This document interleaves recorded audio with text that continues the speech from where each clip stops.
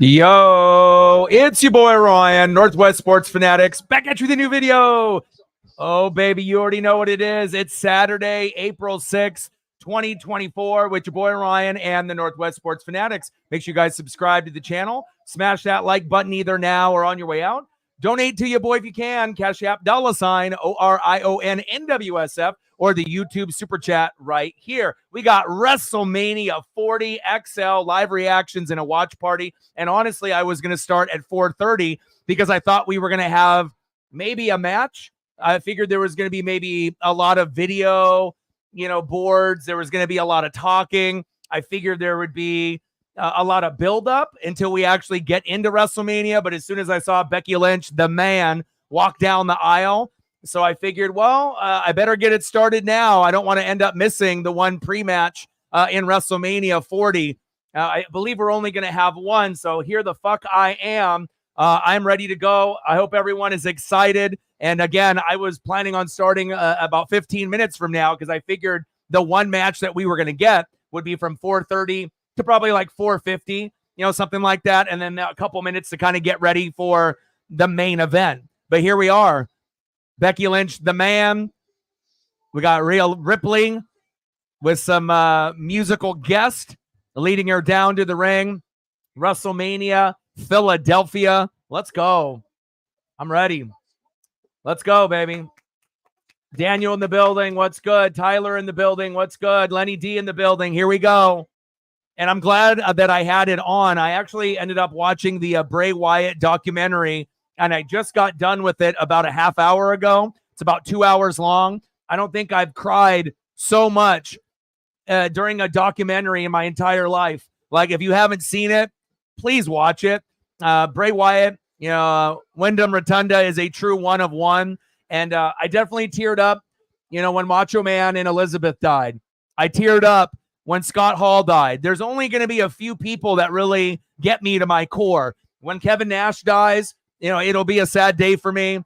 Even though Hollywood Hogan, a.k.a. Hulk Hogan, sometimes is known as kind of a dirtbag, outside of wrestling based on the things that he has said about other people. Obviously being the leader of the NWO, and when you're NWO, you're NWO for life. I know when Hogan passes, if he wasn't such a bad guy, I feel outside of wrestling, I think that people would still feel more about him. But at the end of the day, when Hulk Hogan, a.k.a. Hollywood Hogan, passes, it is going to be a day that will be celebrated, even though maybe he wasn't the best guy off screen and outside of wrestling. And but damn, that Bray Wyatt, that one hit me hard. And I thought, what, maybe, I'll tear up a little bit here and there. But I found myself, he was already one of my favorite wrestlers, no matter what. And then to be able to see the behind the scenes and to be able to see, his dad, IRS, and Bo Dallas, his brother, JoJo, the cameos by John Cena, and a lot of the others that really respected his life.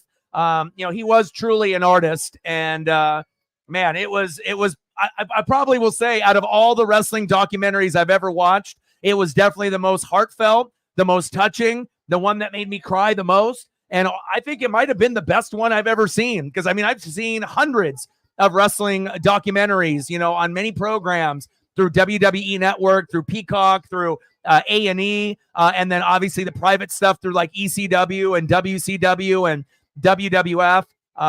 Incredible. And again, if you haven't got a chance to watch it, please do. I was going to watch it last night, but I didn't feel like crying for, fucking 2 or 3 hours late last night. And I knew it was going to be a tearjerker, but I didn't realize how emotional it was going to make me. And a true one of one. And just like WrestleMania, it's going to be a true one of one experience.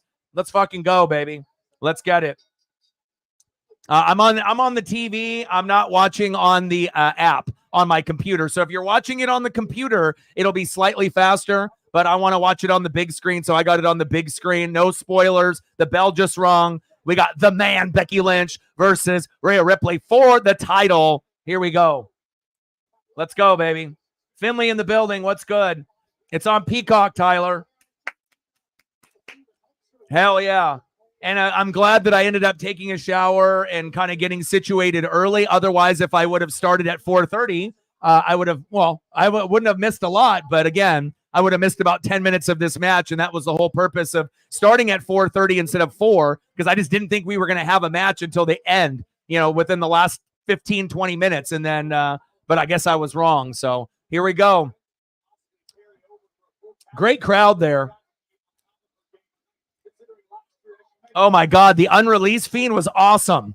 The tribute to JoJo, his wifey with the mask on the back, the tribute to his kids, on the pants, the new updates to the mask and his gear. I mean, he was already one of my top 5, top 10 favorites of all time. But man, he definitely climbed up a lot higher on my all-time list, based on, just the accomplishments, his relationships. And again, you're not going to be able to take things with you, when you're gone. When you die, you're not going to be able to take your money, your cars, or your possessions. And at the end of the day, what you're known for is how you treated people. And I'm not sure, at the end of the day, when we have all these other famous wrestlers that we watched in the 80s and 90s that we looked up to as legends and being bigger than life itself. And then now you see guys that are currently wrestling. And of course, we're going to have our favorites, Daniel Bryan, a.k.a. Bryan Danielson, Randy Orton, Seth Rollins, everyone's going to have, their favorites that are wrestling currently, Kenny Omega, the Young Bucks, wherever you may go, and whatever federation that, is your favorite. But I'm not sure if there is going to be someone that touched more lives, with the millions of fans that he had, across the globe. But I don't know if there's a person that touched more lives on a personal basis, for the other wrestlers and the other people that were working behind the scenes than Bray Wyatt. Incredible man, incredible legend, man.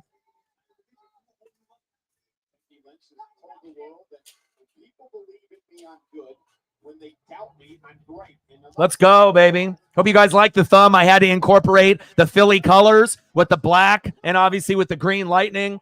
We're here in Philly. And I am excited. Let's go.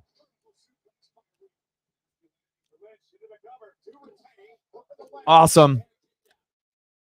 And again, I've always been a big wrestling fan. AEW, obviously WCW, WWE, ECW, and again, even a little bit of ROH and NJPW or Impact, but of course, when you grow up in the prime of wrestling, either with the Hulkamaniacs in the 80s, with Andre the Giant and Bret Hart and Shawn Michaels, all of that, right? With the Road Warriors, Legion of Doom, Demolition, and then to transition into the best era of wrestling, 95 to 99, ECW with Paul E. Dangerously, RVD and Sabu, to go with WCW and the NWO, Rock and Stone Cold and the Attitude Era, and then to go to fast forward to where we're at now. I'm just so happy that we're here. And again, I think AEW has taken a hit with their ratings and their wrestling overall because a lot of their top guys are injured or not currently wrestling for the promotion. So even though during COVID, AEW was better, right? After this transition with Vince being gone, right? And the way that they built up this WrestleMania card, they are, leaps and bounds ahead of AEW now. It's not like AEW is trash, but I'll be honest, for a guy that represented AEW a lot, and I've been a fan since day one, I don't even watch the shows on a regular basis anymore because they don't have a good enough card for me to pay attention to. And that sometimes will happen with WWE like it did in COVID. But again, I'm a wrestling fan, true and true, regardless of what federation is, going on currently at the time. But I'll tell you right now, if you haven't been paying attention to WWE, you better, because right now they are number one, and it's by a long, long mile. Let's go.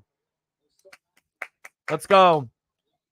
For real, though, like I said, I cried when Macho Man died, and it wasn't just bawling crying, but, a little tearing up with Elizabeth and Macho Man. I definitely teared up for Scott Hall, one of my favorites of all time, but I don't think I've ever teared up for 2 hours straight. They did such a good job, and what an icon to have the Undertaker narrate it. And so in honor of Undertaker, I got my NWO Wolfpack. I got my Wolfpack jacket on, but underneath I got my Undertaker shirt that Odin got me as a gift. to pay a little homage. Amazing, man. And I couldn't think of a better person to narrate that special than The Undertaker, because to me, the two most original characters in wrestling of all time, number one, Undertaker, number two, Bray Wyatt, the Fiend, all the different characters that he came up with, the creativity, one of one. Amazing. Let's go.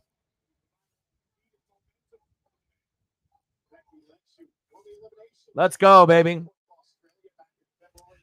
WWE has been cooking, baby.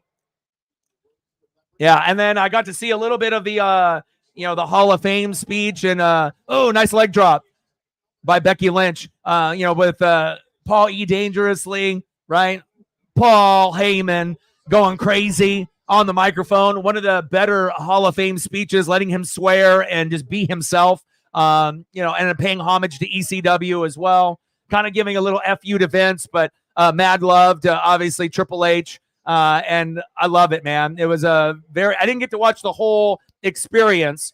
I have to go back and check that out. I didn't get a chance to watch the NXT pay-per-view. And then I know our boy Air Jordan, Air Whitey, was watching the ROH pay-per-view and whatnot. It was giving me some details on it, said it was pretty good as well. So it sounds like I got a lot of wrestling to be able to catch up on in the next few days. But we're here, WrestleMania, day one, night one, Philadelphia, Becky Lynch, Rhea Ripley. Let's go. Yeah. Yes. I got two Undertakers. One from you, and I got another one. Odin's son has hooked me up in the past with some shirts and other things as well. Two of them. And you are correct. The other one I was wearing earlier today. I forgot because I took a shower and I took off the other one. All wrestling gear because I had that one on earlier. I think I drenched it in too many tears. Had to take a shower. And then now I got the one that you got me. Appreciate the two of you. Very, very much. Let's go. What would you grade it, Finley, on Stand and Deliver? On a scale of 1 to 10, a solid 8? Solid 8.5?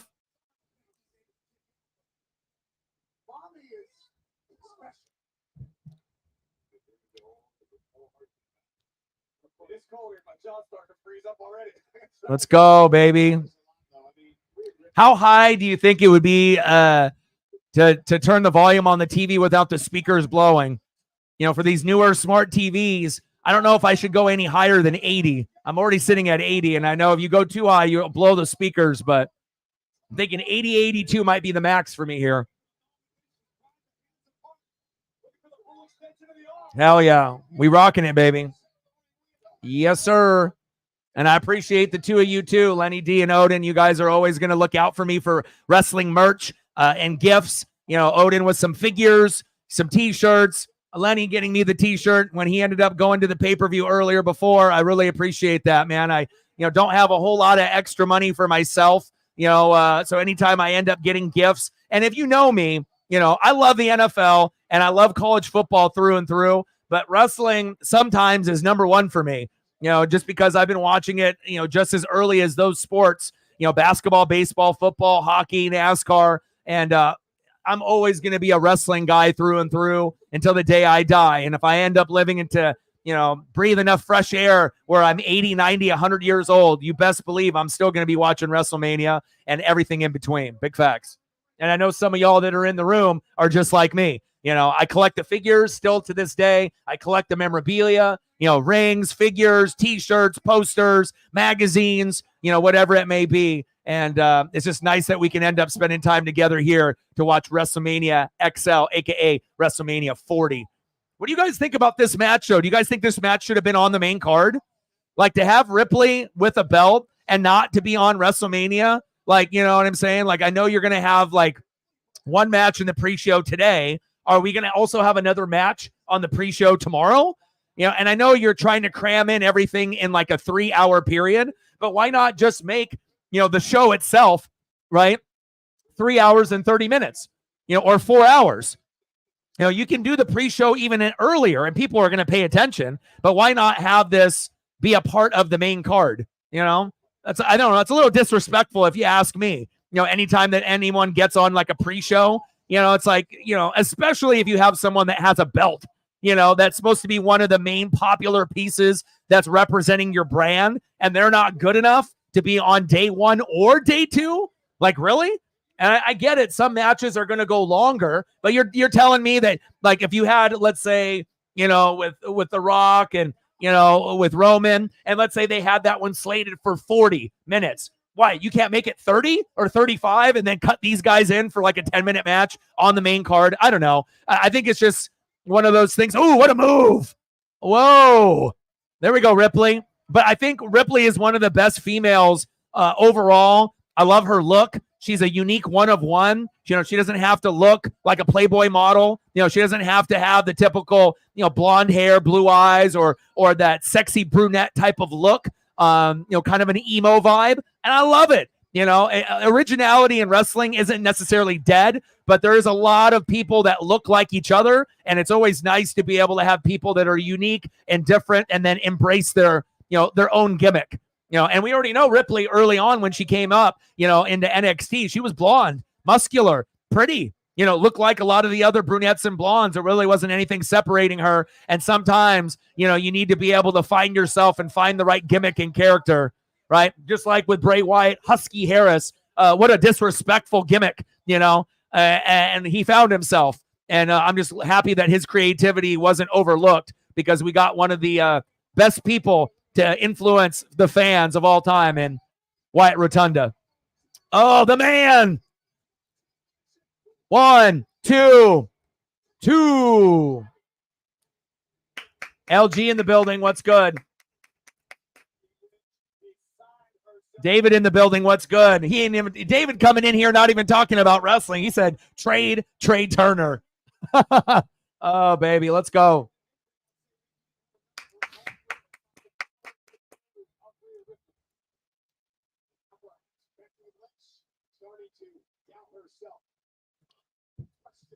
Look at all those people that they crammed in there. I mean, they're really trying to make money.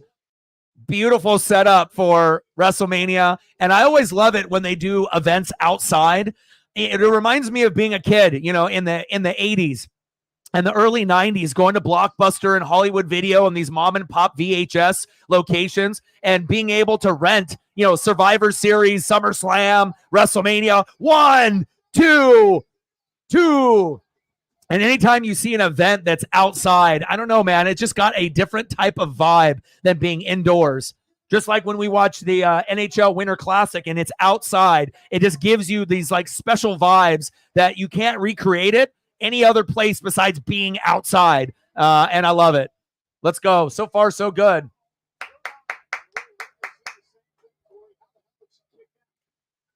And I hope you guys like the thumb. Obviously, had to hit you with the lightning bolts on there. And I'm ready, man. Let's go.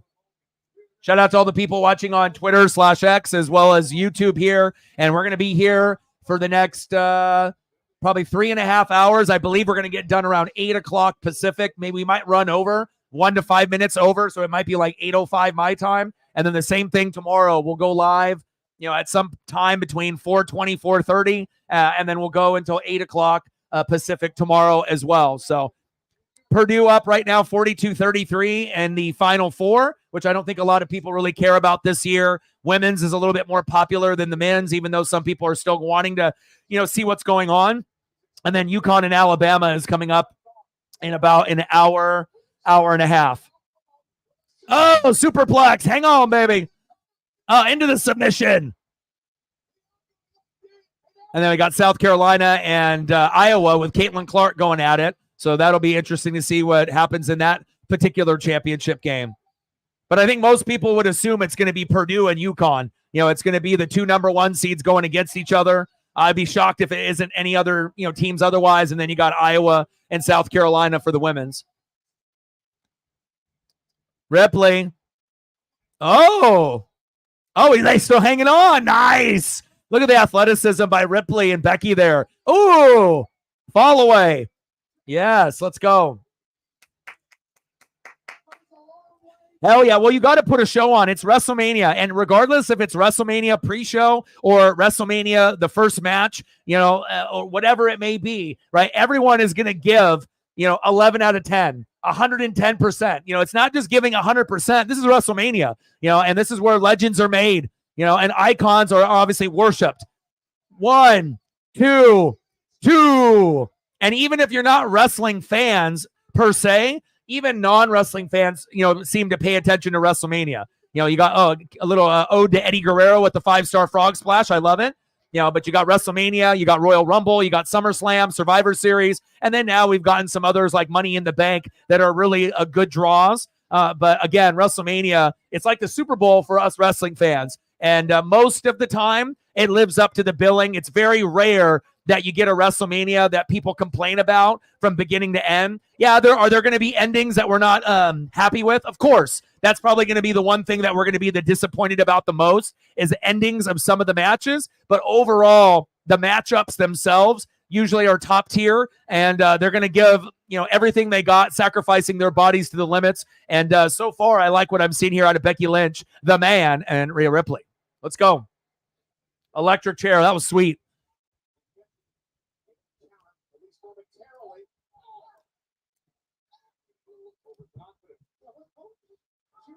All right, I'm going to go to my TV to 84. I hope I don't blow the speakers.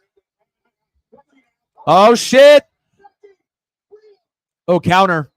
Oh. Oh, here we go. Here we go. Oh, on the buckle. Oh, yeah, baby. Here we go. 1, 2. Year-long reign for Rhea Ripley. That was a good pre-show match.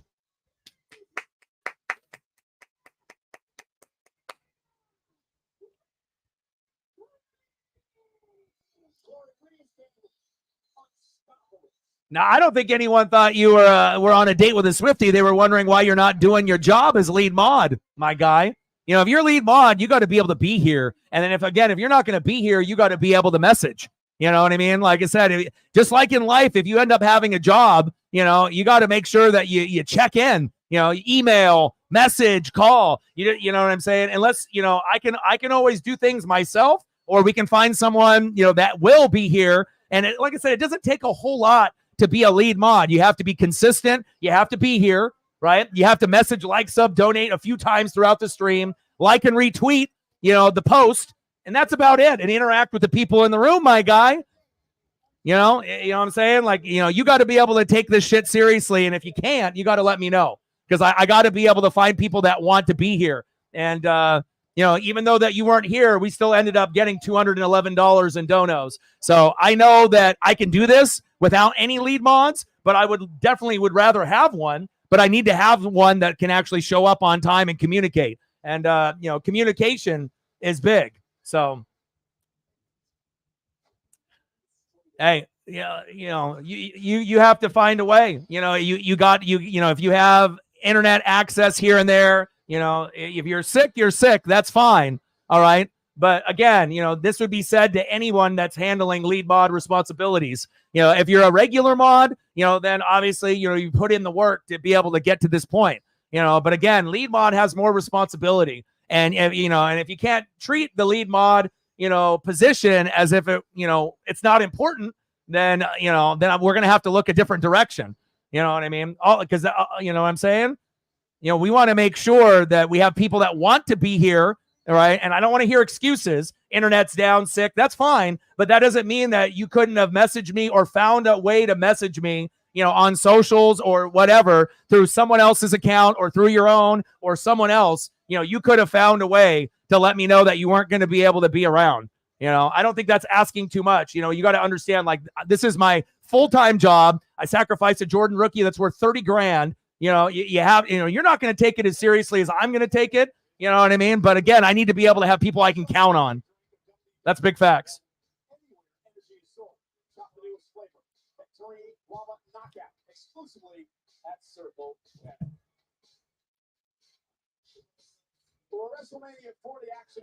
Yeah, she did. For Sarah, we want her to be able to, come through and hang out and whatnot. But I think she got burnt out, and I wish her the best. But she didn't want to do the responsibilities anymore. Again, I'm not a guy that's going to stream once a day. I'm streaming every day. It is going to be something that is a demanding type of job. If you are going to be a lead mod, I'm going to be grinding it out a lot. And, and again, I want to make sure that I have people that want to be here, and I want to make sure that we have the commitment. Otherwise, I'll have to do things myself and then just have the mods. Or, if we can end up having, leads that want to be here that, can do the, just the bare minimum. It's not like I have to, ask these like crazy requests, for people for that particular position. Like, sub, donate, comment, share few times throughout the stream, like and retweet the post and the live stream. I mean, any other lead mod for any other channel that's got 10,000 subs or more would be saying the same exact thing. So, but again, if it ever gets to a point where someone doesn't want to be here, or they don't want to be a lead mod, or they, have an issue or whatnot, all you got to do is communicate. And I feel that that's been the biggest problem, not necessarily with the mods, but with lead mods not communicating. Communication is key, just like any other job. And, I have to be the boss. This is like my life. This is my legacy. So keep that in mind. If you do have a position like that, I need to make sure that, we're on the same page, crossing the T's, dotting the I's. Big facts.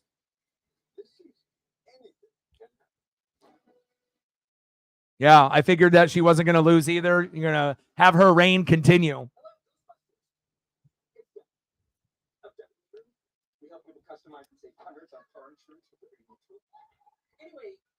And remember, if you're too sick, to be in the stream, but then you're messaging me while I'm on the live stream, then you weren't really as sick as maybe you could have been, right? Because there's no point of even messaging me at all, while I'm streaming, and saying, these certain things, right?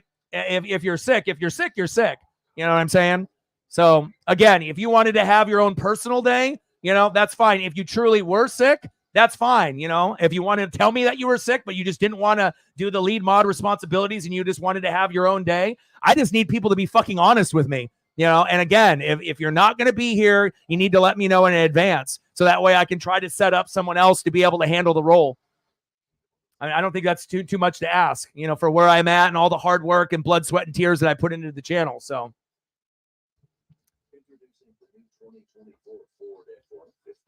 But, hopefully we'll end up getting some people to come through.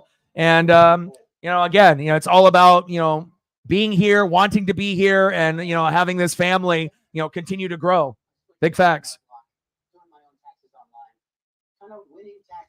Anyone that's got Twitter/X, please do me a solid and like and retweet the live stream if you haven't done it already. It'll help us get more people here on the channel.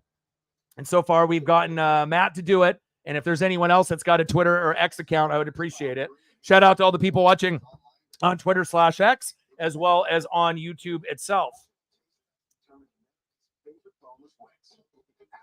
All right, so match order, supposedly Becky versus Ripley. Tag team, tag title ladder match will be supposedly next. Rey and Andrade versus Dom and Santos. Jay versus Jimmy. Yeet versus No Yeet. Bianca, Naomi, and Jade versus Damage Control. Sammy versus Gunther, and then Rock and Reigns versus Rhodes and Rollins.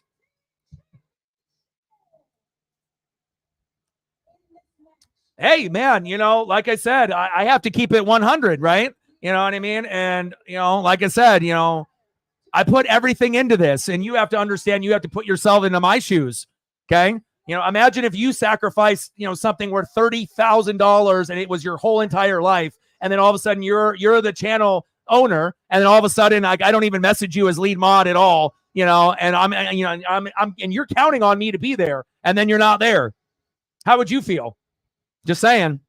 It's all about perspective, my guy, and I will give you your ass a chewing if you deserve it. Oh, DIY, baby.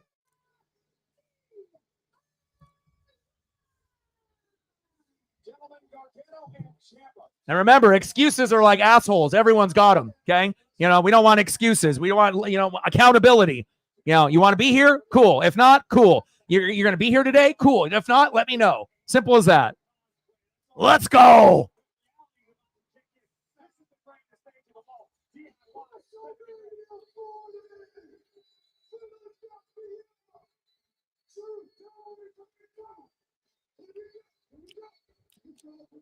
Tell them truth.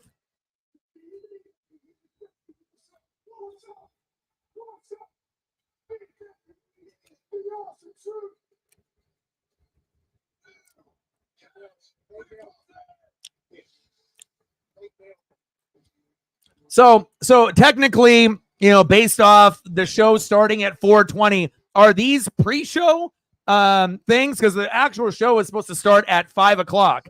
So technically, did they have two matches here that are considered pre-show, and then everything else is main card? Anyone that's in the room, Lenny D or Odin, maybe you would know. But so is that what I'm seeing here? That we got two matches in the pre-show, and then the rest is considered main card?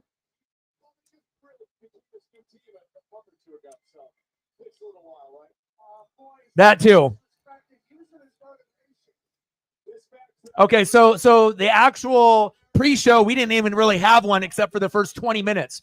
So Ripley and Becky was actually main card. So that it just was like, okay, 20 minutes, a little bit of build up, and then instead of it starting at 5, it actually started at 4:20. Is that what I'm hearing?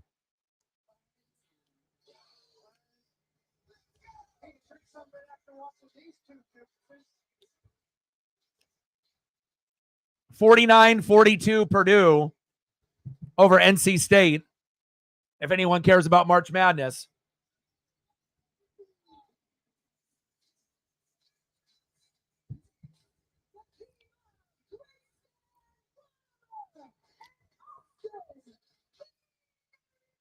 Theory and Waller.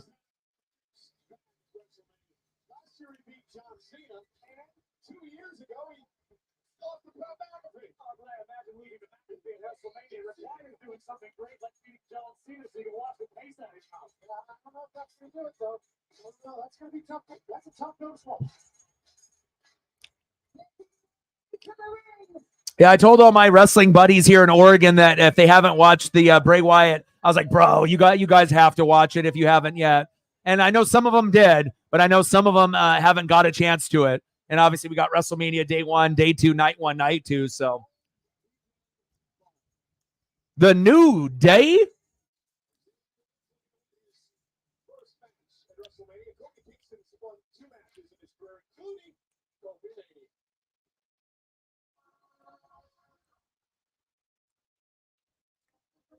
Man, I wish Bray was still alive. What a creative mind. You know, arguably the most creative mind that wrestling has ever seen, period. Especially after you watch that documentary and just the way that his mind would work. You know, he wasn't just a wrestler, he was an artist. You know, and I kind of consider myself to a certain degree, you know, not just like a streamer. You know, I feel like, you know, when you're good at what you do, but then also you want to show your creativity with like your thumbnails and your presentation. You know, I feel that, you know, the really good ones, you know, have a little bit of an artist title, you know, to / streamer, because, you know, you definitely get to show your passion and your originality, you know, when you end up being a streamer based off thumbnails, backgrounds, and everything else. All right, we got Damian Priest with the Money in the Bank, and he's not wearing a female shirt underneath for the first time. Or maybe he is. I got to see what happens after he takes off this vest, but the getup looks a lot cooler than what I'm using. I mean, it's fine if you want to wear like the mesh kind of emo look, but make it like a men's like shirt, not like a low cut women's, you know. But I kind of like the costume jump off that they got going on here. Very cool. I like Damian Priest with the mask. Very, very cool. Kind of reminds me a little bit. I mean, the colors are different, but it kind of reminds me of Vader, you know, back in Japan, you know, when he had the mask.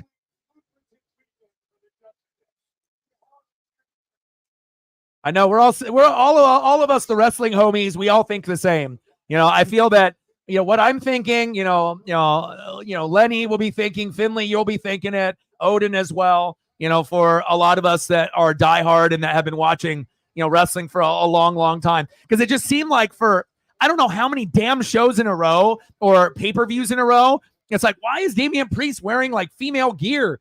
You know what I mean? It's like, is that supposed to be intimidating? Like, I don't know, just the wardrobe, selection was just off.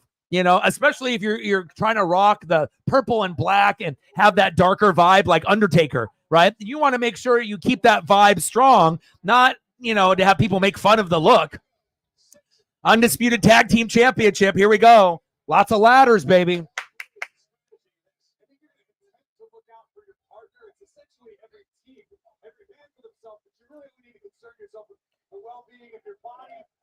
Yeah. Seth wearing Becky's clothes and Becky's stuff. Yeah. Becky stuff. Yeah. But again, when you're over with the fans, and you literally don't even really have to do anything besides like move your arms or look at the crowd and they're going to chant for you, like you can kind of get away with almost anything depending on who you are as a wrestler.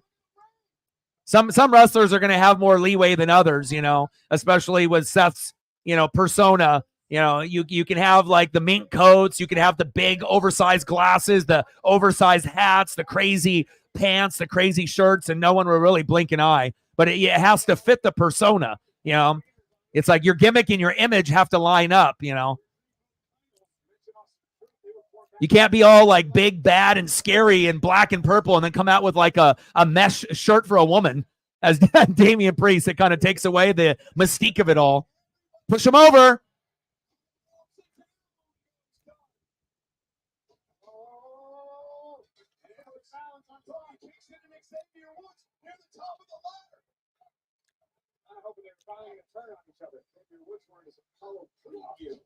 Damian had to cover up his Undertaker tat. Yeah.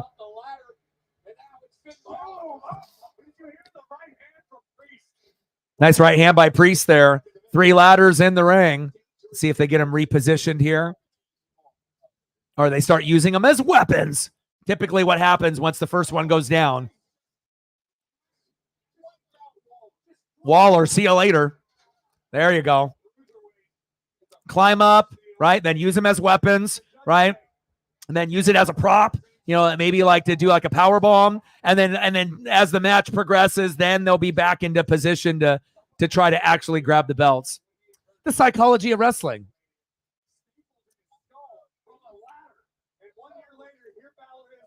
Yeah, I know the deep mesh is a thing. I just think that if they had the deep mesh shirt, it could have been more like a men's cut. I have no problem with emo and goth looks. One thing I started to realize with goth and metal people are portrayed as like mean and scary, but they're some of the nicest people on planet Earth. But then hippies are considered, to be like really nice people, but they're the assholes. I know a lot of people, and not every hippie or every metal or goth person is going to fit into that category. But I think there's a lot of misconceptions. There's going to be, chill hippies too. But I think the perception of hippies is, oh, they're good, they're chill. But a lot of them are kind of assholes. But then you get like the metal and the goth people that are considered rude or mean or scary, but they're some of the nicest people on planet Earth, at least from my personal experiences. And it works both ways. But I think the perception of emo and goth and metal people and hippies are the opposite. But you are going to obviously get some assholes that do the goth and the emo and the metal. And then you're also going to get the nice people that are the hippies as well. But I think that's kind of the misconception that a lot of people have.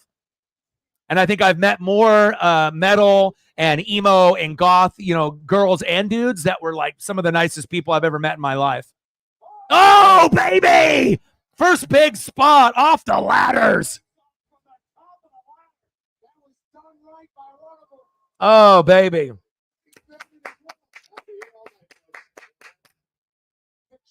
I mean, I get along with everyone. But I was kind of thinking about that kind of concept, where, hippies are typically so accepted. And then the metal, emo, goth people are like, get away from them, stay away, and they have this like fucked up perception of, because of maybe the music or the clothes, But it's far from. Nice, real big spot there. Oh, yeah. Right into the back of his head. I love it. Nice job, Priest.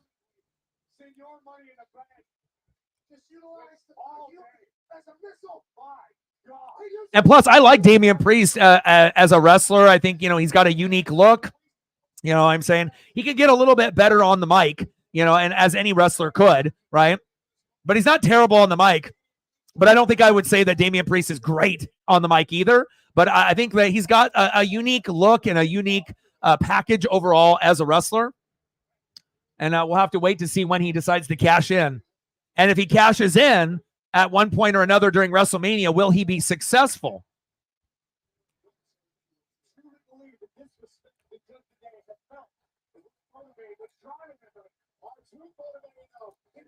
Man, R-Truth, what an OG, man. A guy that almost had to retire from wrestling with his surgeries and whatnot. And, one of the most likable wrestlers, of all time. Just crazy. K-Quick, R-Truth, has been in the business for as long as he has. But again, if you weren't likable, right? And if the fans didn't like you, and if the board members didn't like you, and the wrestlers in the back didn't like you, he wouldn't have a job to this day. He would have been let go, and we probably wouldn't have heard from him, or maybe he would have went to another federation, but I'm happy that they've been able to keep him around, even if it's just like for funny skits here and there. It's a kind of a cool part to.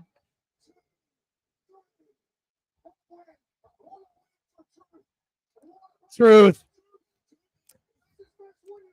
is like, you can't do that.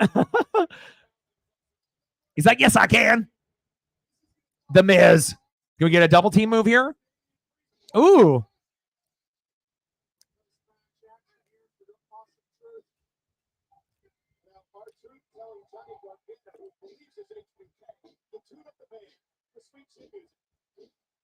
Matt, you got to spend the $5 or see if there's a free preview for Peacock.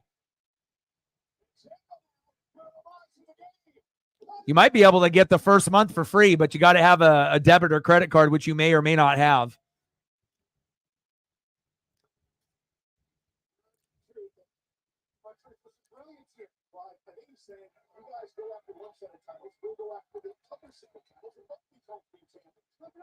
DIY. I always knew DIY would get back together at some point or another.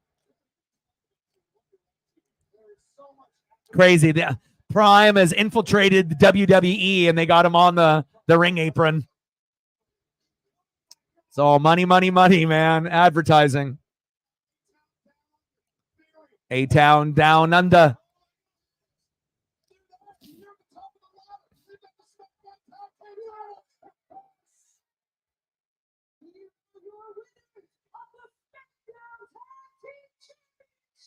I feel like they got the belts a little too soon.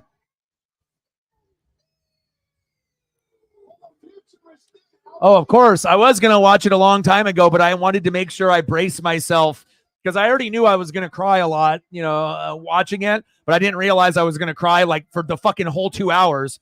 I mean, I probably went through, my shirt and a couple paper towels, couple tissues worth for sure.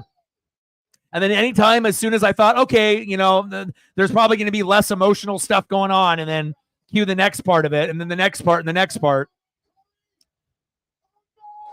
Oh! On the ladder! Waller, someone call 911. Yeah, splitting titles. I think a lot of people predicted that was going to be the case, but we had to kind of wait and see.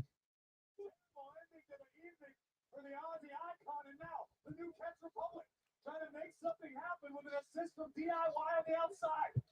Got Ciampa feeding ladders to Dunn and Becky.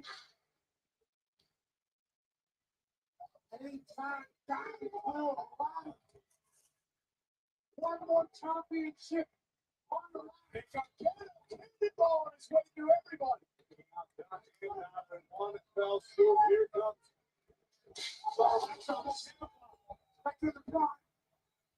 Damn.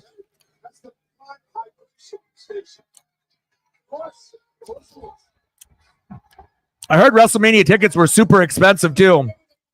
Oh, get the tables. I need to go get my drink.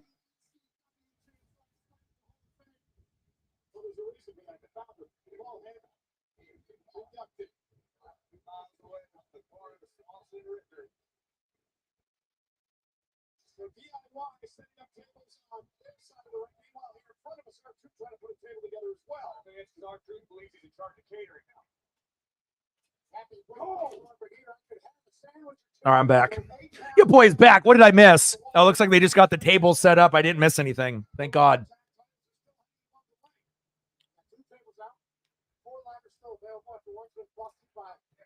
Fuck, for real though, huh?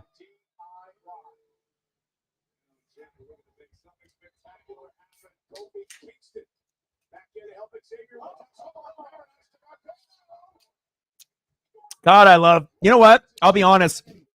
Like every year I get super excited for WrestleMania, but I think I was more excited for this year's WrestleMania than any WrestleMania in maybe like 5 years.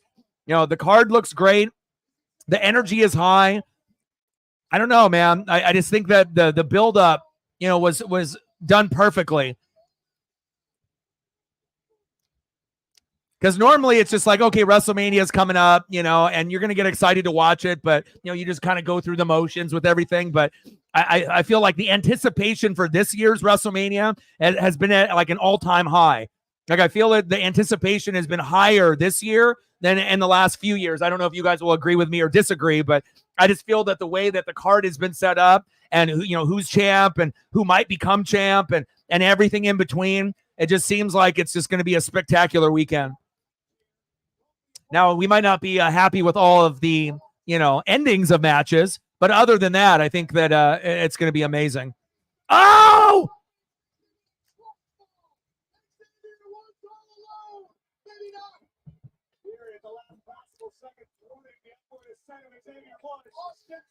I was going to say, I'm not sure if Kofi ain't going to be doing some backflip from up there like the others.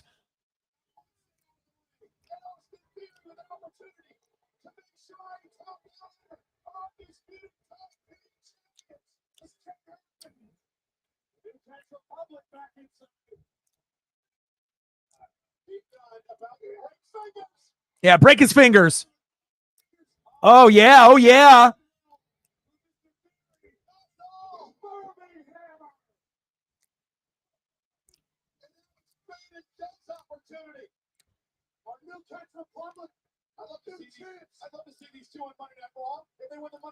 Yeah, these guys on Raw would be dope. Oh, here we go. 61-43. Oh, shit. Oh, my God. Through the table. WrestleMania is just something else, man. Check on his neck. My neck and my back. Oh, shit. Oh, shit. Don't drop him. I always get real nervous. Oh, let's go. Man, back to back. And, you know, wrestling, it's not only the reaction to the fans, right? And the psychology of wrestling and being able to spit an amazing promo, but it's the big spots in matches is what people remember. And we just had two in a matter of 5 seconds. That was fucking awesome. Oh, my God. Let's go. Let's go. I mean, anytime you get some kind of like Hurricane Rana into a table or DDT into a table, you know, from the apron or something up a high on a ladder. Wow. I mean, they got the energy. They got my fucking hair standing up. The blood is in the veins flowing.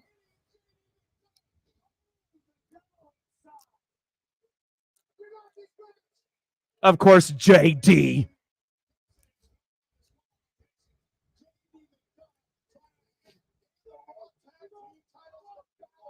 Yeah. Script with the Judgment Day. Yeah. Well, of course, because, you know, the popular faction and whatnot, you know, it makes sense.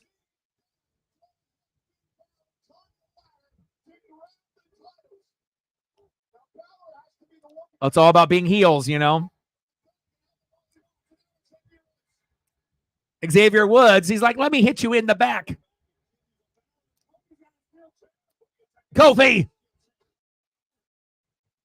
I'm from Jamaica, mon. It's a Mia Kofi.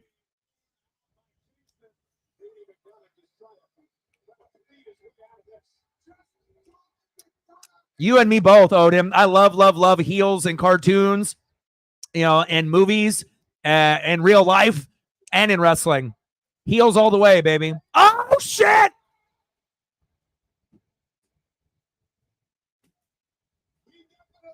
Oh, man. I'm gonna end up having a fucking seizure. Oh, my God. It's like one big spot after another. I mean, these guys are really delivering, man. Sometimes you only see one spot in a match, and we've had 3 in a matter of like 5 minutes. Incredible. Man.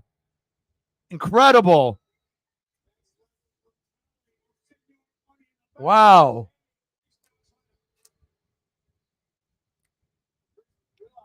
Heels always make the best wrestlers anyways. It's like you can be a face, but again, if you're popular as a face, you're even going to be more popular as a heel because that means that you're a good talker. And there's Priest. Get up there.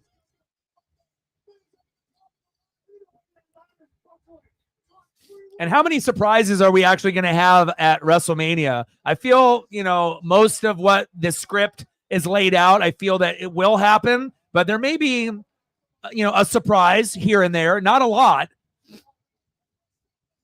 Maybe one surprise on each night. 63-50 Purdue. They're about to beat NC State, and then you got UConn and Bama. That's going to be on in about 40 minutes, and I would assume UConn will beat the brakes off Bama, and then we'll get 2 number 1s.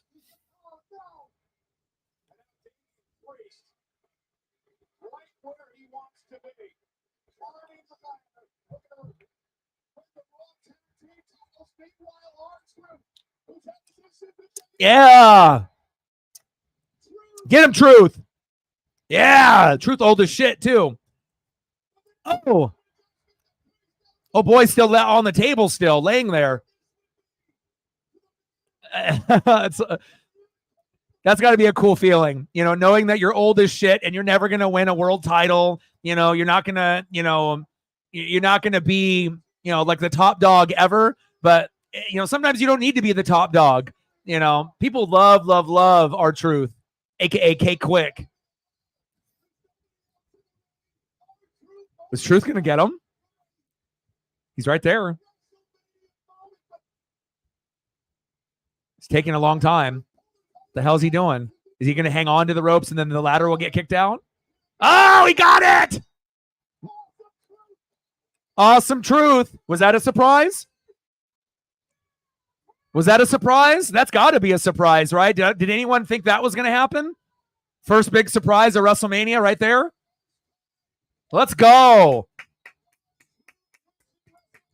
First time R-Truth wins at WrestleMania. And again, if you're not going to get a singles, heavyweight championship, intercontinental world title, obviously, and if they don't have anything like 24/7 anymore or hardcore belt, and they have multiple tag belts, and whatnot, Raw and SmackDown, for some people, it's not a big deal, you know what I mean? But I imagine, for Miz, it's like he already has plenty of accomplishments under the belt, but for R-Truth, I bet that one will suit, that one will suit him well. And I imagine that will be pretty special for him.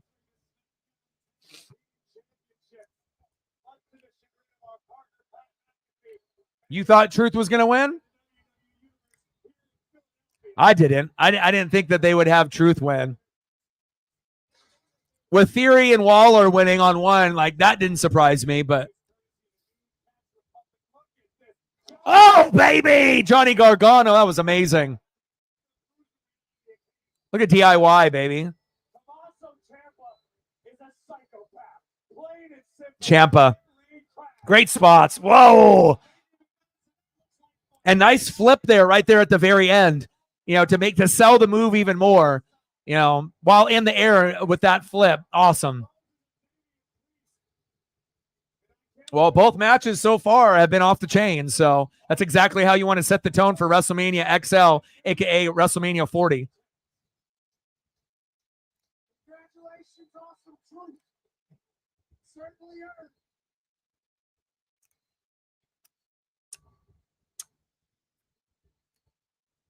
Yeah. Lenny, how did you know Truth was going to win? What gave you the idea that he was going to win? You just had a hunch?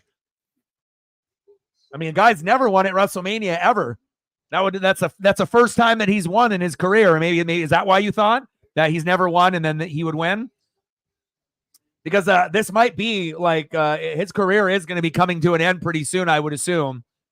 I don't know how much longer they're going to actually have him in the ring, but the storytelling.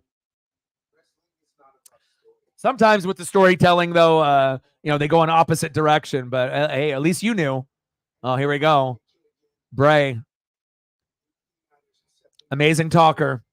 Amazing human being. The shit is so good, I might watch it again. And normally I don't do that with like wrestling documentaries. I'll watch one and then maybe I'll wait months and then maybe watch it again. But that one was so fucking good and was so moving that I might actually watch that one again. It's so good. One of the best documentaries of wrestling I've ever seen, period. It might be the best one I've ever seen, honestly. It's up there. But I'll tell you what, as of right now, it's my favorite.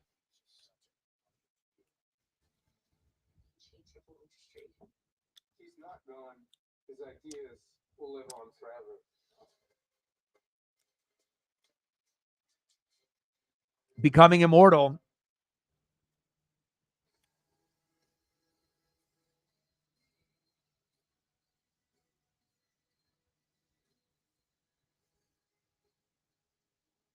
Now we got what? Rey and Andrade versus Dom and Santos next.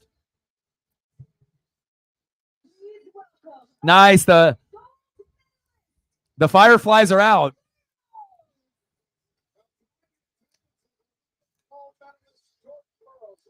Jordan Burroughs. And the Buzzards. And it's not only Bray's creativity, you know what I mean? It's his delivery of words, to make you actually believe and buy in. And, and like a lot of people have said, in the documentary, he was bringing like a wrestling character that normally you would see in a horror movie. And he made it work, and I don't think you're going to see anything like that ever again. Like, I think that was a very, very unique process, and you're not going to see anyone come out in the dark ever again with the cell phones. It would just be a ripoff of him, just beautifully done, man. Wish he was still with us. His spirit will live on.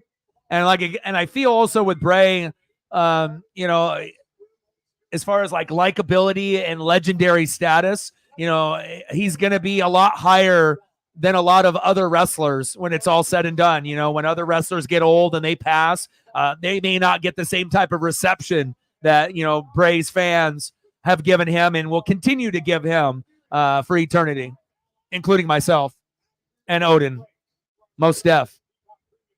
Rey Mysterio and Andrade versus Dirty Dom and Santos Escobar.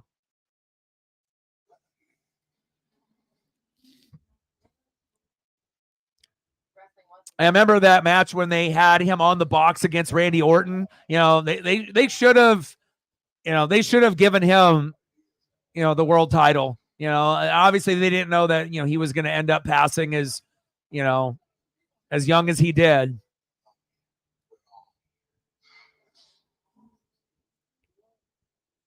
Love the mask, love the character, love the Wyatt family. And also it's really sad too, because like with John Huber, and going to AEW and having him pass away first, and then obviously him passing away. So now you only have, Big Red, right? And Braun Strowman, the only two that are left out of the four. It's just unbelievable, what amazing run that they had. And then now looking back only a few years later, only 2 out of the 4 are alive. It's just crazy. Life is short, and that's what it'll teach you. Make sure that you understand that life is precious and you make sure you're getting out the most of every single day. I mean, that's why I, walk Paisley like an hour and a half, 7 days a week. Not only did I lose a lot of weight, like 90 pounds, and I got Paisley down to a good weight, but I want to make sure that she has the best life out of any, pup that on planet Earth. I want to make sure that she feels loved from, the very first day to her last day. some kind of misunderstanding. What? You're American, okay? Okay. What kind of American are you? Let's get there. Like, sub, donate if you can, and share. And again, if anyone's got Twitter/X, if you can like and retweet the stream, I would be greatly appreciated. It'll help us get a few more people in the room. Don't you got a Twitter account, Lenny D, or do you not use it anymore? Help your boy out, brother. Odin had one, but he's not on Twitter X anymore.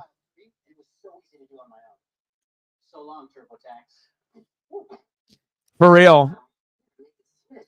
But also, too, he wasn't wearing like the jacket or the vest, right? When he went to go take the nap. He should have listened to the doctors and had the vest on.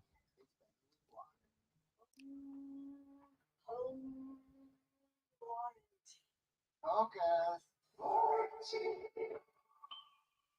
Yes, focus on an American Home Shield warranty. It can protect your covered home systems and appliances like this AC with a repair or replacement. Yes, thank you.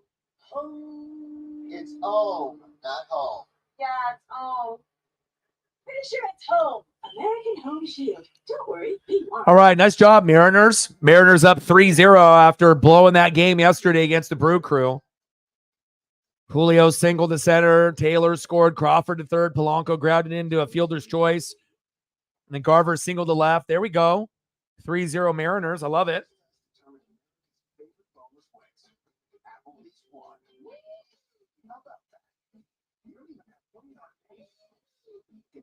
Just 50 cents. Only at Applebee's.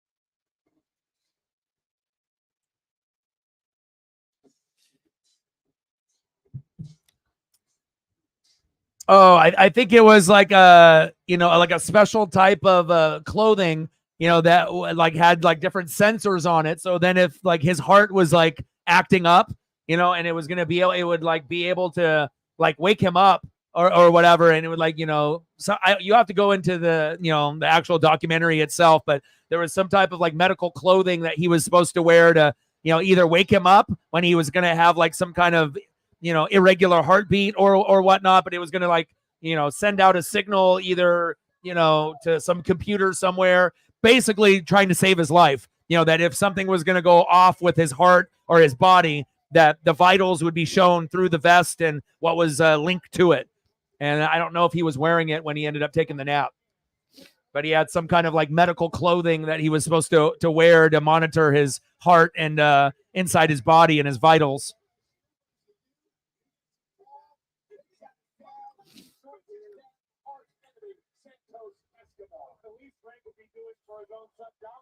But it sounds like, even if he had the vest on, with the condition that he had, obviously with COVID and whatnot, he may have ended up passing, shortly after than he actually did. We don't really know how long, if he would have ever have really made a full recovery or not.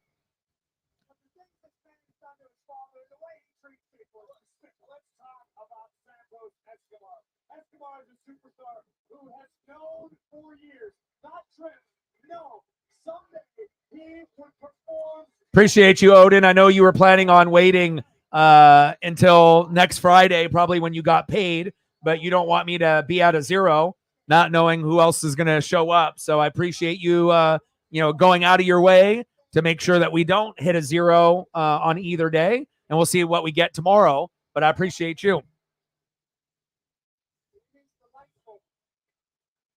Oh, you did? I appreciate that.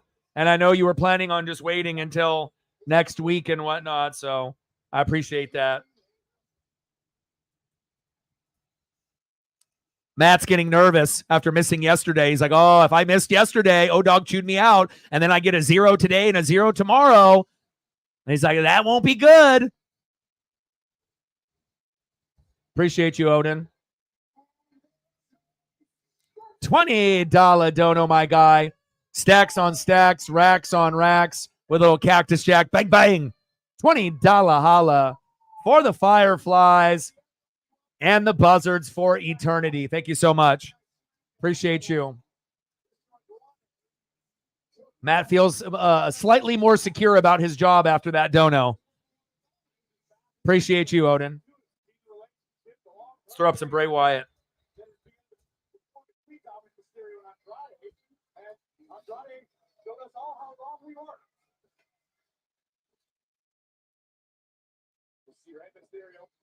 Philadelphia with his Eagles being here. That's what he does. He's a Hall of Famer.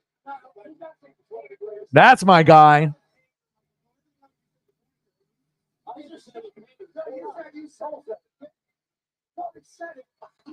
You retweeted it. No, I didn't. He said that's what he does. He has every right to do it, but everything he's accomplished in his career. He shows respect everywhere he goes. That's everywhere he goes. He is showing respect. Andrade will enter WrestleMania for the second time in his career. For Rey Mysterio, this is his 12th WrestleMania. He's had some unbelievable matches here at this event over the years. Who will ever forget WrestleMania 21 and Eddie Guerrero? He won the championship in 22 against Kurt Angle. Randy Orton, JBL in 25. All right, one last one. We got to get the Fiend up there.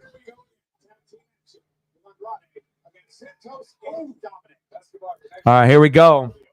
Appreciate you, Odin. We'll sprinkle in a few more photos once we end up getting into like an intermission point. Appreciate you, my guy.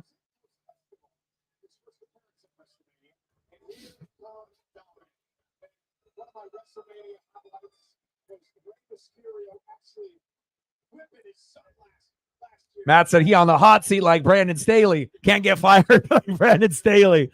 Oh, shit.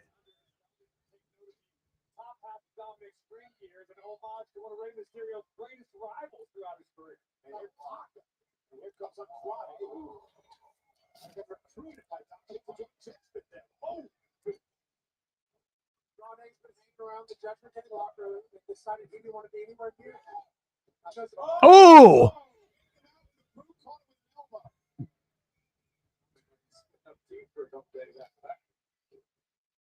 Odin son, I appreciate you. And one thing that I've really noticed that I'm really liking about this WrestleMania compared to maybe years past, right? I really like most of the wrestlers' wrestling gear. Oh! Like Andrade's pants. I mean, that might be, as far as wrestling gear, the one that's the worst, you know, based off the look, you know, but everyone else's gear has been like top notch. Like I haven't seen too many pieces of clothing, you know, or accessories that I'm like, well, I'm not sure if that's WrestleMania worthy, but besides Andrade's pants, everyone else has been looking fantastic, man, with the gear. True lucha. That was beautiful. Got me choked up.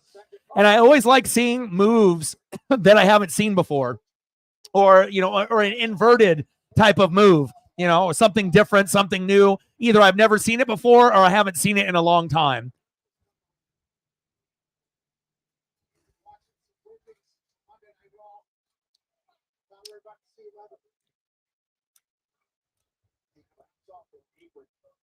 The 2003 pants.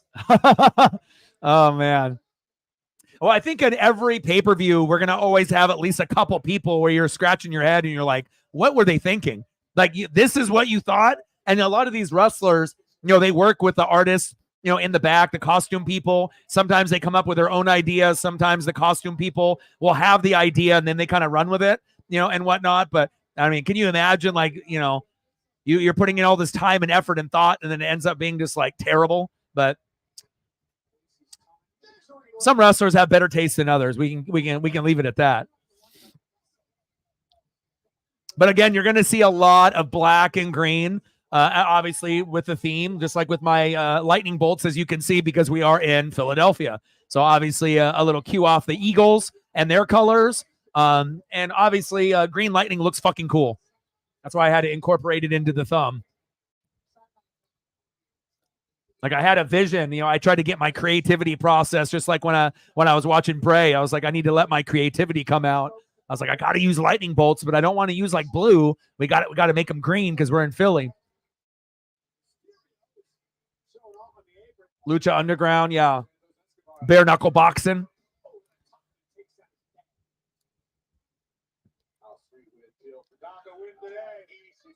Two.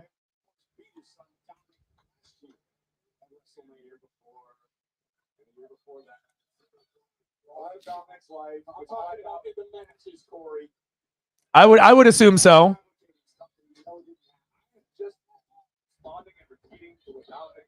Yeah, Triple H in jeans, it just looked weird. You know, I would totally agree with that too. Trunks pretty much underwear looking, you know, but yeah, you know, it's like when you get a guy that has a particular look, you know, and then they wear something different, you know, with like the different cut of like the leotard. It's like CM Punk, you know, going from like the underwear trunks and then wearing kind of like the leotard. They're like kind of look like you know, jorts, you know, where you have like the jean shorts, but it's like a, you know, that wrestling material. Like I've always noticed like when wrestlers go outside of what they normally like, you notice like right away, you know, if you instead of wearing the wrestling trunks, and then if you wear like the jort version of the wrestling trunks, like it just looks weird. It just doesn't look right. Now, like if you start off with wrestling trunks, you got to end with wrestling trunks. You can't go from wrestling trunks to jeans. It just looks weird.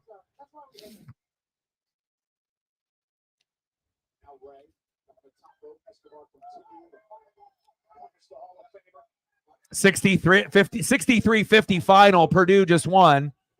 They're going to the championship game. UConn and Bama will get started here in about 20 minutes. I like Ray's color combination, very Eagles-like with his gear. And I like Santos's gear too. He's got kind of like the sparkly green, greenish blue, teal, a little bit different colored than the Kelly green that we're seeing that is Eagle inspired out of Rey Mysterio there. I really like Ray's get up there, very Philadelphia Eagle inspired. And then I like Santos's gear too. You can't have everyone look the same, right? You got to have a little bit differences. But man, I'm really digging Ray's gear. It's especially being in Philly, and obviously that's a big reason why. I assume that he chose those particular colors. I mean, what can I say? I'm telling you, that black and the green and the way it pops. I mean, there's a reason when you see Oregon Duck jerseys, or you see those Kelly greens, for Philadelphia, they just fucking pop. Oh, there we go. He had to set it up for a second there.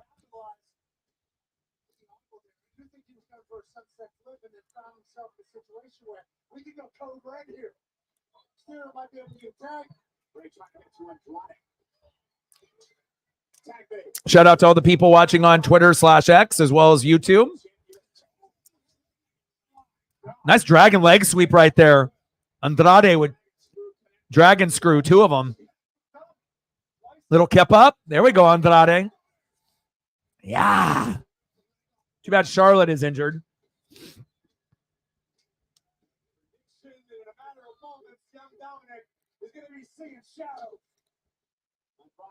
Ooh. Double knee. I'm just confused with Andrade's pants. He looks like a tree. Like, what's up with the brown? You know what I'm saying? Oh! That was dope.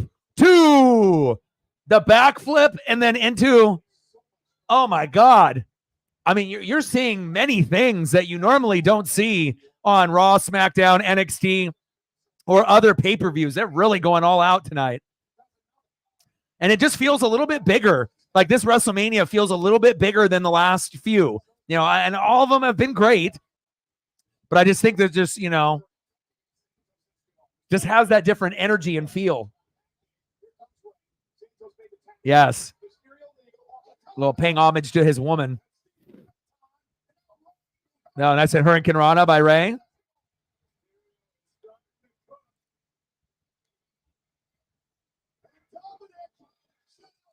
Oh. Nice 619 there. Kyle says party time. He said, where are the women at? Oh, baby. Well, if we were at a strip club, then that's where the women are at. But we're watching WrestleMania XL, WrestleMania 40. So you're probably not going to get too many females unless they're a diehard wrestling fan. You might be in the wrong room, my guy. If you're looking for the women's, they're not here. they're not going to be in a WrestleMania stream. They're at the strip club. They're out shopping. They're out doing other things, not watching WrestleMania, unless you end up having a female that just loves wrestling or grew up with it. 2.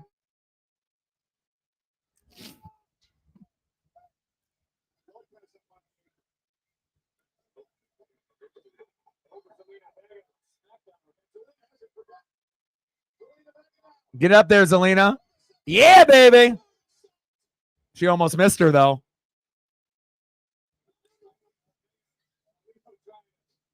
Oh!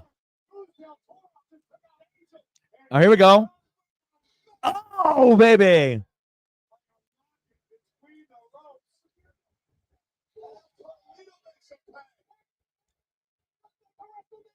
Let's go. Uh-oh. What we got going here? Uh-oh. What we got going here? Yeet! Oh, baby! Sweet slingshot.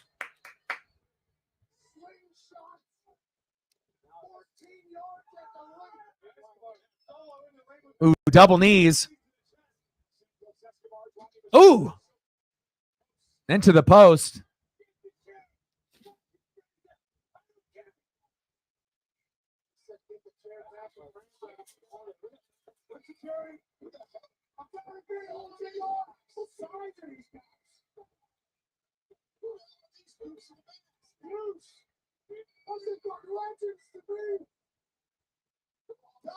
Those are Eagle players. Those are Eagle players. Is that Travis Kelce and Jason Kelce? Who the hell is that? Is that Eagles players? Lane Johnson or Jason Kelce? Who are those guys? It's got to be Lane Johnson and like Jason Kelce.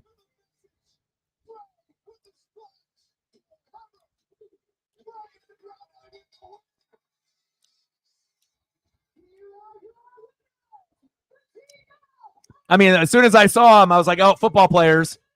I was like, you can usually tell by shoulders and whatnot.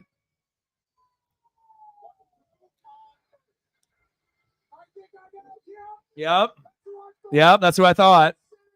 Yeah, there it is.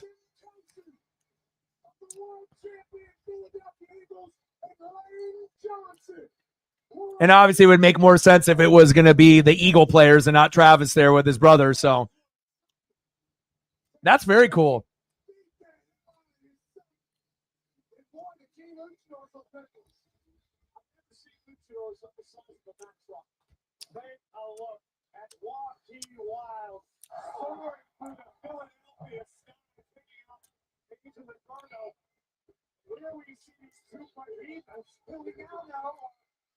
World champions. They got to see it. They got to say, eat a bowl, pal, and get your ass back in the ring. Double 619 in the Hall of Famer. Andrade with the message on Dominic. Oh, there's been a lot more moments than that.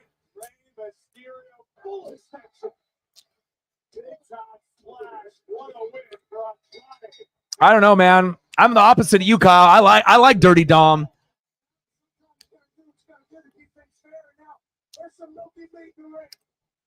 I like heels.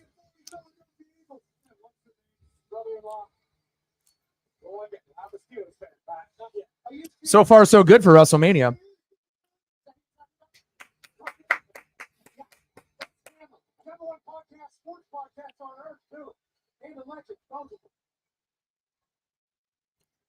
Yeah, Dom is great. He's yeah. Well, again, if you like faces, that's fine. But I'm always gonna love the heels more. Anyone that could be a good talker and be a face, they're always going to be a better version of themselves as a heel. I mean, go back and look at any high-end wrestler. The heel version of that wrestler is always the better version. You know, you could be a Seth Rollins fan, and he could be great as a face, but Seth Rollins as a heel is a billion times better.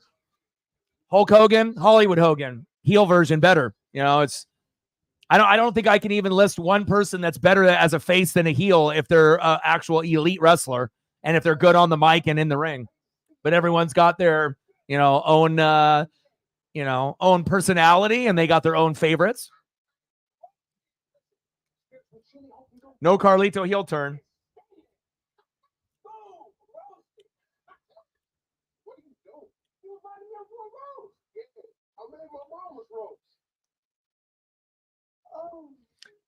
Ripley winning was the right. There was the right person to have win. Why would you want to have the man win?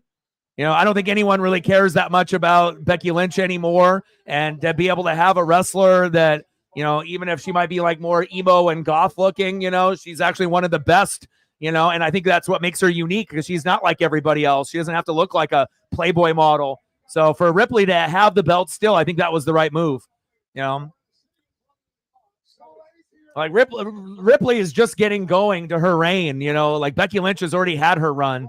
So it wouldn't make any sense to have Becky Lynch, have the belt, over Ripley at this point in WrestleMania. So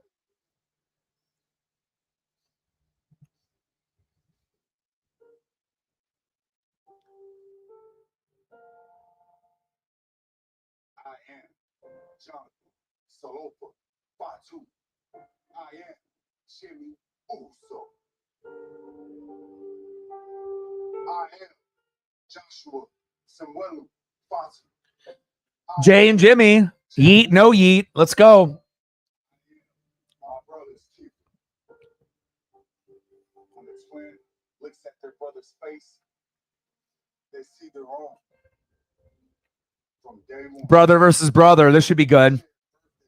Anytime I think brother versus brother, I think of Owen and Brett.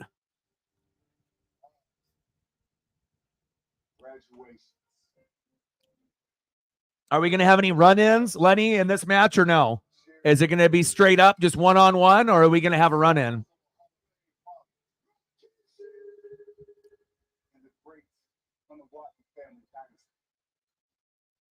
We are our small inheritance. From opening the show to the main event of WrestleMania, we line them all up.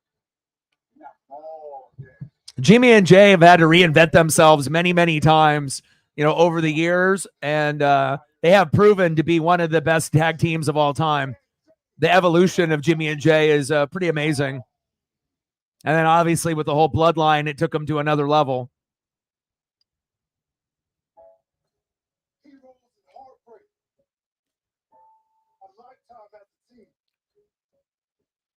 Two lives lived as one. But at some point, a man's got to be his own. But yeah, you must have forgot. I'm the tribal chief. I'm the head of Yeah, that's what I was thinking. man's got to turn from his But the first twin versus twin, you are correct, that we know of, unless there's something else that has happened years ago that, like back in the 70s or 80s or whatnot,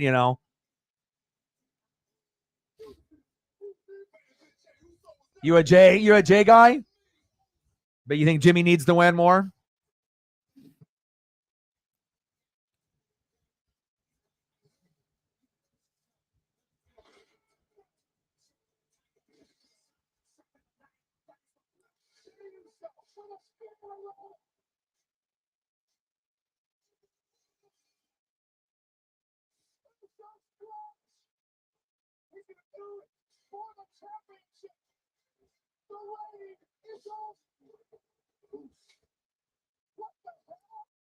You made your choice. And I made mine. Down to day one. Dead. Super kick. I'll make sure you never achieve yours. Hopefully there'll be some good spots for this particular match. But so far, so good for this WrestleMania. I feel that it's lived up, to the hype, and a lot of anticipation, maybe more anticipation for this WrestleMania than any WrestleMania in the last 5 years or so. and we're only getting just into it. We're only a few matches into day one.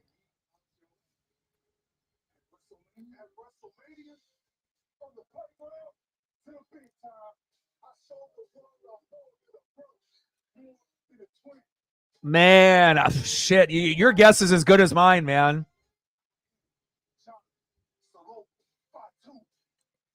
Maybe not on day one or night one, but maybe night two. I don't know. That's a good question.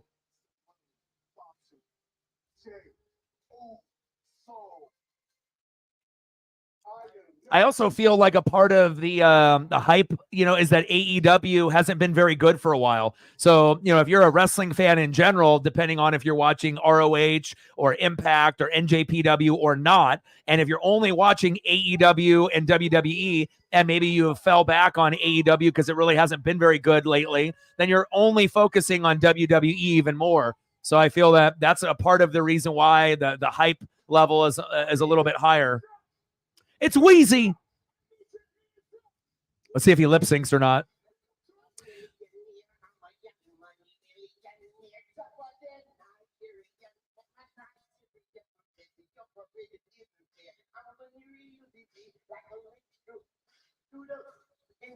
I'm not sure if this is the right venue for Lil Wayne. Some wrestling fans are going to be hip hop fans, right?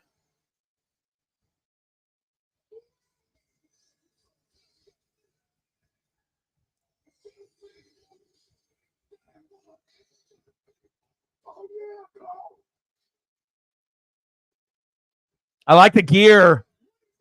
When you got the icy gear and then you got the colors with the pink or the blue, kind of gives you kind of a Hawaiian or Samoan vibe, but then just very, very clean. Anybody that comes out in all white, we've had like Seth Rollins and Randy Orton and a few others in the past, but something about it just coming out with the white and then you got the blue or the purple or the pink, almost like a South Beach kind of vibe with the Miami Heat. Very clean look. I'm liking the gear. I see you, Jay.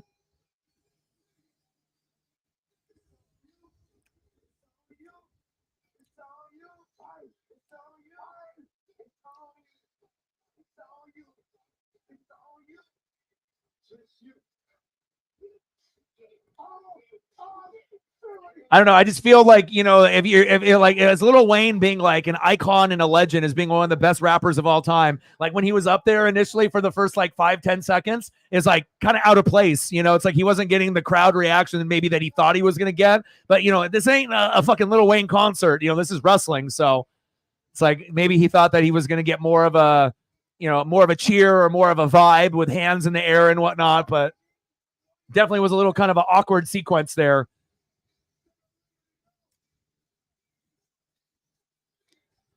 What I would have done is I would have just had them come out together, instead of having them try to rap or try to get out there, initially. Because again, I mean, who knows like how much longer? I mean, imagine if he was going to be singing out there or rapping for like a minute or two. That shit was hella like crickets. It was like awkward. Like you should have just walked out with him. It's like if you wanted to get a reaction like Jay, but you ain't no wrestler, and this ain't no Lil Wayne concert. But I do like Jay's fit though. Yeet.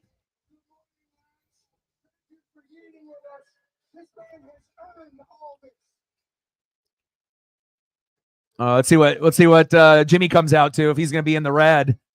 All red. What are you wearing? You got. Let me see what kind of vibe you got going on here. All red, top to bottom. Oh yeah, baby. Red and black. A little NWO. A little Wolfpack, baby.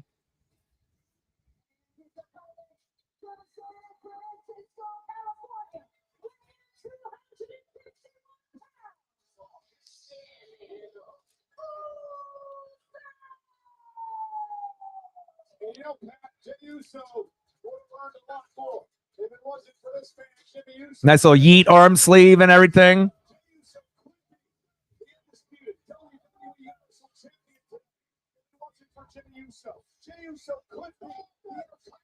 Yeah, I mean, obviously great as a tag team. And, I feel as far as like single competitors, right? As single competitors, they both can like hold their own. but they're obviously better together rather than, you know, just a solo. But now one-on-one, you know, it should be fucking exciting.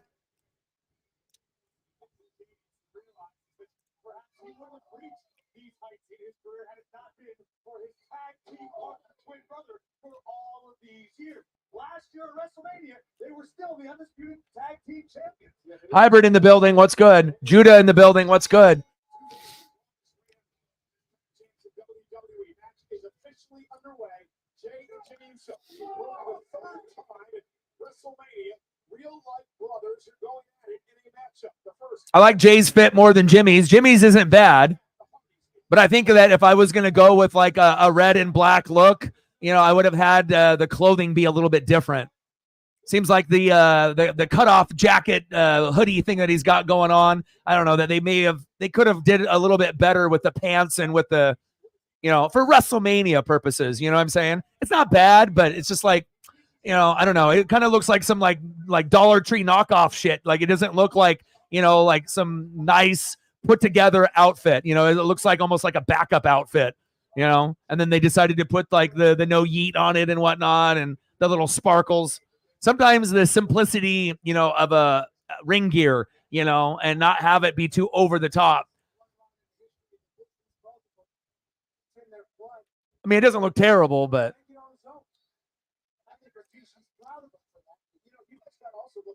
Jay's fit is at Macy's, and Jimmy's is bargain brand, Marshalls.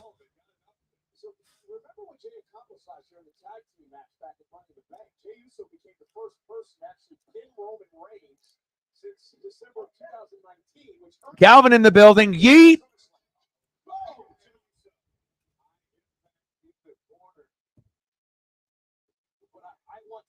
What's good?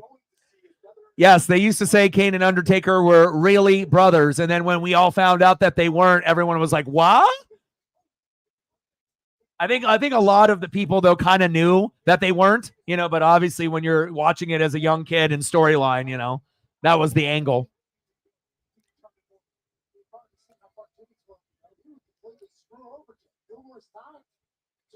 Brothers of Destruction.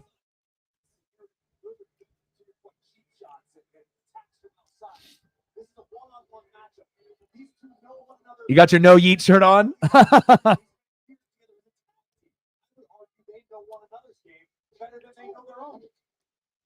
Jey Uso had the confidence to get away from Roman Reigns and the Bloodline. Jimmy Uso, my estimation, didn't have that confidence. Felt like he had to go back into the bloodline, go back under the thumb of the tribal chief. To go be a part of something that's going to live on forever. The bloodline is what you understand. I didn't say that.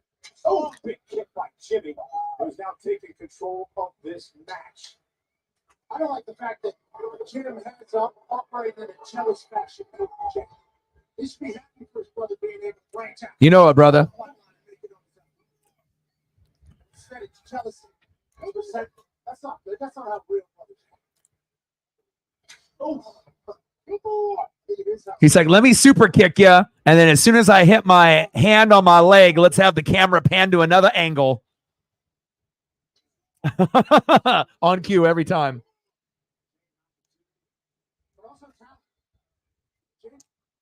On his own, now the whole city's deep in every city that he goes to. Other thing is, when it's up to Jimmy Uso. Philadelphia has let Jimmy know that he sucks, and then he kicks his brother in the mouth. That's why he sucks. God, Jimmy, you should have got some better pants, my guy. I mean, if you're going to wear something like that, you might as well just wear like Jordan brand, like sweats, you know, with some Jordans on or something. And then you could have had some custom, like, you know, no yeet, like hoodie made or something.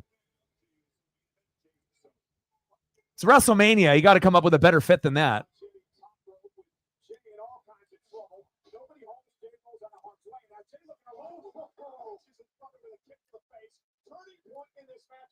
Megan with the tour. Appreciate you. So we got the Kraken win yesterday, and then last time I checked, the Mariners were up 3-0. Let me take a quick peek. Let me see what we got. Mariners still up 3-0 in the bottom of the seventh, thank God, after blowing that game yesterday. How are you? I hope you're doing well. Know that you're not really a wrestling fan, but you just wanted to come in and say hi. Stacks on stacks, racks on racks with a little Cactus Jack. Bang, bang. $2 holla. How's your day been going so far? Hopefully well.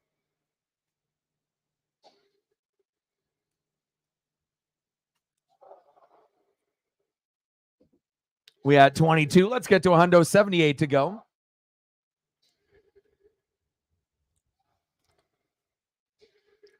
What would you like to see for a photo, Megan? You got anything specific you want to see? Even if you're just stopping by, I'm not sure how long. I'm going to be streaming here for another 2 hours and 10 minutes. So this is a 3.5 hour type of event. And tomorrow is going to be about 3.5 hours tomorrow as well, I assume. So, and then we got Mariners at the Blue Jays on Monday, Tuesday, Wednesday, 4 o'clock, and then noon, Monday, Tuesday, Wednesday. So we got WrestleMania night 1, WrestleMania night 2, Mariners, Blue Jays, Mariners, Blue Jays, Mariners, Blue Jays.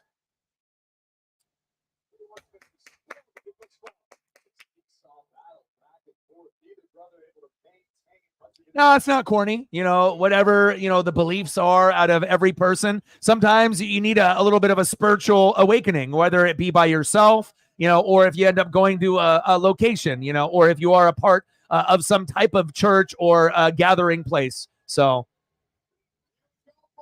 sometimes you got to be, a little bit, have that enlightenment, period. Especially if things have been kind of up and down, I totally get that. She said, I need some Stefan. Is that what you're looking at?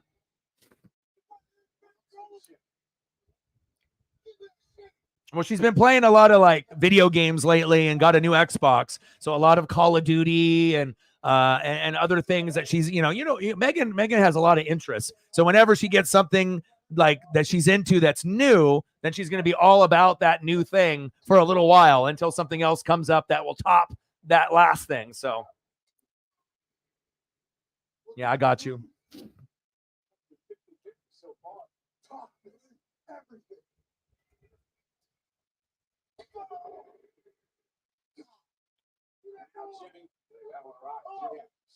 So what Stefano do you want? You want me to do like Call of Duty? We're doing that one, right?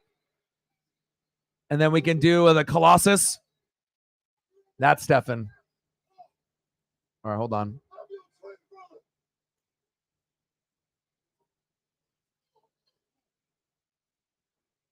Everyone's got their favorites. I'll sprinkle in a little bit here, a little bit there.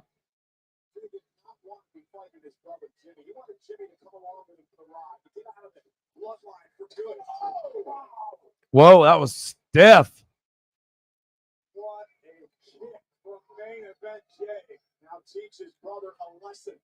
This would be the beginning of the end. Stefan, not Nikolai. I'll probably sprinkle Nikolai in there for you, though. I don't know if it's confidence from Jay or if he's reluctant to bury his brother. That's my point. That's my question. Does either brother have what it takes to truly put the other down? No, this is confidence, though. He said, come on, up there.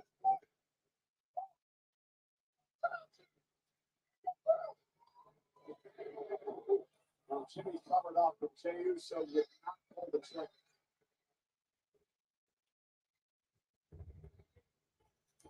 Jay showing compassion for his brother. Jimmy picked him off.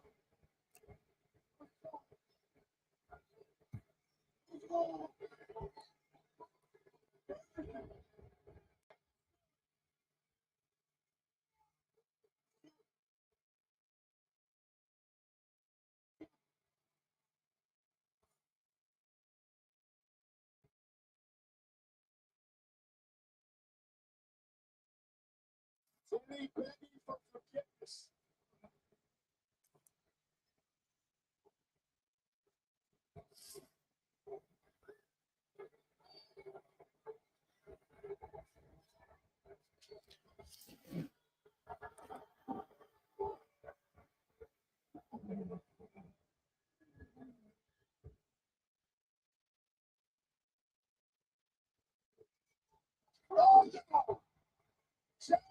Saturday, and Jimmy Uso is going to stick his brother in the back. No yeet. 1, 2, 2. I can't believe it. I thought the Usos were back. No chance. I was hopeful that the twins were both on the same side, but instead, Jimmy. Relationship, even if it's a brotherhood, can be fractured beyond repair. I think that's the case with Jimmy. Oh, remember, Kyle, this ain't live action. This shit is scripted. So it's not like they don't know what's going on. Everything is everything is scripted ahead of time before they get out there. He said, no, he got to finish him. He should have saw that coming. It's the psychology of wrestling, my guy. You got to be able to tell a story. It's not just about the moves. It's a psychology and the reaction from the fans, too. Wrestling is more than just doing flips and kicks and punches. Team yeet, team no yeet.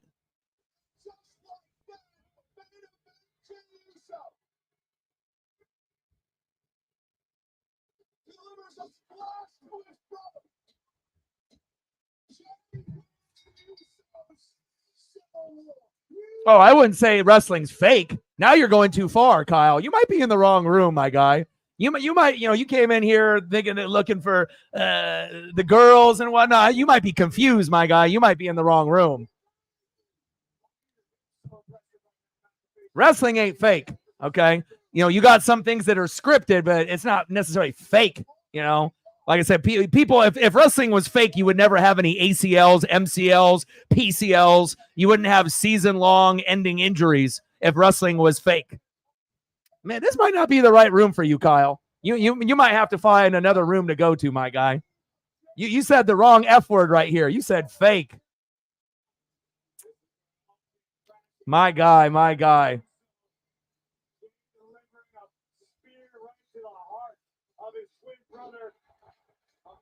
guy, he said the F word. Man, you lost, my guy. You lost. This is not the right room for you.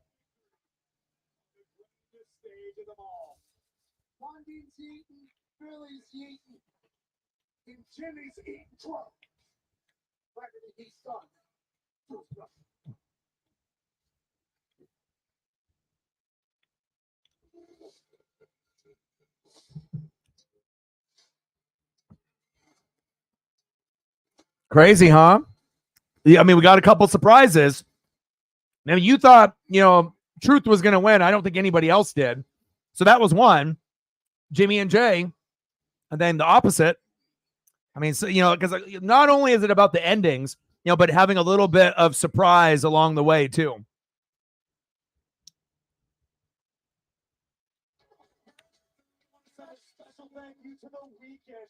There you go.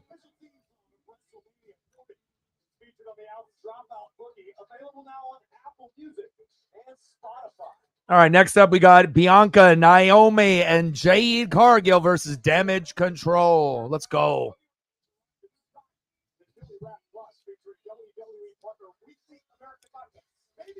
Bret Hart's favorite wrestler, Bill Goldberg.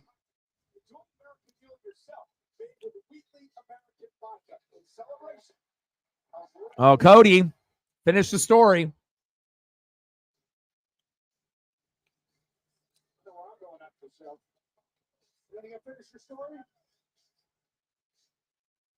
Got to throw up a hack, too, for that nice win yesterday. Let's go, baby. Finish strong, Kraken.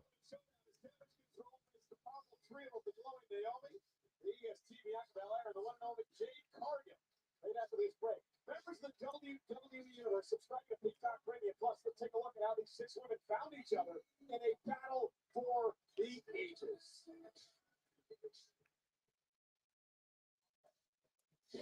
So far, so good.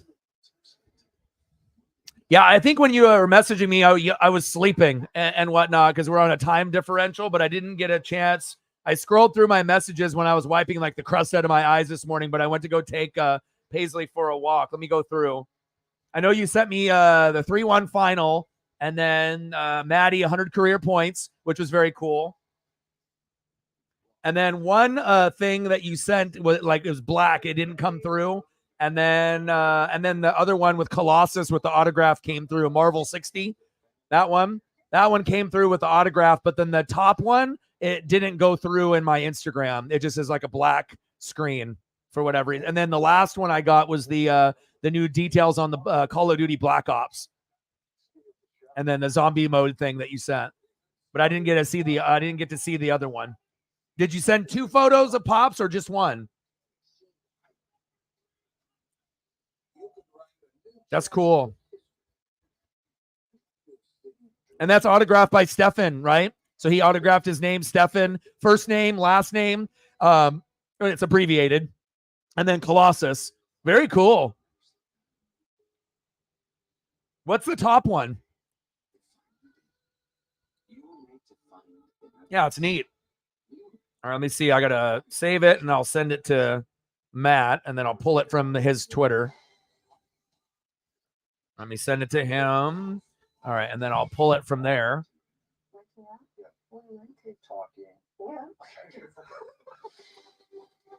That's so cool. One last start. Going down in the blazing glory. Beautiful. Calvin with a tour. Appreciate you. Stacks on stacks, racks on racks with a little Cactus Jack. Bang, bang. $2 holla. That's a good question. You know, it just depends on, you know, if it's going to be someone like Jade Cargill in the future, if they try to be able to build her up where she's good enough in the ring and on the mic where they want to build her, and it could be someone like a Jade Cargill. And if it's not someone like a Jade Cargill, then, you know, I don't know. I mean, they might end up giving her the belt for quite some time. Maybe she'll have a run of like 2 or 3 years. I mean, I'm not really sure what direction, but again, I think she's unique. You know, she's different.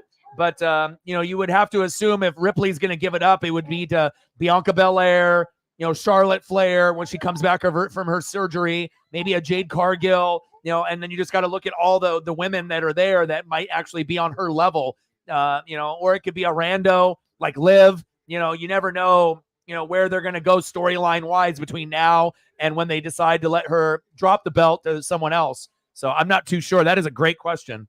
I don't know.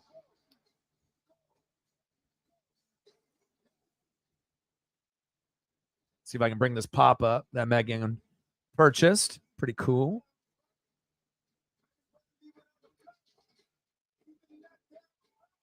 Where is it here? What did I label it under? What is that? N? Oh, there it is.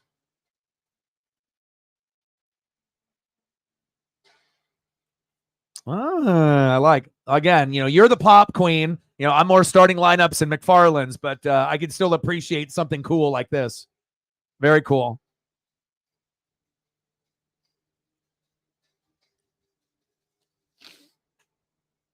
Appreciate that.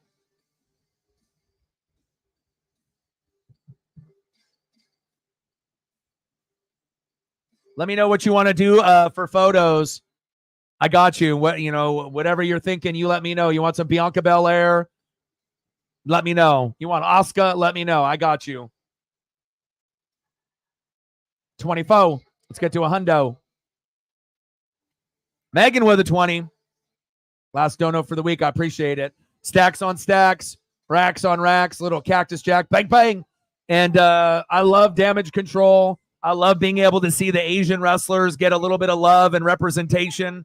You know, again, Shinsuke Nakamura never really got, you know, the love and the praise. Asuka is finally starting to get a little bit, but still, I feel that she still hasn't gotten really her WrestleMania moment and her flowers just yet. And hopefully Asuka, you know, will end up, you know, being the person that maybe Asuka will be the one that takes it off Ripley. You know, I think that would actually be a good person for, if she was going to drop it to someone, you know, instead of like Liv or someone else, you know, I think that, or like Alexa Bliss when she comes back from her pregnancy, you know, but if she was going to drop it, you know, and it's not going to be someone that they're building up like a Jade Cargill, you know, Asuka being a champion on the women's side would be fantastic. And again, you know, she had her run, you know, to be able to have the belt and only had it for like a very short period of time. It's like anytime, you know, some of these wrestlers get an opportunity to shine, sometimes it's going to be short term. which is unfortunate. You know, there's a lot of wrestlers, a lot of competition, a lot of storylines. So $20 holla. Let me know what you want, and I'll get that as well. Stacks on stacks, Rex on Rex, Cactus Jack, bang, bang, bang. Appreciate you very much.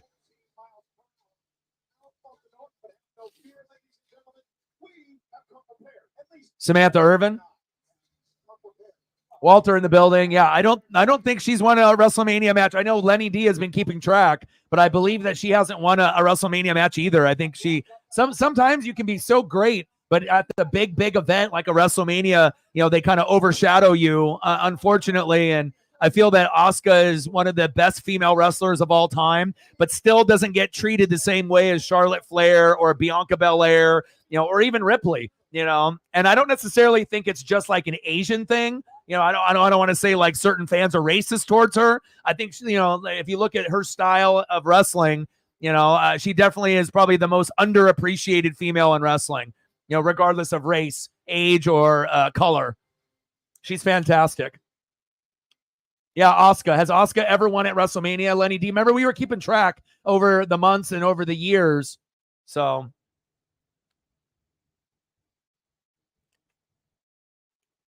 And plus, you know, getting, you know, a win is different when you're doing it with teams rather than like one-on-one, you know, for the belt. It's a little different, you know.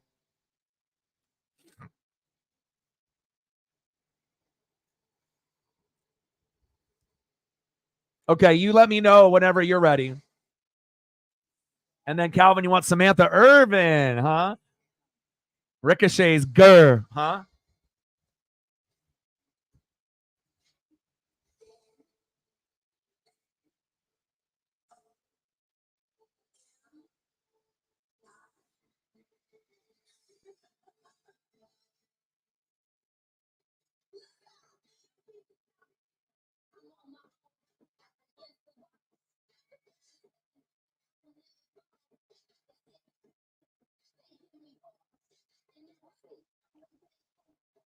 It's pretty cool to see like the evolution of the females going from like the divas, you know, even, you know, early on, you know, with Trish Stratus and Lita, Tori Wilson and Stacy Keibler and all of those and that generation. And then to be able to see what we have now with the, you know, females actually headlining, you know, big pay-per-views, you know, sometimes even ones like WrestleMania, SummerSlam, Survivor Series, you know, they've come a long way, and the athleticism is amazing, you know, to be able to see where the females were even 20 years ago to where they're at now.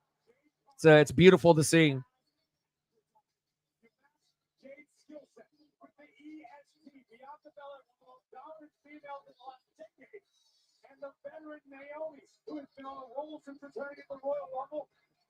Samantha in red, Samantha in blue. I got you.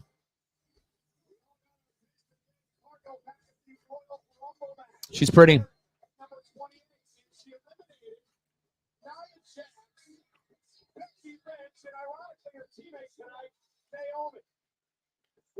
I think we've had this conversation in the past, you know, as far as, you know, being the most complete, but sometimes being the most complete, you know, doesn't get the recognition, you know, and hopefully she'll get her flowers, you know, before her time is up. Now, it kind of makes you wonder, you know, if Asuka was white or black or Mexican, you know, if her, you know, accomplishments and what, you know, how that would end up being. You know, I'm not saying that, you know, they're all against all the Asian wrestlers and whatnot and stuff. Damage Control is dope. But definitely, and then obviously with like Io Sky and a few of the others, it feels like kind of some of the Asian wrestlers were kind of getting hated on and not really getting enough representation in some of the others from other races of the females. But then as of late, it's kind of flipped. And now you're starting to get a little bit more even representation regardless of race and skin color, which is nice. Because it shouldn't matter if you're Asian, black, white, or Mexican, or anything in between. If you're a good wrestler, you know, you're a good wrestler, regardless, you know, of what race you are. But again, obviously, we know with wrestling, sex sells, you know, and whatnot. And, You know, of course, if you end up looking like a Playboy playmate compared to someone like Asuka or Ripley, it may not be the same type of evaluation based off fans compared to some of the others. Not everyone's going to look like Mandy Rose. So,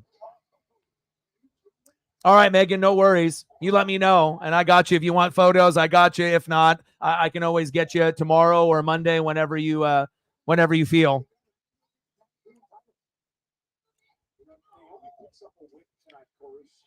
But if you got something that you want me to put up before you leave, I can. Let me know. Looks like Polanco hit his first homer for the Mariners. But then I just got a Voth boo. So what happened with the Mariners here? Mariners 4, Brewers 2, bottom of the 8th. Come on, Mariners.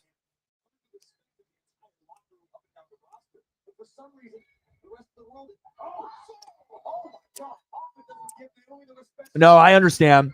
I get it. And plus, you're not really a wrestling fan, so I totally get it. You take a little bit of a break, play some Call of Duty, you know what I mean, and whatnot, and relax. And then again, you know, when I see you, and then I'll hook you up with a bunch of photos whenever I see you, whether that end up being a Mariner game, a Kraken game, or some type of NFL stream. I got you. Have a good rest of your weekend if I don't hear from you tomorrow. And thank you for your generosity. You know, you're one of the GOATs, and I wouldn't be able to do this full time without you. I really do appreciate you.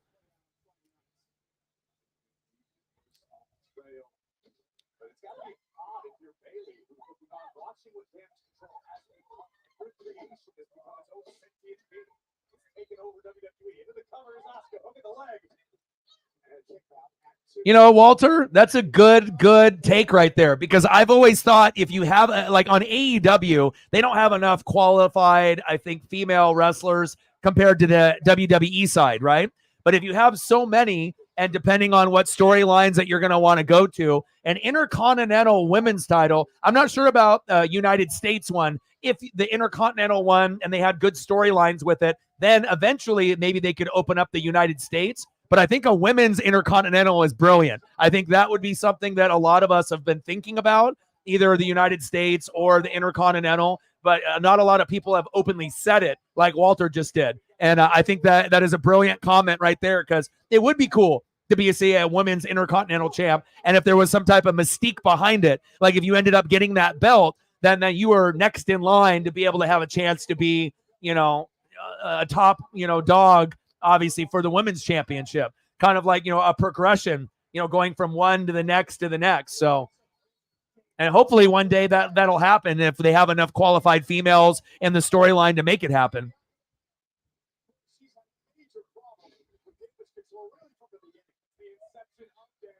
Okay, no worries. No worries. Thank you for your support. It means a lot.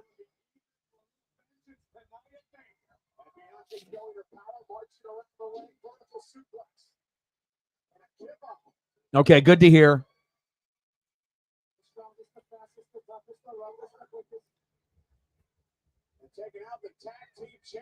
Cruiserweight or television. Sometimes I feel with some of the belts, if it has any association with WCW or ECW, they frown upon it. Like they don't want to be a part of that. But again, if Vince fucking shut it all down when we could have had ECW, WCW, and WWF on TV at all times, and then they could have made money and just, you know, kept all three going. Shane running one, Stephanie running another, and Vince running one, right? But I feel like there's this type of like shame or whatever, like they can't associate themselves with any type of belt or any type of verbiage with ECW or WCW, which to me is ridiculous. Oh, what a move. Moonsault on all three ladies. 2. Yeah, I like Lucha Libre wrestling, and I always like the Cruiserweight title a lot. Like, you know, I feel like it was a very underrated part of WCW that I really did enjoy.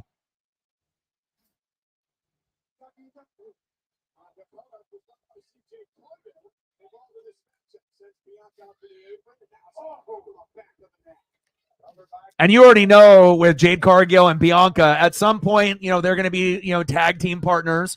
And then at some point, they're going to be able to go one-on-one with each other. But again, it's like Jade has got the physique and the look. Mike skill's not very good. And then moves a little stiff. we're not going to say like stiff like Ronda Rousey, but kind of robotic, so like a poor man's Bianca, a poor women's Bianca. She's got a lot of potential, but I think she needs to work really, really hard on the mic and get a little bit more fluent in the ring. And even if that, is being said, I don't know if you're ever going to see Jade Cargill look as good as Bianca or Charlotte in the ring or Asuka. She's got a big frame, but again, it's like you got to have some smoothness in the ring and not be so robotic out there.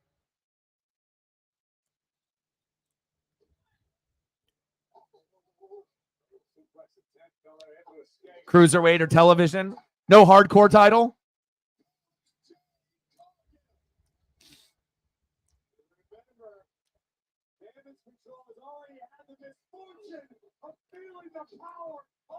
Yeah, down the road. Yeah. Way down the road. I agree. I agree too, because like growing up, even though I grew up with the Hulkamaniacs and Legion of Doom and Bushwhackers and Demolition and Ultimate Warrior and all that, right?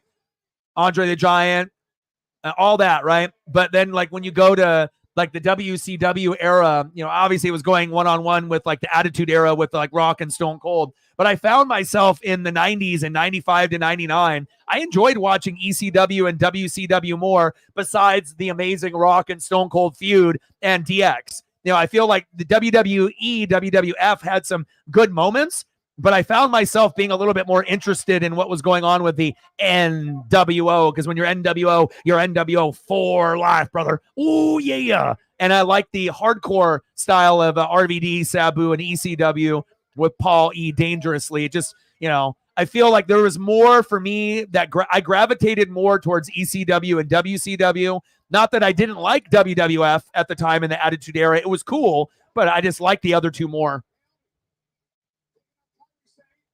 Yeah.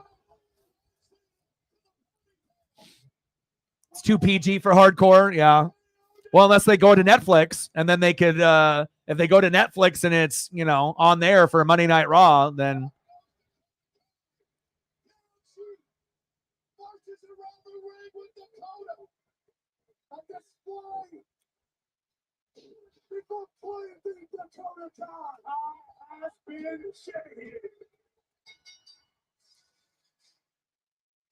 $1 million championship belt. Well, Ted DiBiase and Virgil.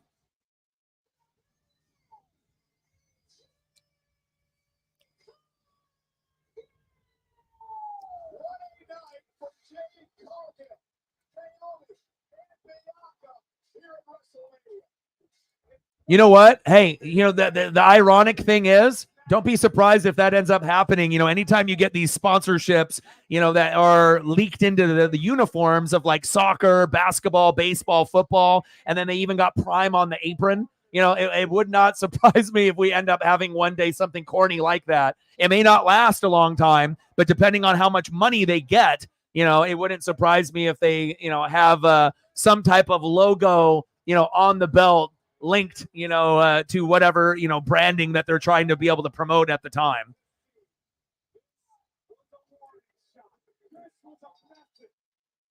Another year, another loss. But again, it was a team loss, not a one-on-one loss, but I guess a loss is a loss, right? Sad. The most underappreciated female in wrestling, Asuka. And hopefully she'll end up having her WrestleMania moment and, before she retires and ends up getting, either one of the top two belts, on the women's side. And then when she ends up winning it, right, on the main stage, like at WrestleMania, I want her to have the belt for like a year, like give her the proper, run and reign that she deserves. If you're going to give Bianca a run and Charlotte a run and Ripley a run, why the hell are you not giving Asuka the same type of love and respect? Like, what is it? Is it because she's Japanese? She doesn't look like a supermodel? Is that why? She's got the face paint and it doesn't appeal to everyone as a fan, And like I said, it's not only just about the looks, it's about wrestling, And I think like real wrestling fans appreciate real wrestling, regardless of what the man or the woman looks like. Of course, you want to be able to see Mike's skills, and there's going to be some that are going to be more attractive and look better than others. But at the end of the day, who's the best performer? Why they got to be hating on Asuka, huh? Hate. Well, they got, but it was cool that they were able to give Io Sky a little love, and stuff. Because if you think, if it was 10 years before, you think Vince would have been able to, give Io that type of look and that opportunity? Hell no.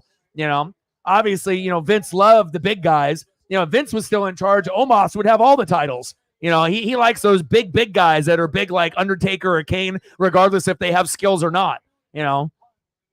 Sometimes you got to be able to evolve. Center City, Philadelphia, here tonight for WrestleMania. Postman, a lot of roots. A lot of roots. A matchup of immovable forces in mind, body, and spirit. The longest reigning Intercontinental Champion, Gunther. Yeah, I hear you. Yeah, you still got to. The mindset is 29, though. That's what I'm thinking, too. I'm thinking Asuka to take it from Ripley. If Ripley has it for a couple years, like let's say 2 years, and whatever, right? And it's a nice reign for Ripley, then you should definitely go to someone that's deserving, like a Bianca or a Charlotte. And if Charlotte's rehabbing and Bianca's doing her own thing, whether she's tagging with Jade or going on one-on-one, or she ends up being in the mix for a belt or not, then, if there's another lady that is just as deserving as those other three, Bianca or Charlotte Flair or Ripley, it's her. It's definitely Asuka. Oh, I switched to H&R Block. Doing my own taxes online. Yeah, but more than likely, probably saving to give back to Charlotte. That's what I was kind of thinking also. So you've thought of it, man. It's like what we think that is deserved doesn't necessarily mean we're going to get that, which is unfortunate. You really should. Tired of TurboTax? You can file free and easily do your own taxes online with H&R Block.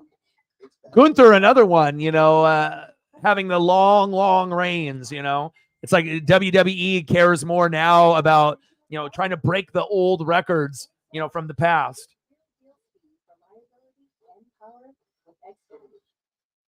I know what the TurboTax expert because I have 2 full-time jobs.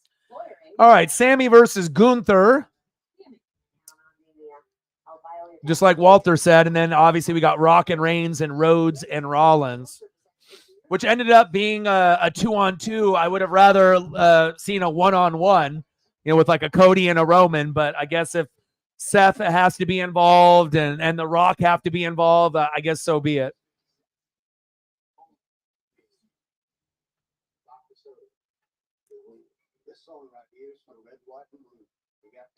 Yeah.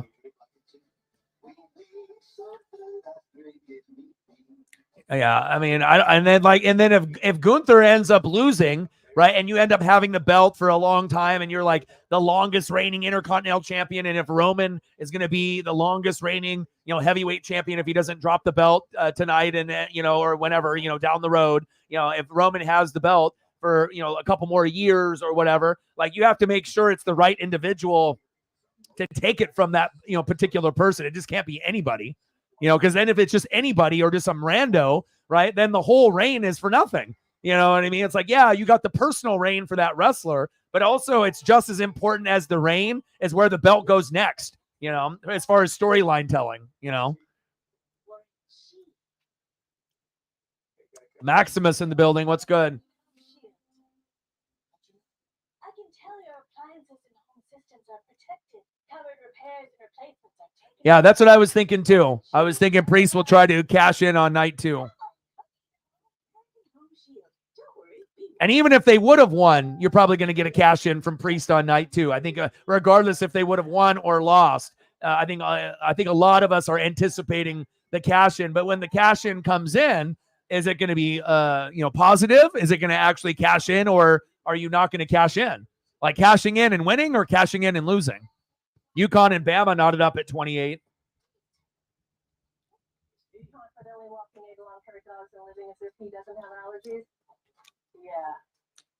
And then Lenny said, hey, don't count out night 1. True. Don't count out night 1. Night 2 more realistic since we're getting kind of towards the end, but love me some Sami. Sami and Kevin Owens are just great for WWE. You might not be like necessarily the most popular, but again, like, I don't know what it is about like Canadian wrestlers. I fucking love them, man. Like I love Lucha Libre style. I like being able to see the strong style. with like Asuka and Shinsuke and whatnot, like every different type of style of wrestling. I like fast paced, but Kevin Owens and Sami on the mic, great. In the ring, great. And it's just awesome that Sami got an opportunity to be a part of that Bloodline story, because I think it elevated his career to heights that we would have never seen. To be able to see the funny side and to be able to vibe, in the Bloodline, out of the Bloodline, and everything there. That was one of the more brilliant storyline pieces that they added to the Bloodline that they didn't have to, but just they took a risk and they did it. And he made them go out of character so many times. It was kind of like a breath of fresh air. It's like you kind of already knew what the Bloodline was cooking up, but then when they had the Sami storyline added to it, I feel that it took it to the next level. Sami's great. Very underrated. Maybe the most underrated mid-carder ever. You know what I mean? Like a guy that, may or may not ever be a heavyweight, champion to have his moment, but it definitely is someone that is certainly deserving, of having like a Kofi Kingston moment and having the belt for a few months or a year, but we probably will never see that. But he is definitely someone that is very deserving.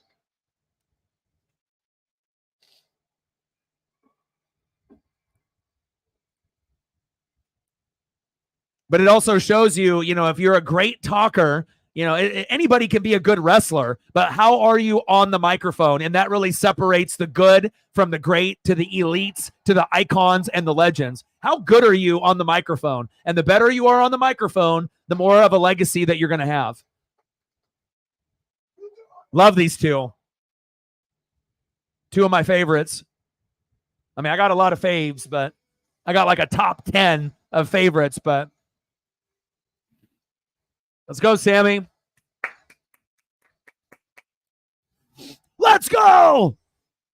But I don't really think where you're going to see a Sami, but it would be awesome to see.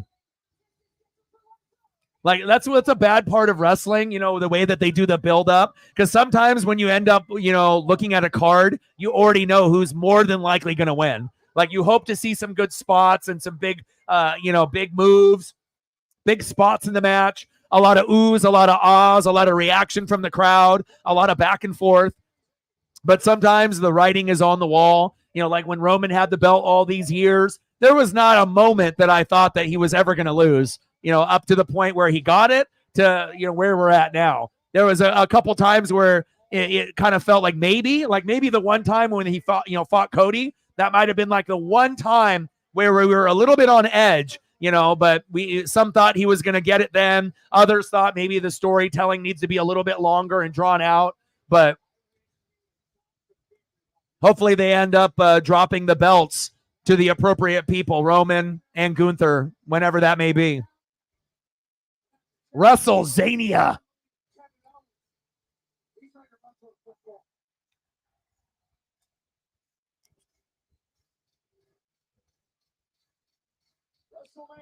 Canadians, eh? The fastest growing beverage in history in the official hydration drink of WWE. With only 25 calories, syrup, added sugar, BCAA, electrolytes, drink product. 1.3 billion in sales last year. Prime. I don't drink it. The kids drink it. Any of y'all in the room have ever tried Prime? All the people that I know that have had it, they said it doesn't taste good. But I guess you might have to get the right flavor. But a lot of the people that I've talked to that, have attempted, they said you're better off doing Powerade or Gatorade or something else. But I guess it just depends if you want to support Logan Paul, KSI, and those guys. Gunther, a generational talent that could have wrestled in the 70s, the 80s, the 90s, and current. Not really any type of gimmick. Doesn't really talk very much. Just will beat the shit out of you.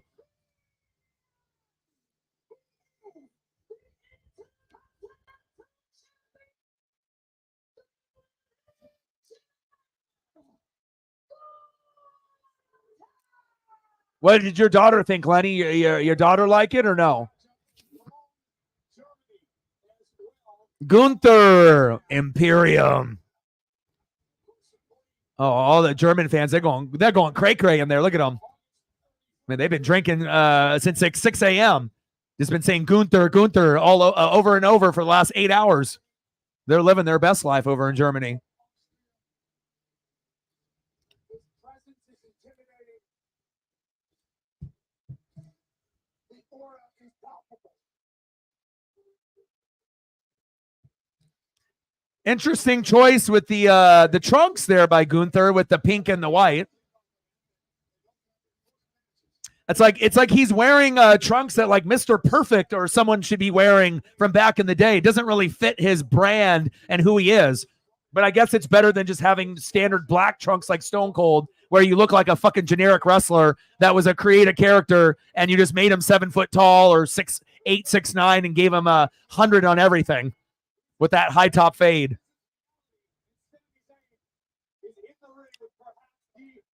Like Drogo. Looks like some guy that would face off against Rocky in a movie. The trunks don't match it, who he is, but let's see what we get here tonight.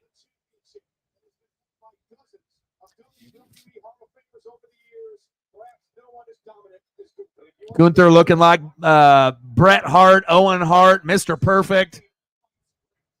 Interesting trunk. But again, I can't complain because I'd rather have the trunks look like that than just standard black. You know, then it just looks, you're just like generic George, you know.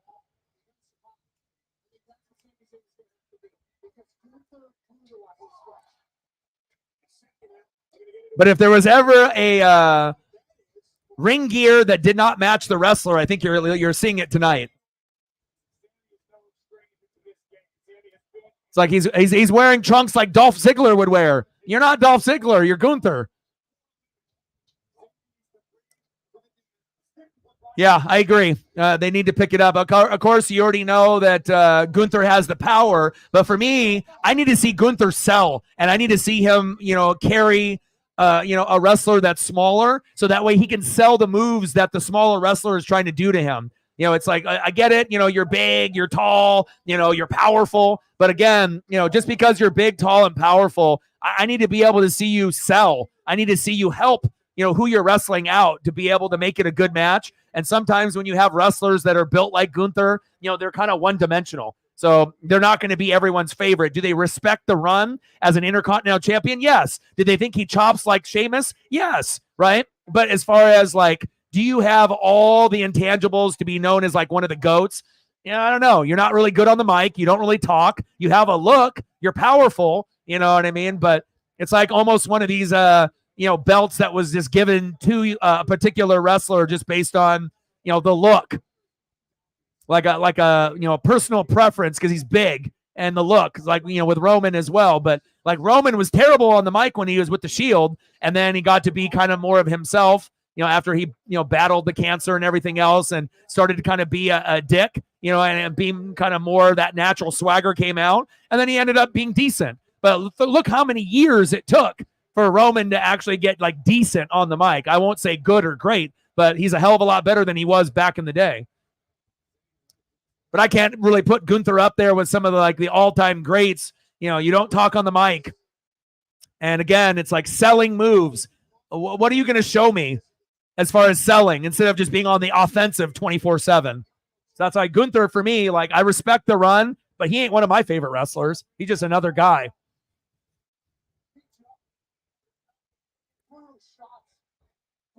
I would rather have Kevin Owens with a long, long run and IC champion, than someone like Gunther. But again, everyone's going to have special preferences and they're going to do it based off look, intimidation, and trying to break records and whatnot. But I don't know. Gunther's a little too generic for me. And then they try to spice him up with these Dolph Ziggler trunks, and it's not working for me.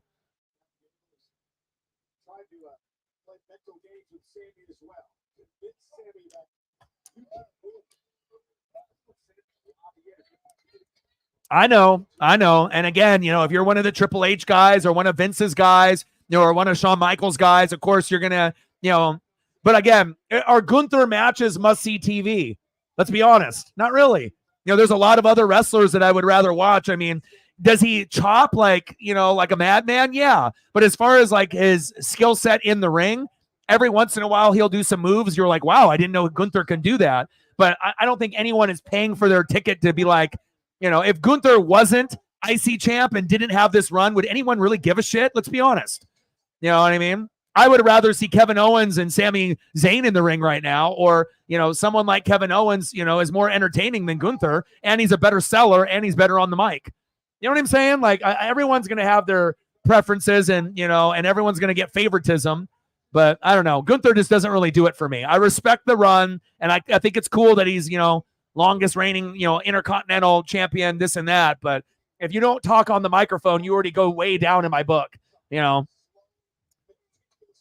I don't think he's a very good seller of the opposing wrestlers' moves either. So I like complete wrestlers in the ring, and on the mic.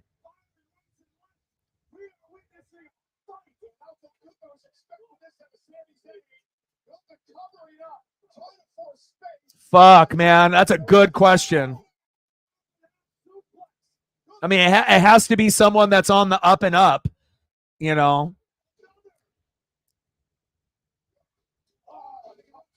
I mean, shit, if fucking Prime is putting in so much fucking work on here, could you imagine if it ends up being Logan Paul? He's like, yeah, I got Prime on here, and, now they're promoting me, I'm promoting them, and they're just trying to make money, Could you imagine if it ends up being like Logan Paul?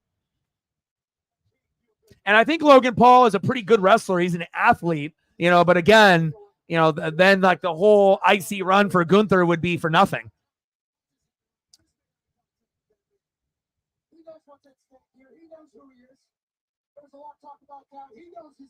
If Dirty Dom was more seasoned, Dirty Dom would be a cool candidate at some point to have the IC championship. I don't think he's good enough to be like world champ, but he might be world champ one day because of his name and who he is and just being a natural born heel where he doesn't even have to say words and people boo. And that's very rare.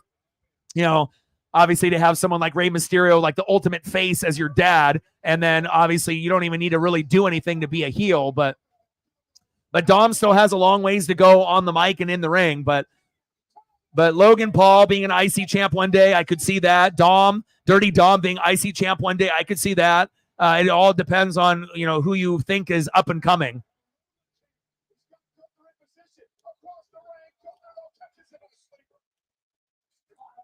Chad Gable.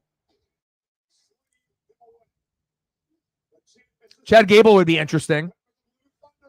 It would be cool to be able to have someone like Chad Gable, have a run. You had him with like Otis back in the day, and he was just always kind of buried in, mediocrity and mid-card hell, and lower card hell, right? Often a forgotten piece in the, in the storyline until, as of recently, a little bit more into the storyline. And obviously him and Sami working together and whatnot. But yeah, I'm not really sure what direction they're going to go. But it doesn't really feel like Gunther's going to be losing the belt anytime soon. Same thing with Roman, and that I feel sometimes that's bad for wrestling when you feel that like they've made it like almost impossible that no matter the opponent that they have no chance. Like either the person's going to cheat and win or they're just going to continue winning, Like the element of surprise is always fun. Candace in the building. How are you? Yeah, Gable is always, Shelton Benjamin and, Kurt Angle, anyone that ended up, back in the day, being able to do, submissions and have that athleticism. Gable's super underrated based off his skill set in the ring. And he's a pretty good talker on the microphone, too.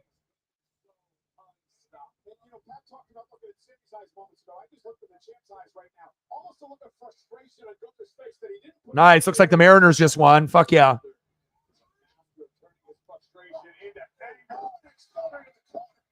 Did the Mariners win? Yes, they did. 5-3. Woo!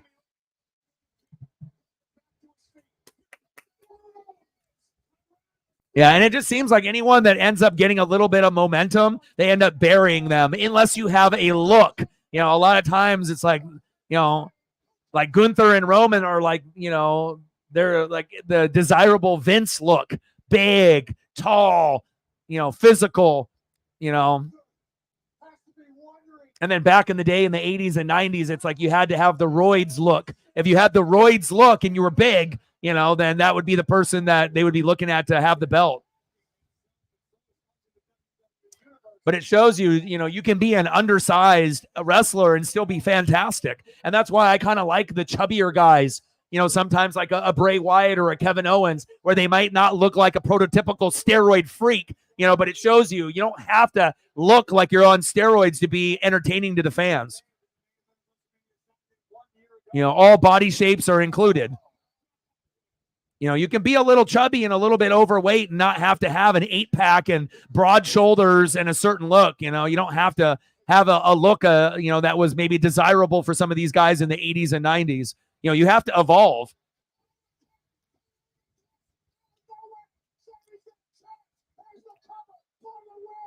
Two, haluva kick. Alpha Academy, right.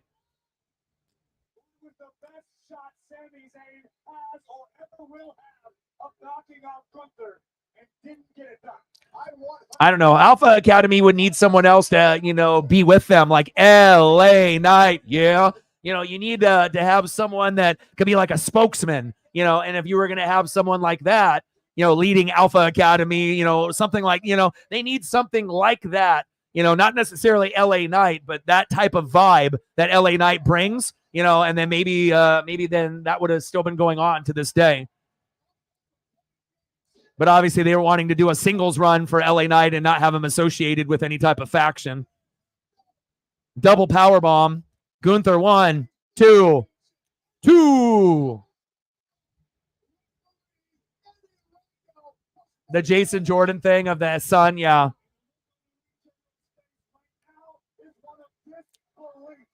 Double power bomb, baby. Kick out of that, Sammy.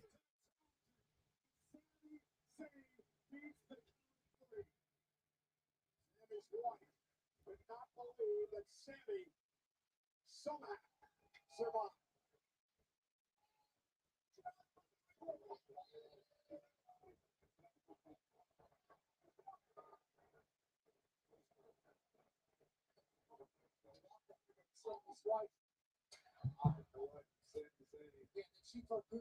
42-35 UConn on Bama. Purdue already made punched its ticket, beating NC State 63-50. And we got a minute 15 left before the first half is over in the men's basketball Final Four.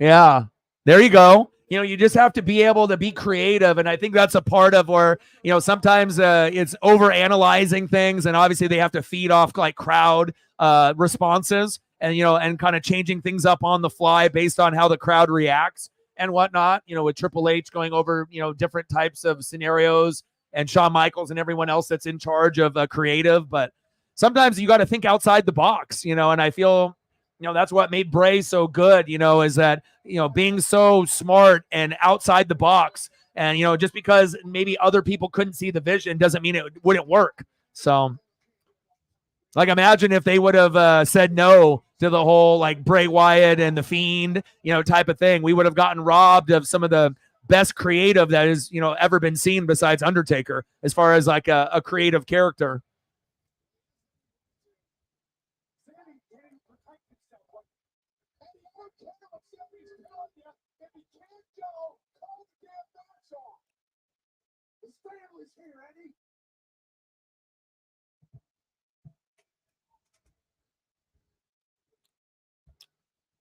Shout out to all the people watching on Twitter/X as well as on YouTube here.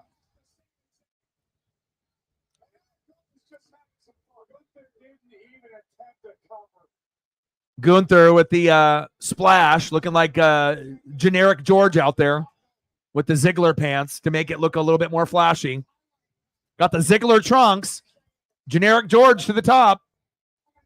Oh, look at generic George. Oh, how deadly. Even for the 80s, that would have been boring. Come on, Gunther.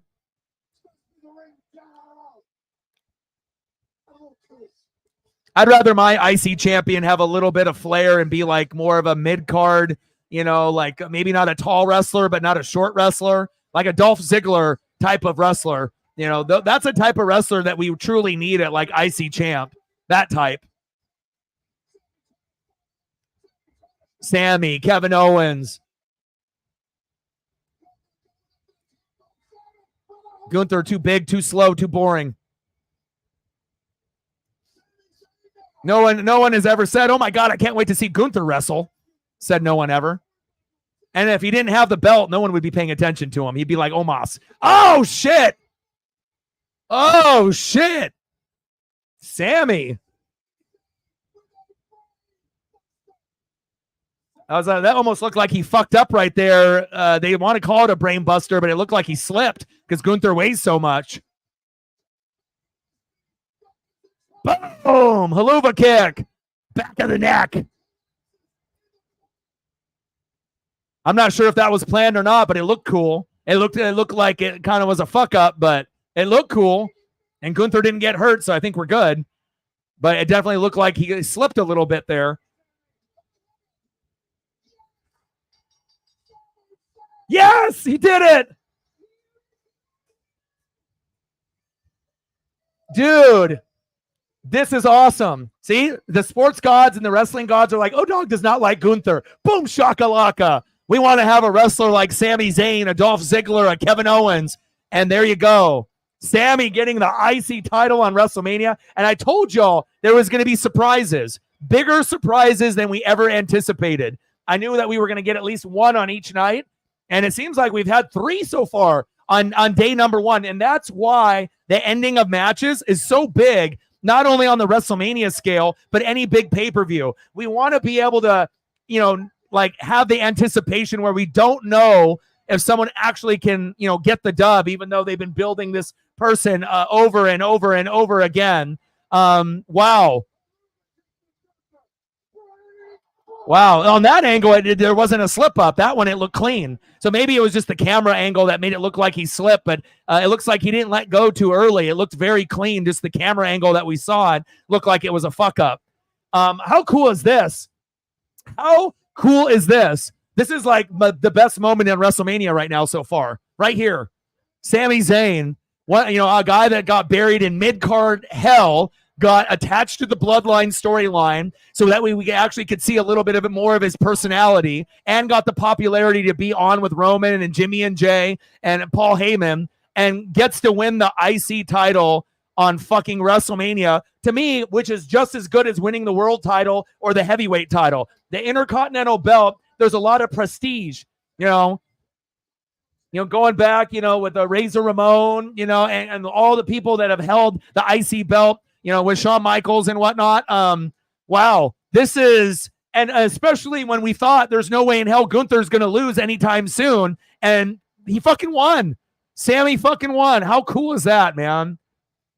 I mean, the only thing cooler is if he would have been able to win in front of like his own like fans in like Canada, but oh man, this is cool. I mean, I've had a lot of cool like WrestleMania moments.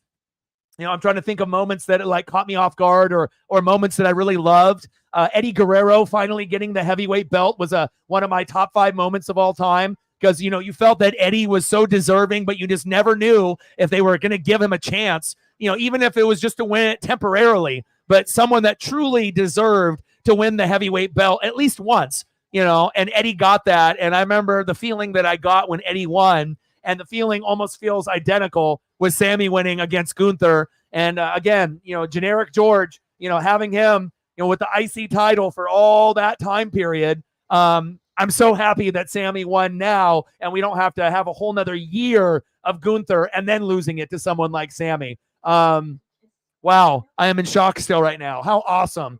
Not one surprise, right? Not 2, but we got 3. Half of the matches endings have been surprises, and most of the time we bitch and complain. Oh, there was a run-in. Oh, there was cheating. Oh, the match was too short. It was a squash match, and then we bitch and moan. And instead of being like, oh, it was a 10 out of 10, pay-per-view, then we're like, oh, it was 7.5. It was 8. It was 8.5. Damn. Sami. I got to put some Sami photos up. Holy shit. Daniel Bryan, another one. Yes. 100%. Daniel Bryan winning. Even when Kofi won, just like those moments that, that are just really special in wrestling that you'll never, ever forget. Kofi winning, Daniel Bryan winning. Man.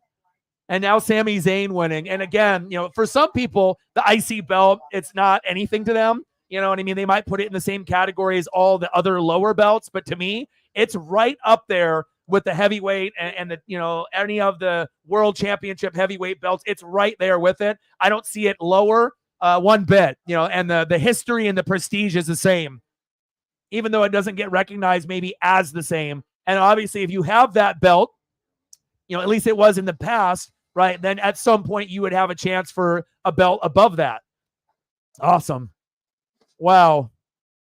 Fucking A, man. They're like, O-Dog does not like generic George. And then they're like, oh, Sammy's winning. Boom shakalaka.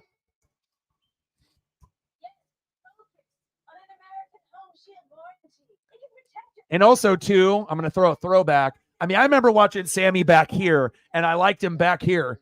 And, Indies, him and Kevin Owens. But then it's like, a lot of people don't even remember Sami with short hair. Like if you actually go back. And, I mean, to be able to go from, NXT and be like here, right? And then to be there, man, that was awesome.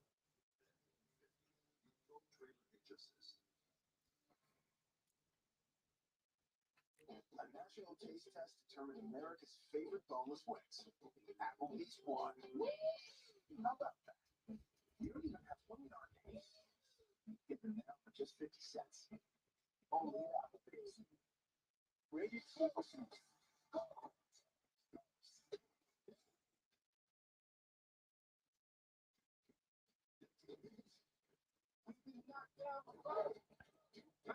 And then we remember last year,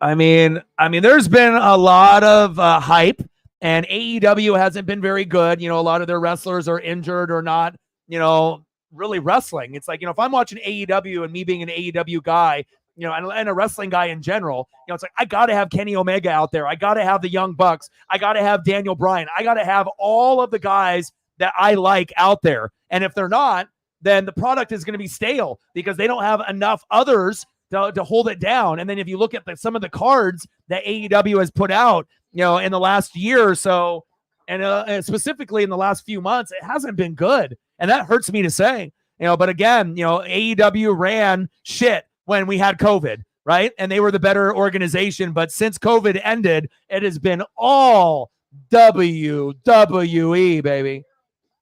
Man, let's go. Let's go. Like I said, I had a feeling we would get one surprise that was pretty big each night. I did not expect 3 on night 1. Man. Miz. Yeah, I like Miz. Miz is very underrated. Great on the mic. Great in the ring. Road Rules, Real World. Wasn't ever supposed to make it full time.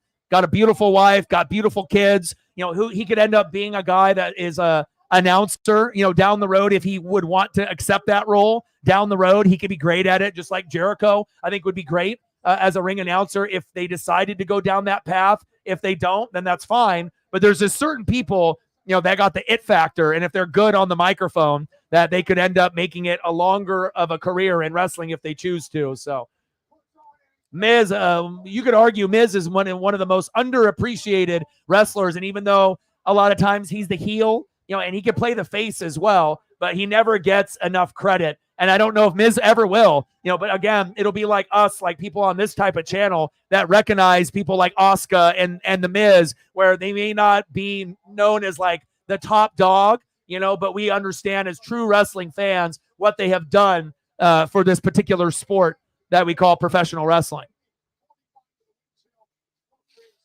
Main event time. And I thought it was always cool that Miz was a lefty. You don't see too many guys that are lefties in wrestling, that lead with the left, that the left is their primary hand and whatnot. So Pretty cool.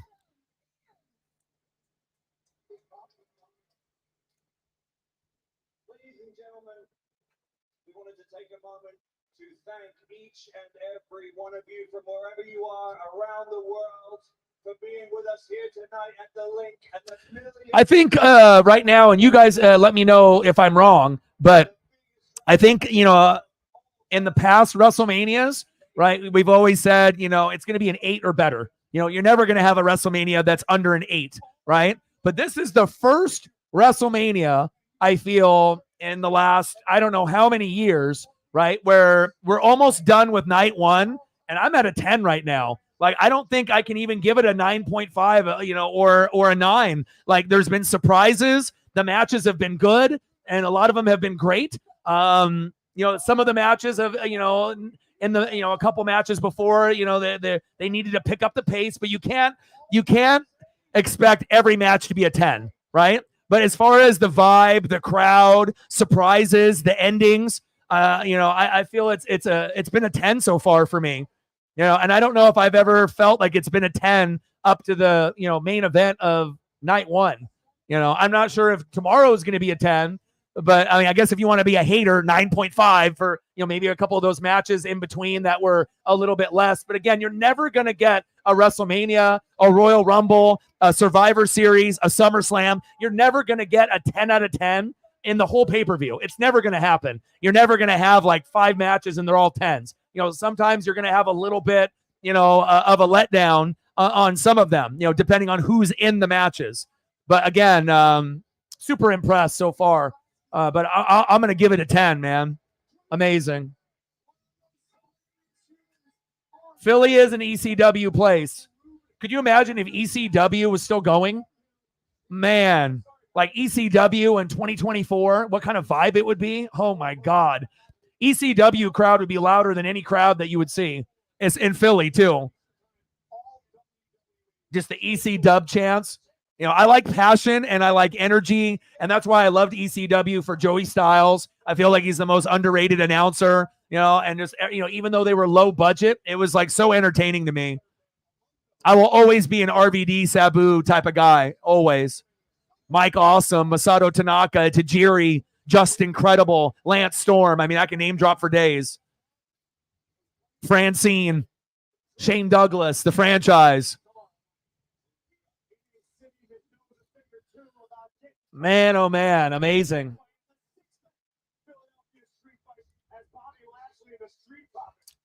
Shout out to all the people watching on Twitter/X as well as on YouTube.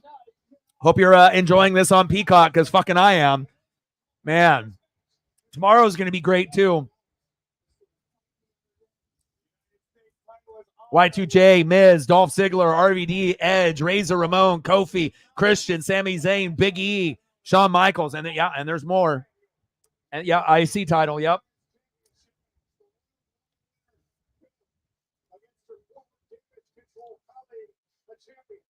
Is Bayley going to finally have her moment tomorrow?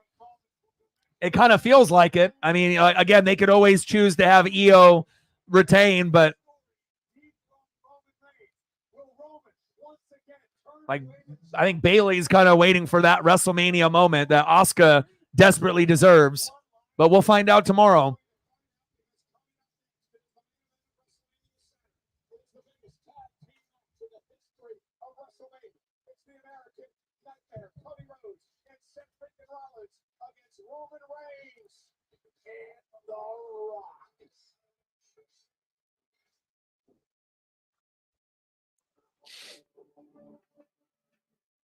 Yeah.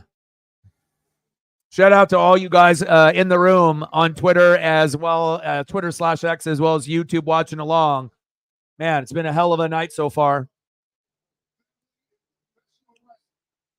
This might be one of the best WrestleManias I've seen, I mean, in a long time. Because you got to think, there was a lot of hype building up to this WrestleMania. AEW hasn't been very good. Then you got ROH, Impact, and NJPW, and the indie scene, which only hardcore fans are going to appreciate, right? So for most fans, you're either WWE or AEW, one or the other, or maybe you watch both, right? And AEW has almost been unwatchable, you know, for the last few months. It hasn't been very good. because a lot of the top dogs are injured. So there's been a little bit more pressure on WWE to deliver, and goddamn, did they deliver tonight, man? This is a tough deal. You're irrelevant, just like your dad. If your grandfather was here, his grandfather was here, they'd be ashamed of you.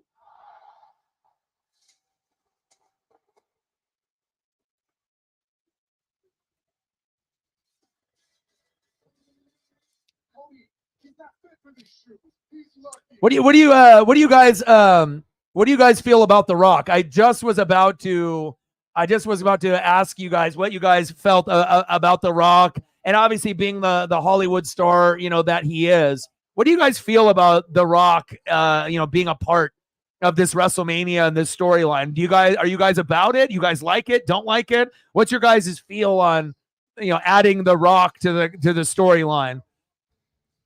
It was like, you had Stone Cold and Kevin Owens going at it, and we love legends, but sometimes when guys get a little bit older, it's not as good as the vision that we remember, like when Rock and Stone Cold went at each other at a few WrestleManias, back in the day, right?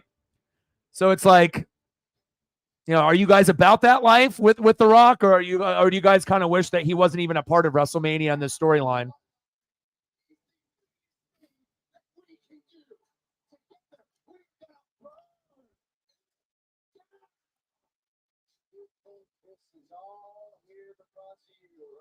Put your money where your mouth is. If you beat us, then on night 2 for championship match, Cody Rhodes will be free of the Bloodline. When you don't win, it's Bloodline rules. You like it? Anything goes. Rock Roman next year. So what does that mean? That you think that Roman is going to continue winning, and then Rock is going to be the person that takes the belt off Roman? Is that your assumption? You like it? WrestleMania history? That's bold, bro.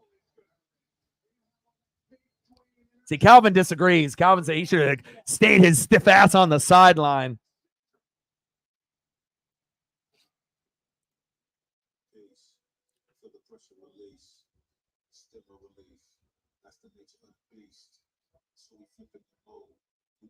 I mean, you got this little tag team action, here. I don't know. For me, I don't know. I think I would have enjoyed more of a one-on-one and a one-on-one, like Roman, Cody, Seth, Rock, I guess. But again, they were going to do Seth and CM Punk, and then CM Punk got hurt, so they had to pivot, so right? So they were going to do Seth and CM Punk, but then they had to pivot. So then they had to add someone to the storyline to take CM Punk's spot. And then they had to pivot the storyline again, so.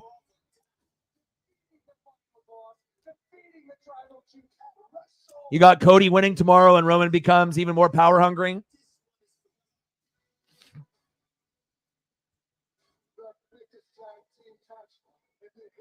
And then, and obviously, if you've been following Dustin Rhodes, he's still in the storyline a little bit.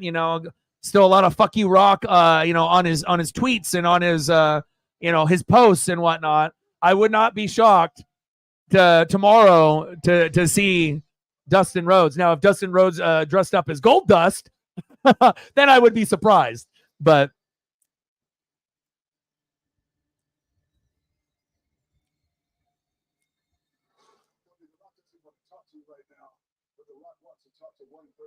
yeah.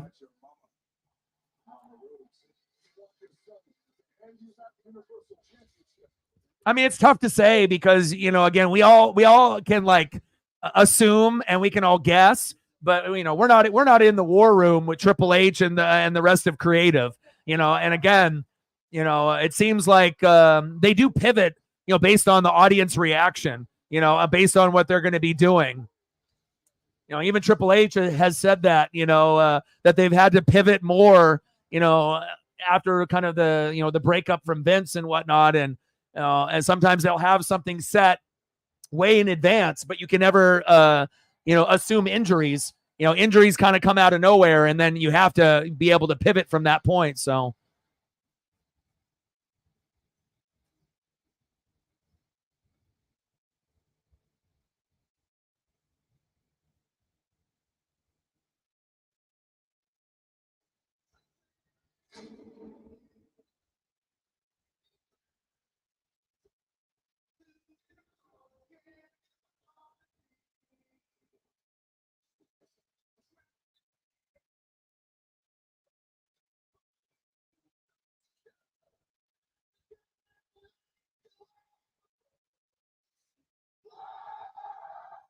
Let's go.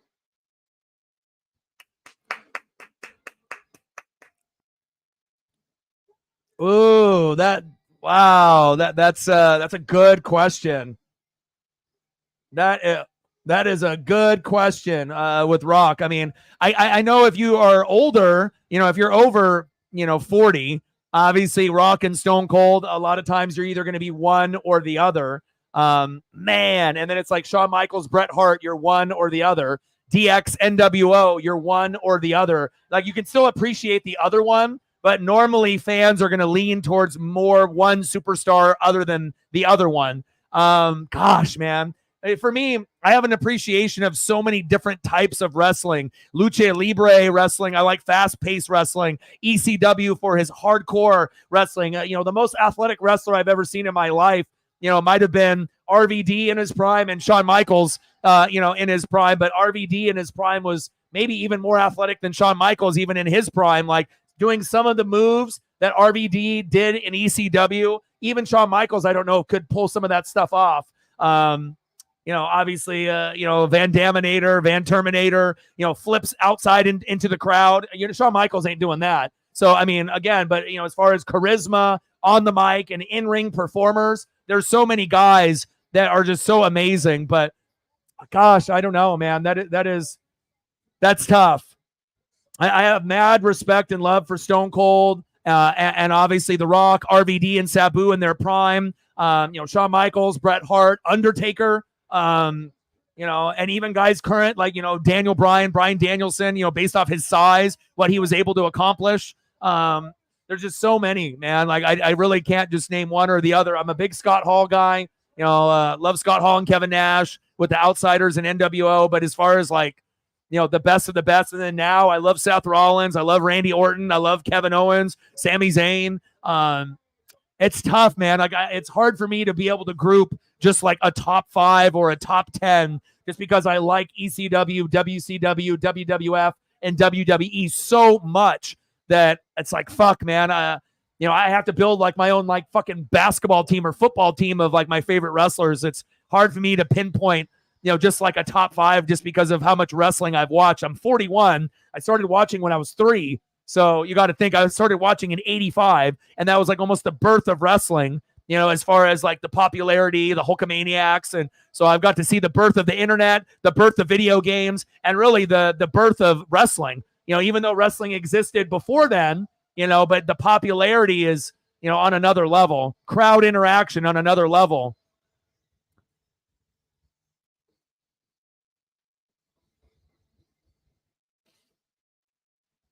Did you?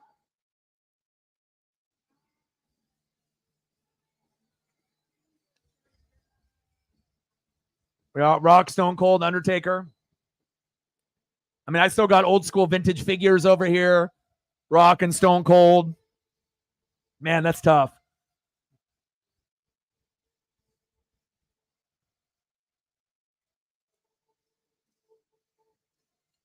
You like Shawn Michaels? And also the, to go from Marty Jannetty and Shawn Michaels with the Rockers and then the evolution, to be able to see him as a singles competitor as HBK, the Heartbreak Kid, and with Razor Ramon in the ladder match, and then to evolve again, and then to be able to, take it with like, DX, there's like many layers to Shawn Michaels and he was like successful in like every layer. Like sometimes once you go to another layer of your career, you start to fall back a little bit. But and imagine if Shawn Michaels didn't hit his back on the fucking casket. Like, what other matches would we have been able to see if Shawn Michaels never would have gotten hurt? And you already know the next man up philosophy. Once you have a Stone Cold, then someone's going to take it. The Rock, it goes from one elite to the next. But I think the only problem with Cena, getting the recognition of being like the greatest wrestler. Obviously, mic skills really, really good. But John Cena was, I feel, kind of robotic in the ring. He was very top heavy. So the way that he wrestled, he really wasn't the smoothest wrestler. It was like kind of robotic. Like sometimes John Cena wrestled like a football player. It was like kind of robotic and he was like big. And I don't think he was like as smooth as he could have been based off his size. So I feel just that alone, you can't really put John Cena as like the best of all time. he could end up having like the most titles, but, you know, and again, you know, the Cena sucks and all that, you know, but,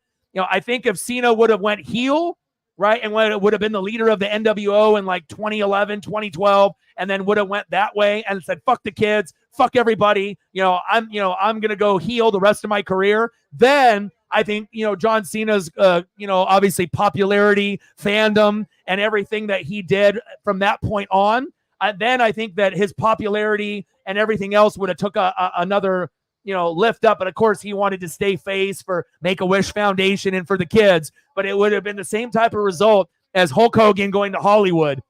It was a game changer, and we didn't really have another game changer like that, but we could have if Cena would have went to the dark side and went heel for the rest of his career. So,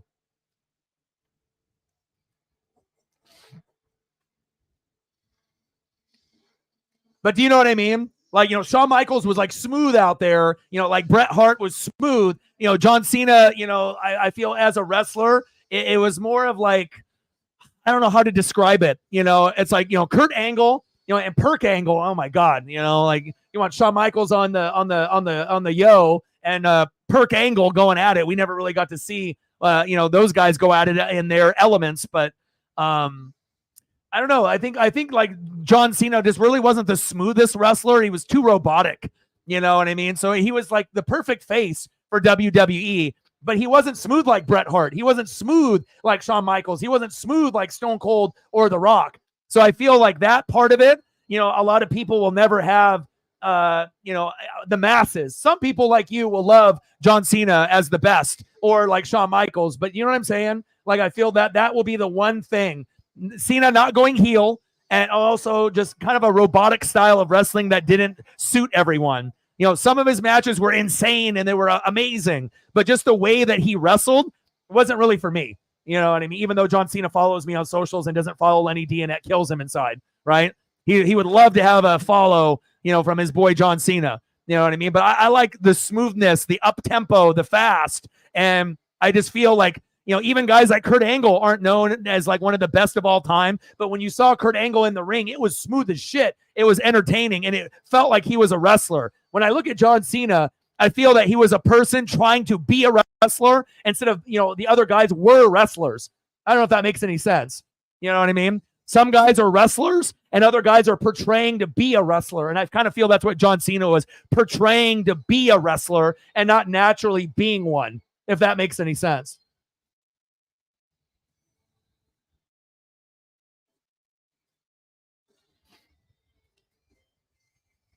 A little bit too robotic for me, but I respected his career. But again, I like heels more than faces. So that's another reason why, I got a lot of guys ahead of John Cena. Like John Cena isn't even in my top 10, but I respect his career. I respect what he did for the kids, but again, if John Cena would have went heel, I would have had Cena a lot higher in my ranking. I'll let him know. Hopefully I'll get you a follow. People's Belt is nice. But again, everyone has their things that they look for in their favorite types of wrestlers. Like some people love The Undertaker, right? And they have them in their top 5 or top 3 or number 1. Some people don't. Some people like Rock and Stone Cold. Some people, have them lower in their pecking order. Some people like Shawn Michaels. Some people like Bret Hart, right?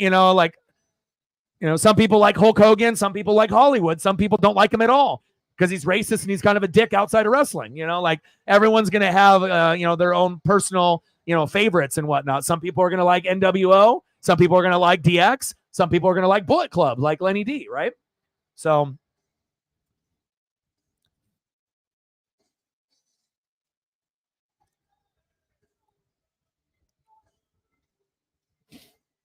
but I will say this, Calvin, if you think The Rock is robot, right?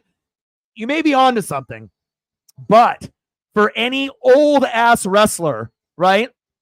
He's probably going to move around better than any old wrestler that we've ever seen, because obviously he works out still. He's still in Hollywood, wakes up at 4 a.m. So yeah, he might be a little robotic, but he's going to look better than any other old wrestler. He's going to look better than Stone Cold. Obviously his knees were going out, but if you're ever going to look at a wrestler that is 20 years past his prime, that gets into the ring, that could still be like kind of entertaining, I would say The Rock might be towards the top, just because of his workout regimen, even though he might be robotic now. But hell, it's 20 years past his prime. Of course he's going to be a little robotic out there. You know what I mean? But his body is going to be in better shape than any of other legend wrestler hopping into the ring, right? I mean, think about that. Whether you like The Rock or you hate The Rock, he keeps his body in shape better than almost anyone on planet Earth. You can't deny that fact. So, Starstruck by the final boss. Look at the physical condition. Peak physical condition. 12 weeks training camp. 5 wrestlers in. 3 a day. Strict diet. All for this moment. And look at him. The final boss is a specimen. here we go. They got busted out. Years ago, Rock in his final match. That was Vintage Rock. thrown in 6 seconds.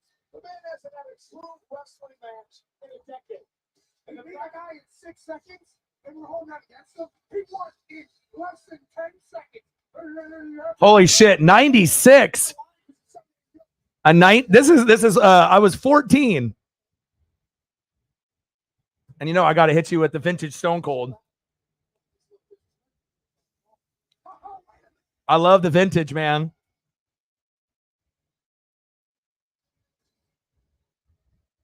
You smell what The Rock is cooking, Calvin. I love the vintage wrestlers, man. My wrestling collection is pretty big. Again, I love McFarlane's. I love McFarlane's. I love starting lineups, but I love wrestling figures. It's something that I'll collect until I die. Wrestling accessories, wrestling rings, wrestling cage accessories, the props, garbage cans, and the brooms, and the extra microphones, the extra stuff. But I love the vintage figures from the 80s and the 90s. And I like some of the elites that are out, obviously, within the last 20 years.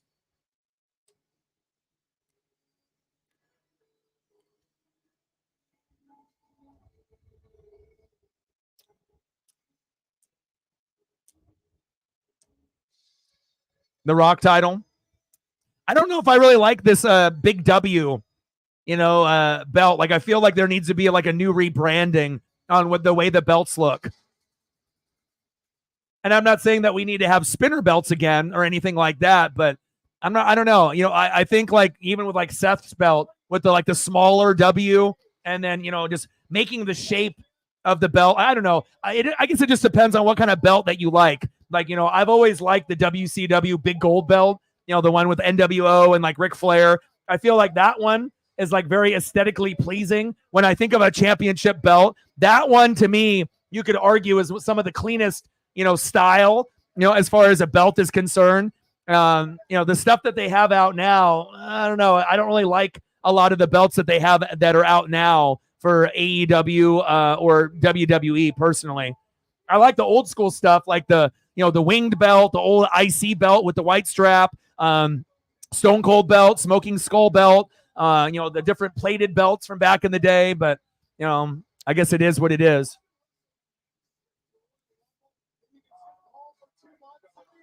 He said he's my top 3, but that motherfucker needs to hit some yoga with them weights.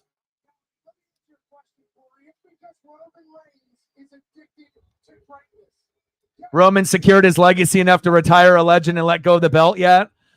Fuck. Well, I don't think so, because if we already got Gunther to let go of it, where they could have had Gunther have it for a whole nother year, and then we got Sami Zayn, I would assume that how many more days until he catches up to Bruno Sammartino? He needs to have it for another year or 2, right? It's like some insane run. Like, oh, you got to be world champ for 6 years straight. And then obviously going into movies or TV once he ends up being off, but also doing the treatments, when he had the cancer and whatnot. And, if you go into Roman's story, it's pretty amazing, to be where he was and then with his treatments and then where he is now. 7 years for Bruno.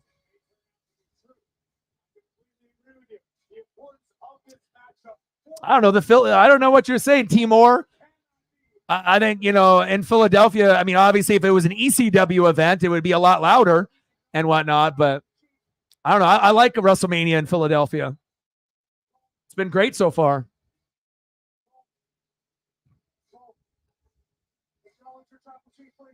But the crowd definitely needs to be a little, a little bit more energy. But I feel that the reason why is because we've seen too much Roman. They've been building this Roman shit for so long that a lot of people, they don't like him. You know what I mean? They're tired of him, in main events. It's like when you had Brock Lesnar in like a main event, and it's like at one point you were like, cool, Brock Lesnar. And then after a while, it got kind of old. It's like, oh, what are you going to get? A Brock Lesnar like 5-minute squash match, and then you're just pissed off at the end. So I feel that, they're trying to, give it a little bit of spice with Seth and, with The Rock, but again, any type of match that we should see with Roman, it should only be one-on-one. Roman and Cody, and that's it.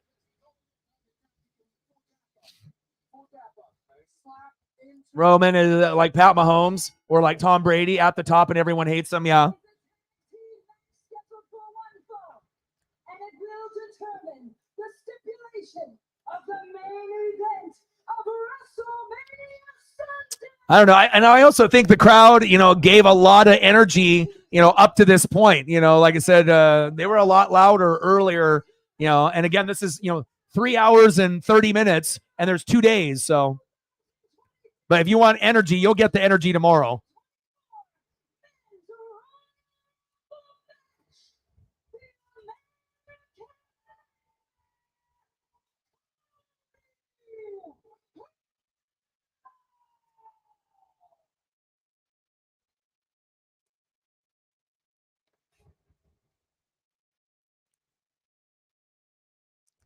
But the funny thing is about the legacy, when it's all said and done, no one is going to have Roman as their best at the very top unless you're like a Roman ball licker. Like if you're this like Roman Reigns lover, you're like, how many people are going to say at the end of the day, no matter if Roman has the belt for like 7 years in a row, no one is going to say Roman over Rock, Roman over Stone Cold, Roman over Shawn Michaels, Roman over Bret Hart, Roman over like all, then no one's going to say it. So you could have the belt for 7 years straight, and that looks all, cute, in the record books, but no one is going to have, hell, I don't even think people will have Roman over Seth Rollins when it's all said and done. You know what I'm saying?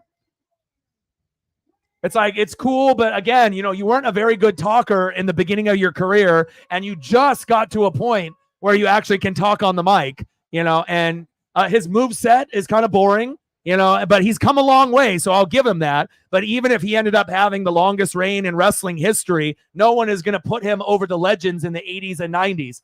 I mean, prove me that I'm wrong.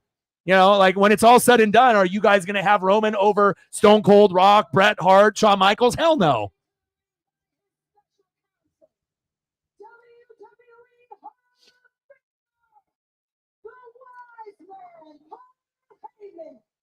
Yeah. And the only person to take the belt from him that would be, accurate and what we would expect is Cody, right? There's no other person that we would want to get the belt off of Roman beside, obviously Seth Rollins, at some point will, be the man, down the road. And they definitely, I feel that they did him dirty for many, many years. Seth Rollins could be the face of the company also, but you're just going to have to wait your turn. And sometimes that's politics in wrestling. So.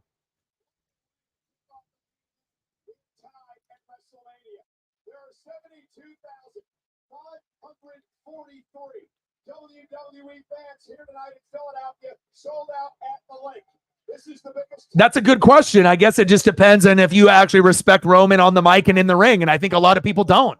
I feel like that's Vince's boy, so it's like you got a guy that was just pushed, by Vince because he had the look, even though he couldn't talk on the mic, even though a lot of people hate on Dean Ambrose, aka John Moxley, of just being like a fighter, not really a wrestler. And then obviously Seth Rollins was by far the best one overall, talking and in the ring, but I guess everyone's going to have a different type of perception, on wrestlers when it's said and done.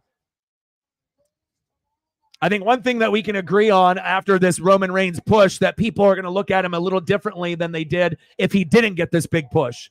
But again, Sometimes too much of one thing is, it gets kind of exhausting. Whether you're a face or a heel.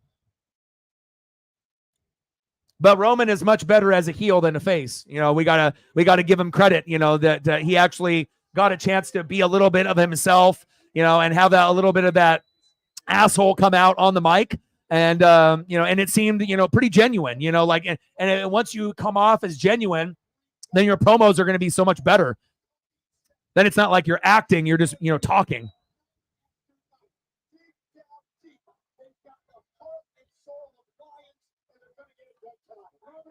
I actually think that Roman's legacy is probably going to take a hit because he had, this extended run.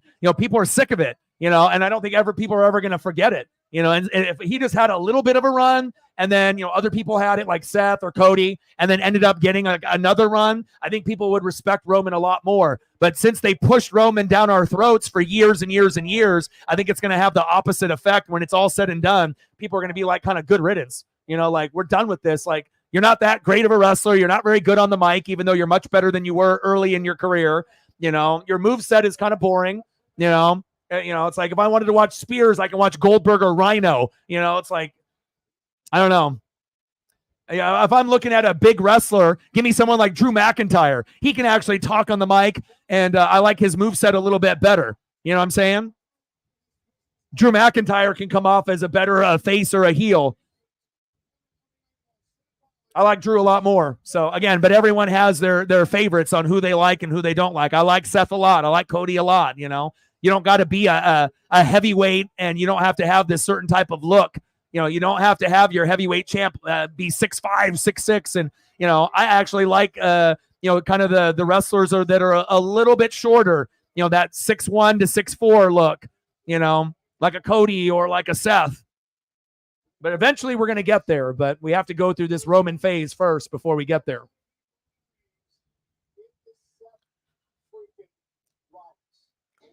Well, I don't think anyone has really gotten behind Roman ever. He was always considered the worst one in the Shield, right? And then he got, obviously, the big push from Vince, because he had the look.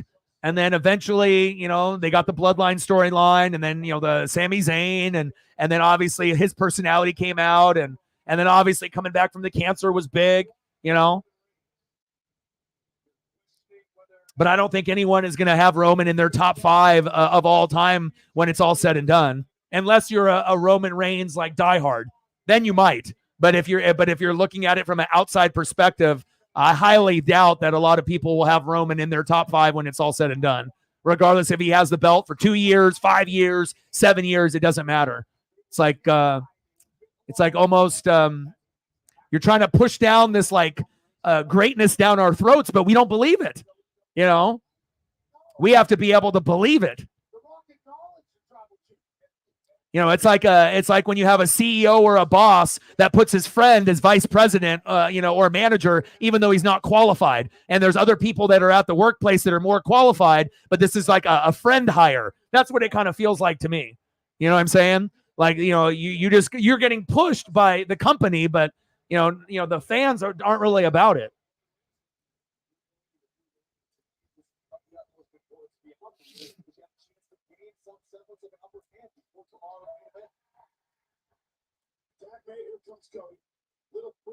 Oh yeah, I mean, if we're just talking about the leukemia part, and fucking definitely a legend. The thing is people aren't going to appreciate Roman Reigns until he's retired.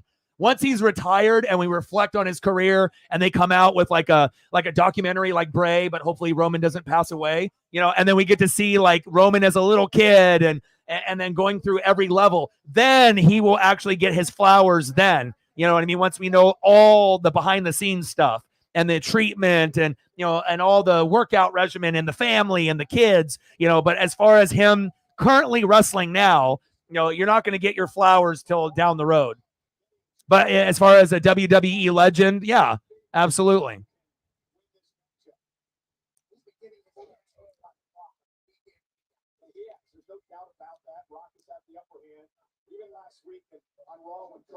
I don't know, man. Pushing to the moon. I mean, isn't that what they're doing? Hanging on to the belt way longer than he should.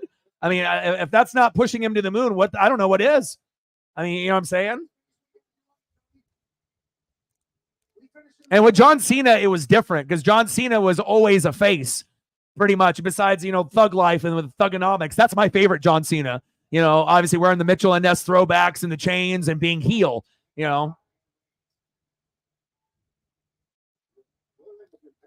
But again, Roman can, do like a face, but we got to see him elevate his career going heel. And anytime that, you go heel, it's going to be the best version of you, especially if you've improved your talking on the mic, because you can be more of a dick. You can be more of an asshole. But it has to be believable, and you have to know how to speak. You have to have the good dialect, the good tonality. You have to be able to, have the fans have to feed off of you.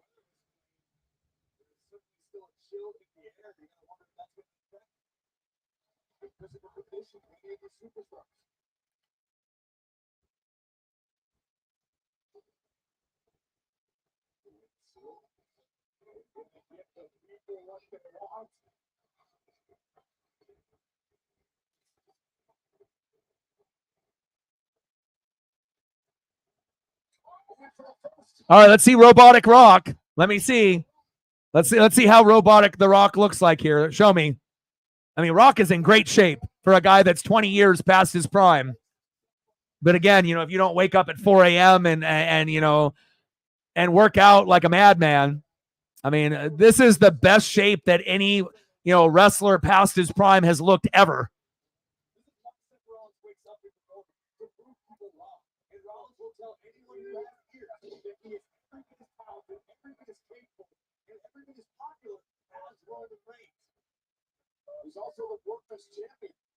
Oh yeah, Triple H, insane. I mean, I saw a fucking Triple H as Terra Rising, WCW, all the way back in the day. And then if you look at, Hunter Hearst Helmsley and then the Evolution. Yeah, Triple H is one of the best heels ever. He doesn't get enough credit. Obviously he gets credit now for saving wrestling on the WWE side with creative, but I don't think people really appreciated his heel run, when it was happening. You know what I'm saying? Like, some people appreciated it now after the fact, but I think when it was, in the present, you had Stone Cold, you had The Rock, Triple H was like the third guy, but I feel like him on the microphone, his intensity, and his aura, there's a reason why Triple H is Triple H.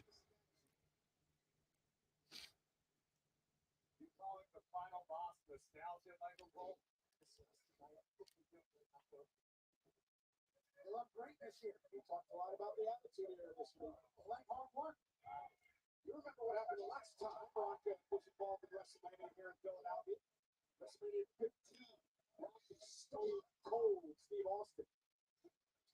Rock looks huge out there, though. Still looks like 6'4", 6'5", 6'6" on screen. And I don't know what he weighs, but he looks like he weighs 240, 250.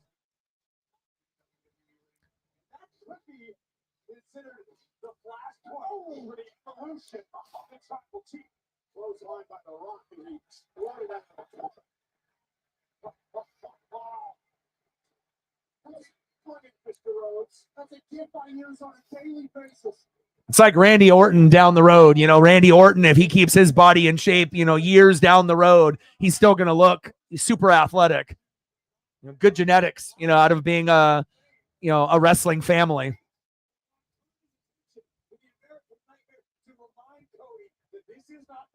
Seth and Cody look a lot smaller than Roman and Rock out there.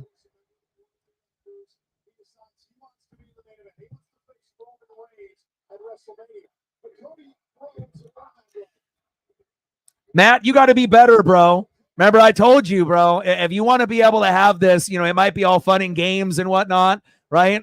But again, what you say is a reflection of me. You know what I mean? So I don't want you saying, donate now. I don't want you to be saying shit like that. And if you can't listen, then you're not going to have the spot, bro.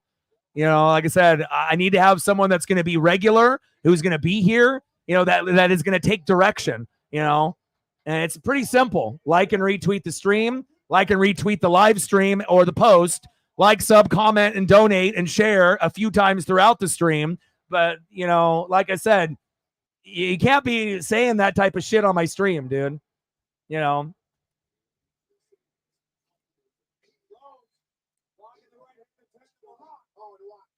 And I've already told you a few times, bro. You're starting to get to a point where you might be on friendship probation, my guy. You don't listen very well. I have to be honest, dude. You know, like I said, you know, if people are going to donate, they're going to donate.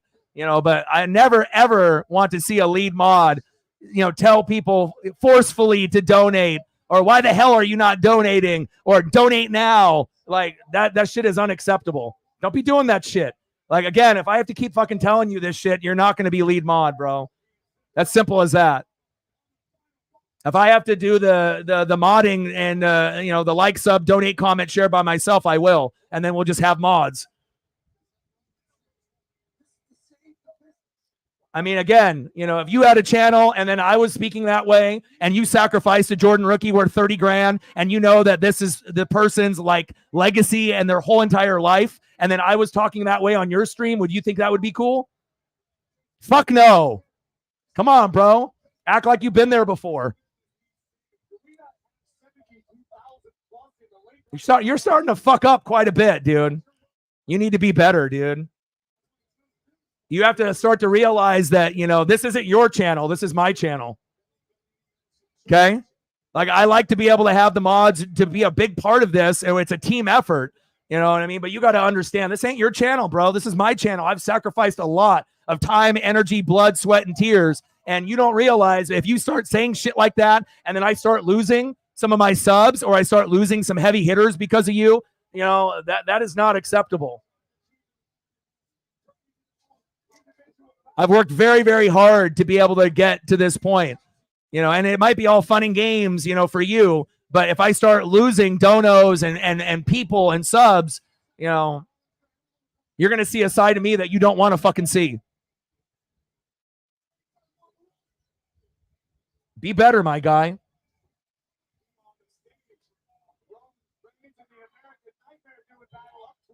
Like, sub, donate, comment, share, you know, the basics. Respectful. See, The Rock doesn't fuck around and O-Dog doesn't fuck around. I could cut a fucking promo. All right? I bring the fucking intensity. All right? That's why no one fucks with the O-Doggy dog. All right?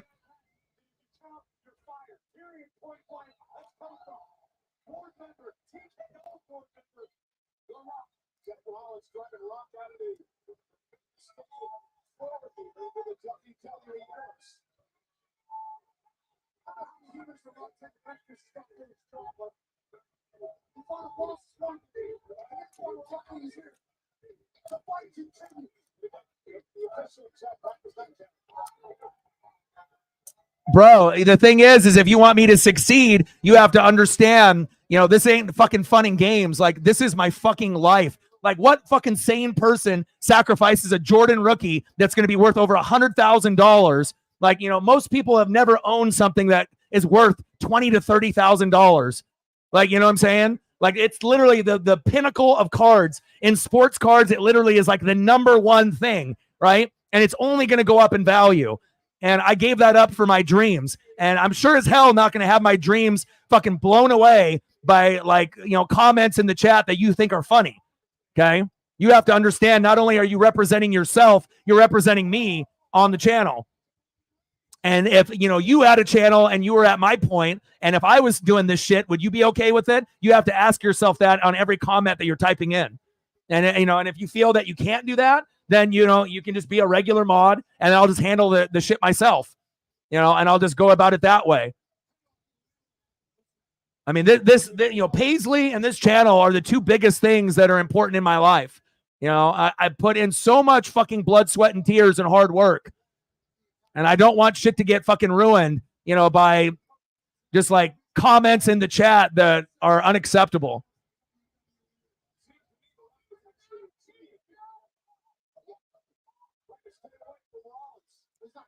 Everything's Gucci. We're good.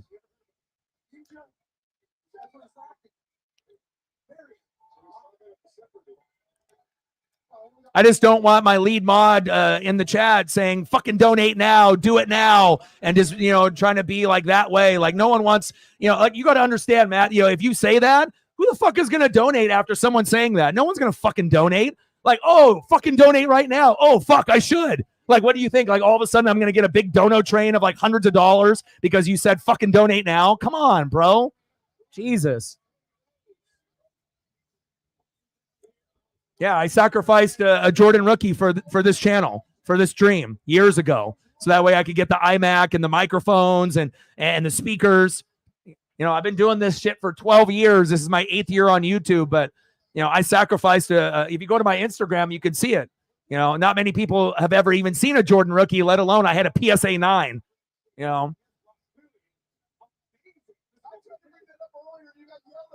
And I wouldn't be getting this upset, but this isn't the first time that I've had to say something in a short period of time of you taking over. This is like the 3rd time. And if you feel that you can't handle it, you know, you need to let me know so that way I can find someone else or just do it myself until someone else is qualified to do it. Because you're not only representing yourself, you're representing me on the stream.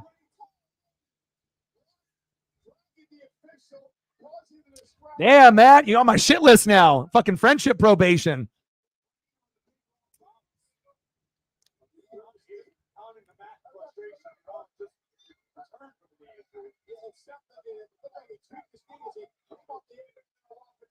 Common sense, my guy.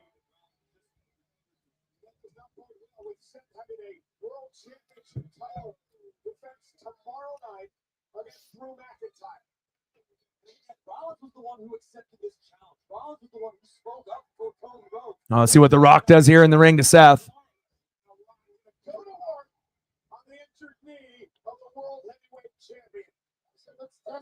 Yeah, I agree.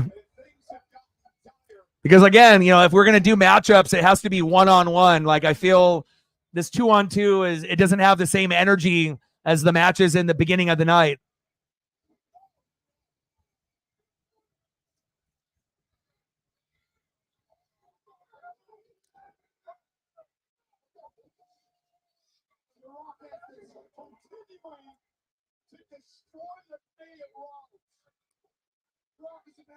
Whatever the hell he wants, whatever the hell he wants. Says whatever he wants, whatever he wants. Count here comes the undisputed champion, Roman Reigns. He wants something to scrub and says, "Don't buy it, buy too." Yeah, he quit. You know, I've had to reinvent myself, you know, so many times, you know, from doing NFL reactions only, and then, you know, doing like rugby and soccer and, you know, basketball, and then, you know, going into the live streams, and then now doing pretty much everything: basketball, baseball, football, hockey, NASCAR, wrestling. You know, like I've worked so fucking hard, you know, to get to this point, to be full-time. You know, this is, you know, it took me 10 years to go full-time, and I don't want shit to get fucking ruined, you know, just based on, you know, stuff that's typed in the chat where it, you know, might seem as like just a joke. But again, you know, you're, you know, if you type shit in like that, I mean, you're fucking with my livelihood. You know, this is my full-time job. I ain't doing this shit as a hobby. You know, like my whole lifeline is this. But I guess, I guess some people don't realize that. You know, it's all just, you know, fun and games, you know, but it fucking isn't.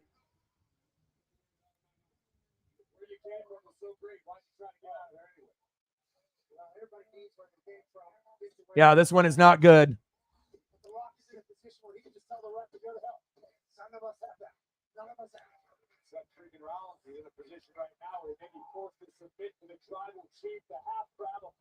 And if he submits, guess what happens tomorrow night?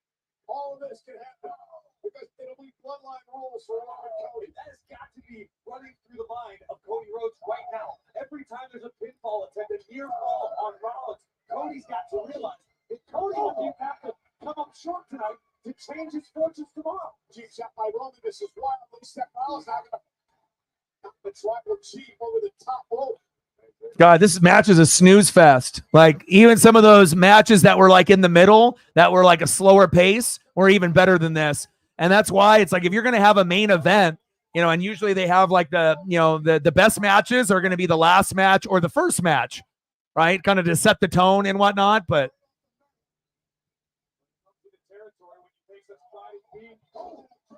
The workhorse here in WWE.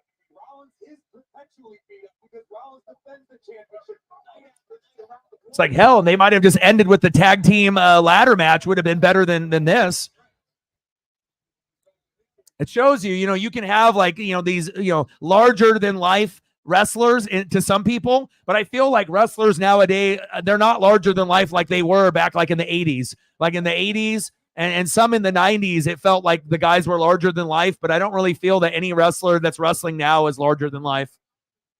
And again, it's like you can still have the belt and have the popularity, but that doesn't mean that like certain guys put on good matches, and a lot of matches that Roman puts on are boring. They're just not good. He's too slow. You know what I'm saying?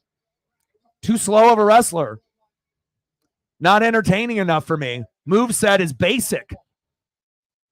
And if you're going to be a bigger wrestler, give me something like Undertaker. Give me something like Drew McIntyre. Give me a little flair. Fuck, even Kane.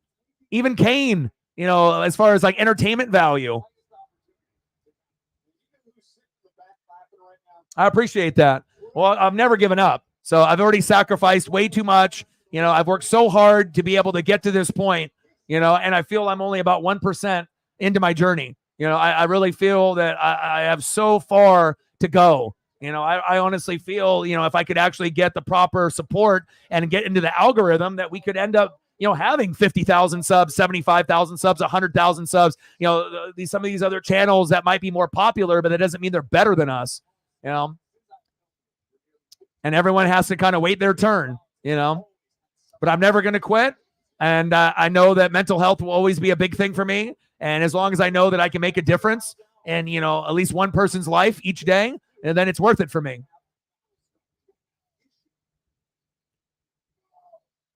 But I do appreciate that. like Roman Reigns, who used to be so close to Rollins, who knows Seth so intimately, that Reigns is going to exploit any weakness he can find. Chisel Roman Reigns to Rollins.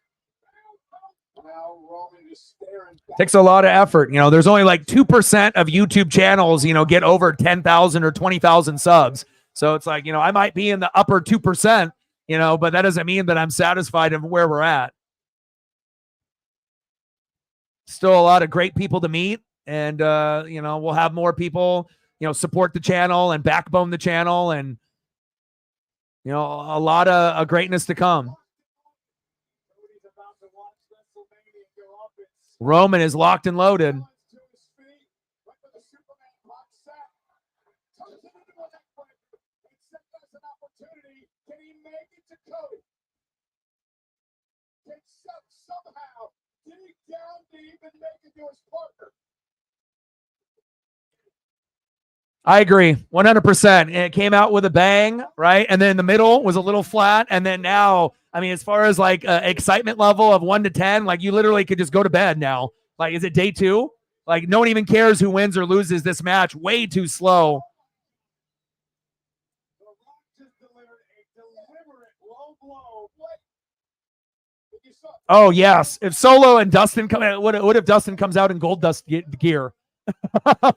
if Gold Dust comes out, if Dustin comes out in Gold Dust gear, oh my God. Yeah, and then if Solo comes out.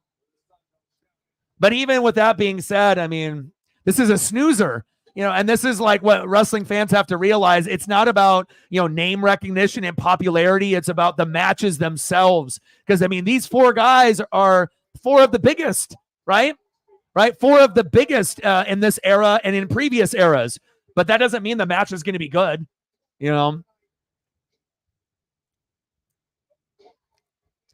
I mean, I'd rather watch Sami Zayn, Kevin Owens one-on-one than this.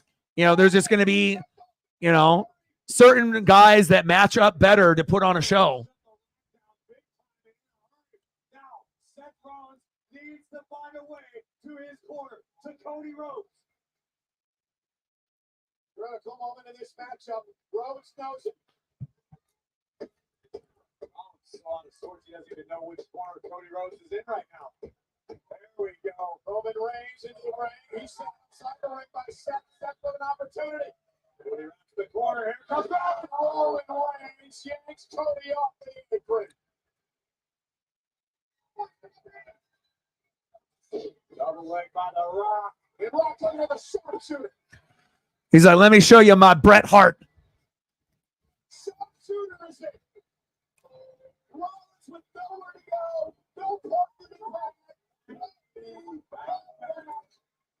Middle of the ring.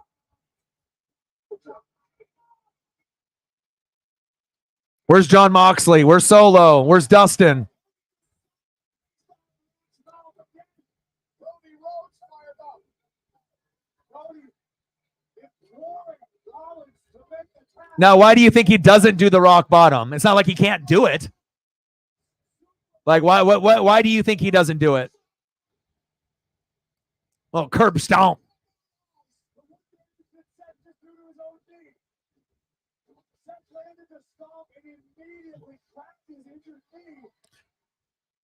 So at least you got the first like 7 rows clapping in the building. It took a curb stomp from Seth Rollins for the crowd to clap in the first 7 rows.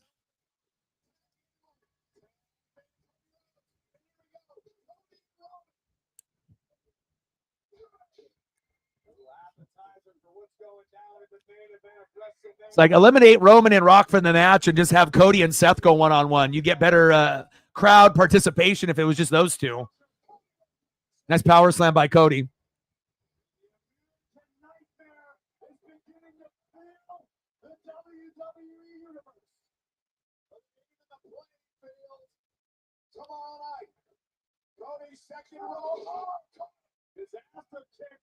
And I think a lot of times people don't realize when you have a wrestler that is smaller, like Seth and Cody, and they go against a bigger wrestler, a lot of times it just doesn't work.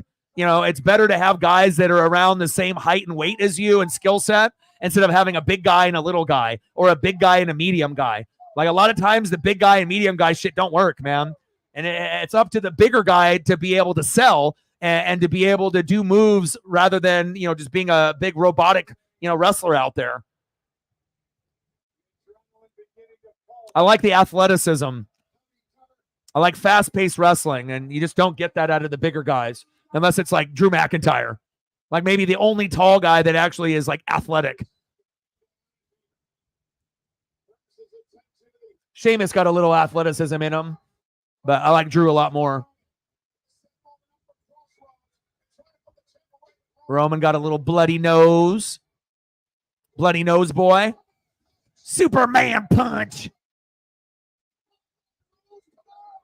2.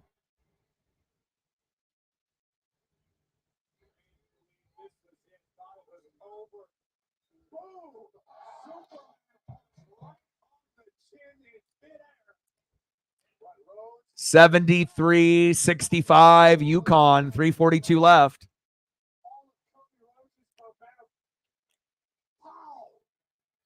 Bloody nose boy. He said, my nose is bloody. I got the bloody snot. I'm mad now. I'm hulking up. I have to hulk up now. Ooh-ah! Ooh-ah!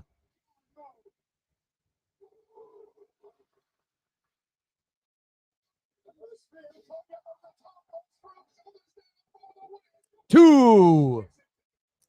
Yeah. Well, I guarantee everyone that's watching at home is bored too.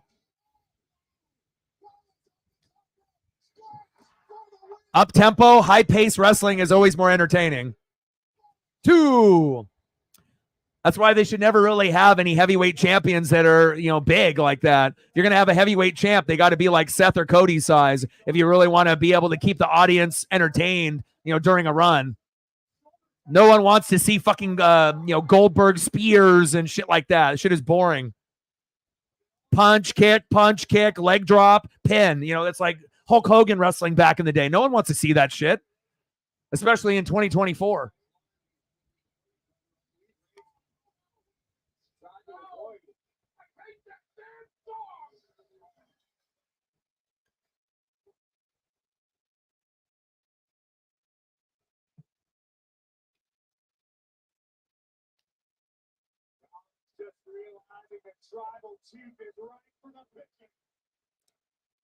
I'll turn this top. Roman Reigns hits him up high, slaps him down hard.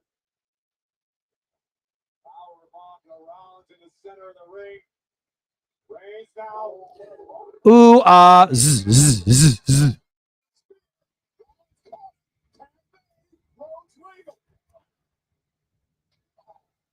Yo, that one was pretty clean. Did the chops. Phantom double kick there. Hulk up. Hulk up, Seth. Crossroads. Bye-bye.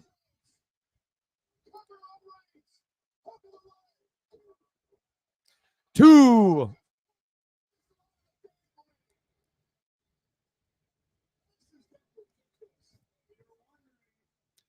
This is exactly not how to, do WrestleMania, like for a main event. You know what I'm saying?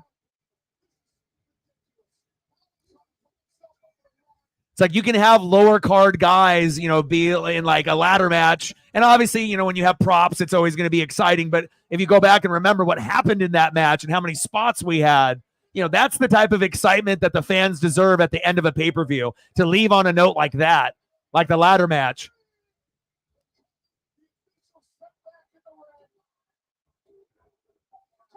Two.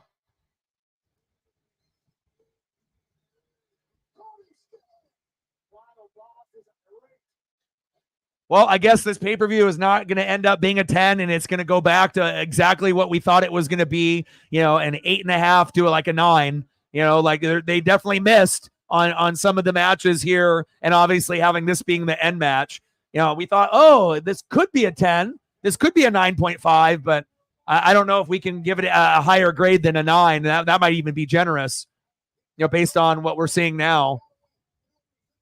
I was really, really hoping that we were going to have a 9.5, 10 day one, but seems like we're back to that same 8.5, 9 all over again.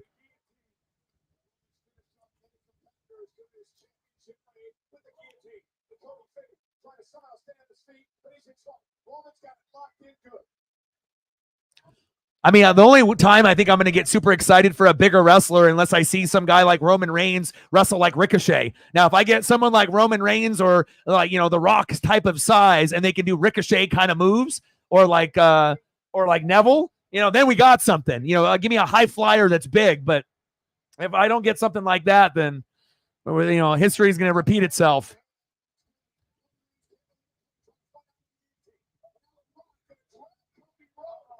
Like, where's my Bianca Belair and Charlotte Flair, but tall for the men that can do moves off the top rope? If I bought tickets for night one, I would be really fucking pissed. It started off with a goddamn bang, though.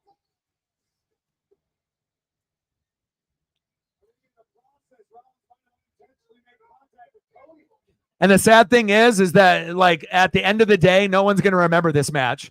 Like, no one's even going to be talking about this particular match when it's all done, regardless on who wins or loses. It's like, how many big spots did we see? None. Was the wrestling slow? Yes. Like, was the crowd into it? No. Did we fall asleep during the stream? Yes. Did we need a refund? Yes.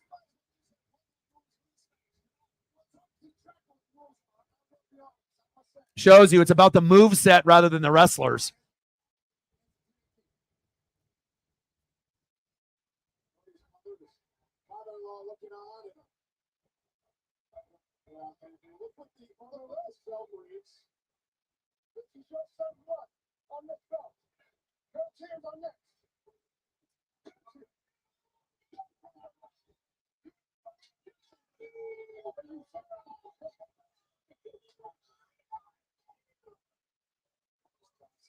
Cody's mama, bullshit. Don't hurt my baby.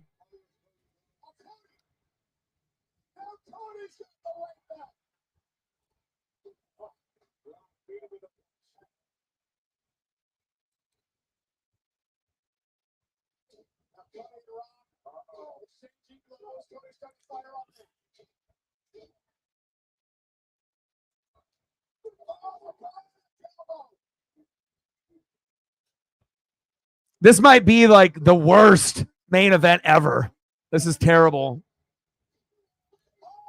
I mean, it's one thing if the match moves are terrible and the crowd is into it, then they can fake it, where it's like the crowd is going crazy even though the match is slow and boring. But even the crowd can't fake it.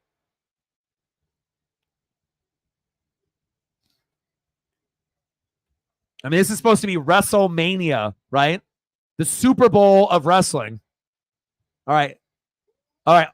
Elbow pad going into the crowd on eBay. 3, 2, 1. Cody Cutter. He said, let's go. Cody turning into the Ultimate Warrior. He's like, I got to get the crowd into it. Everyone thinks that these other guys suck. They only cheer for me.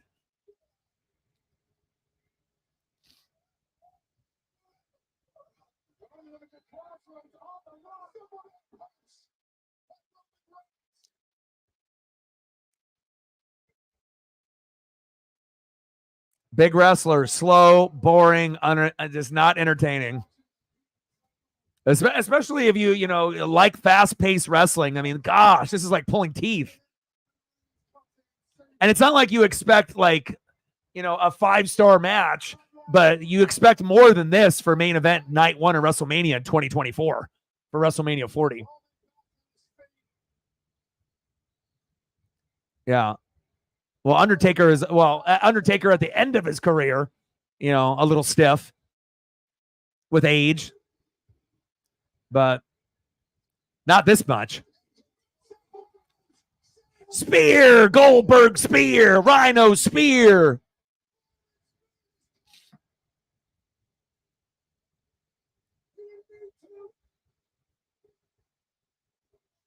Yeah, in the front row.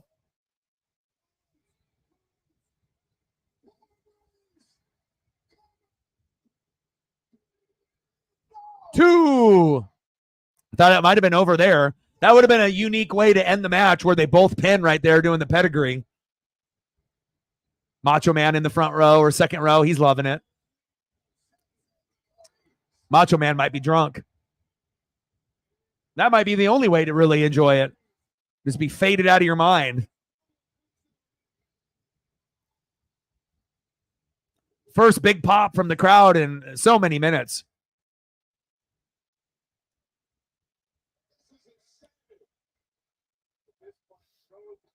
Yeah, it was like some of the guys like on ECW that would be in the front row, and the guy was always there. You're always going to have those people that got the money, and then they'll have their signature look, and then all you got to do is look for them, and they're there.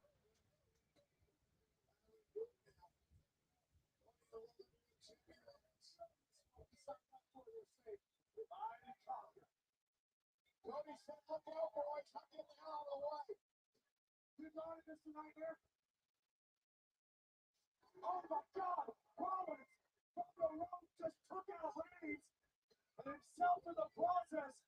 Meanwhile, on the other side of the ring, like this match is going so long that there was other matches that could have been extended to be better. But again, it's like they're trying to give the fans their money's worth, but it's only their money's worth if the match is good. Tyler said the double pedigree kick out was the best part so far, and that's sad.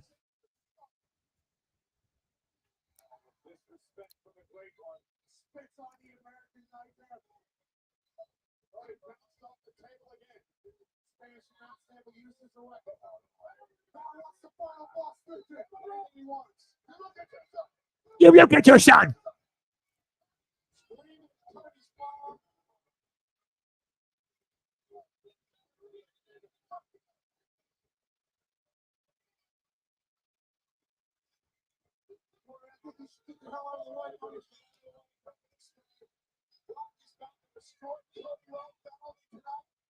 UConn just won 86-72. UConn is a 1 seed going against Purdue as a 1 seed in the NCAA championship for the men's. South Carolina and Iowa, and Caitlin Clark for the women's.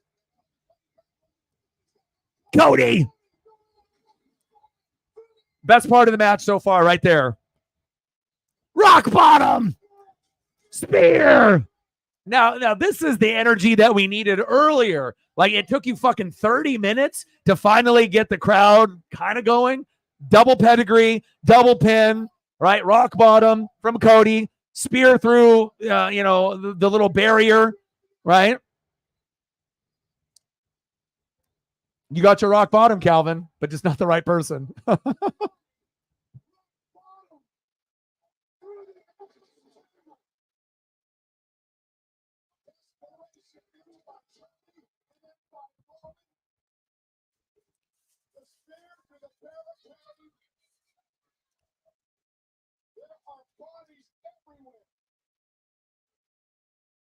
Cody trying to muster the strength to finish the job tonight. Blowing Rock into the ring. Going in after it. Got your rock bottom, my guy. But also, the rock bottom doesn't look good unless the guy that's getting the rock bottom done to him jumps. You have to jump and bend your knees and get more air. If you're just going to have your whole weight and you're not going to help the other wrestler, then it's not going to look good. Like I said, selling in wrestling is a lot more underrated than people think. It's not about you looking good. It's also making the other opponent look good as well. Like, there's so many layers into wrestling besides cutting a promo or being athletic. Like, selling is one of the most underrated parts in wrestling, and there's so many wrestlers that are not good at it.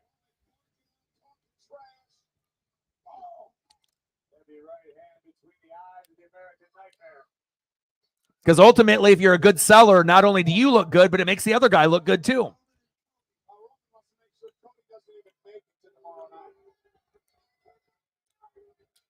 Gunther?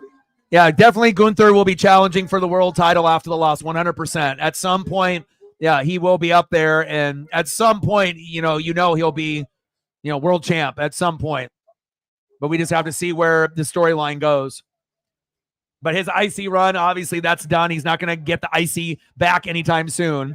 Maybe later on in his career, he'll have it again, but now he'll move up to the next belt. I agree, Maximus.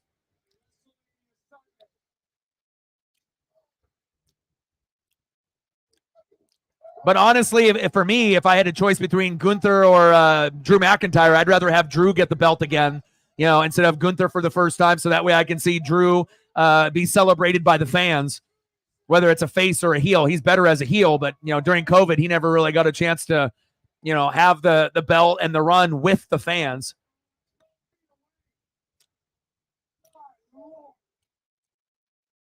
Man, this match has gone like 10 minutes too long.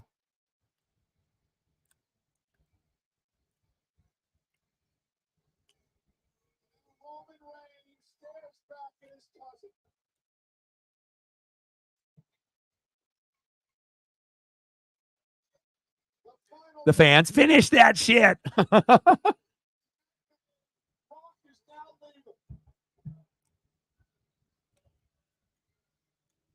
Say, match is over. Rock and his elbow are next.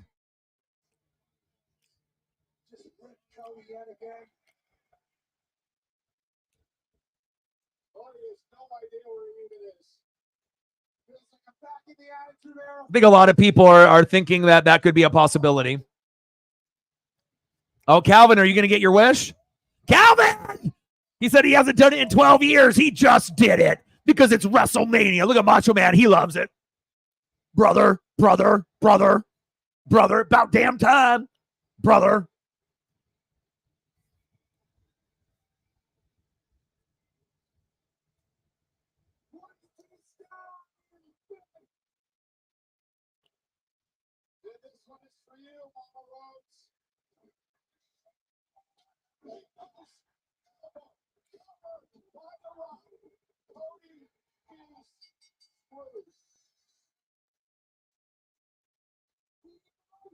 Mama Rhodes. That's bullshit.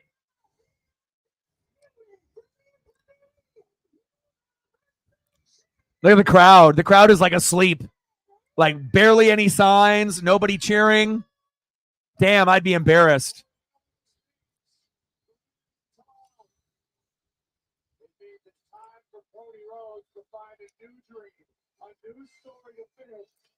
That's why, you know, fast-paced wrestling will always beat big guy wrestling every single time. You can even have lower names participate, you know, in a fast-paced match, and it'll be more entertaining. At some point, these guys in creative have to figure that out, you know. Like, the age of the big and slow wrestlers is done, you know. This isn't the 80s and 90s with Vince McMahon anymore. I mean, I guess some people out there would like the Omos type of style wrestling where it's big and slow, you know, but man. I was really hoping that this would end on like a 9.5 or a 10. So now that we've seen every match, no Dustin, no solo run-in, what would we grade day one or night one of WrestleMania? 8.5, 9? What would you guys give it? Put your number in the chat. What would you guys give this day one now? Started it off with the first couple matches, you know, with Becky and Ripley, right? And obviously with the tag team ladder match, off the chain. You know, first couple matches were 10s, and then it slowly started to regress, and then it picked up the pace a little bit, and then at the end, definitely fell flat. I don't know, 8.5, I think, 9, somewhere in that range, I think is what we're getting. We had some highs and some lows.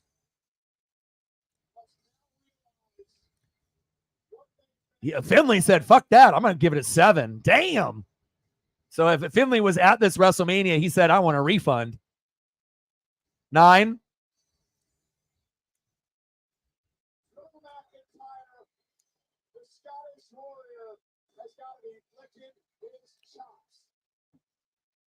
Tonight belonged to the People's Champ and the undisputed WWE Universal Heavyweight Champ. Tomorrow night, I expect more of the same. Roman's belt with the big W looks like shit. Like that type of belt. I don't know. It just doesn't look good. It looks old and outdated. Even Rock's belt looks better than the Roman's belt.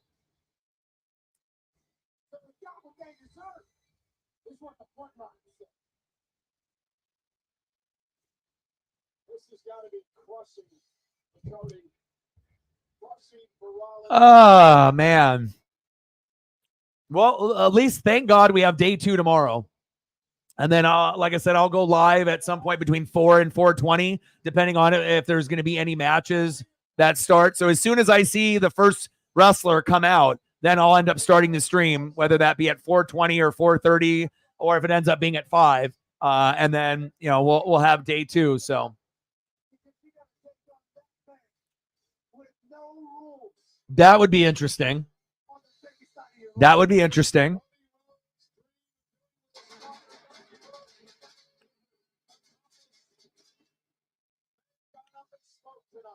Yeah.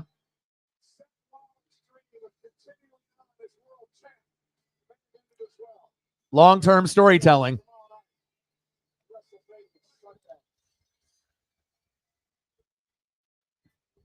Plus, you got to lose before you win, right? You got to crawl before you walk.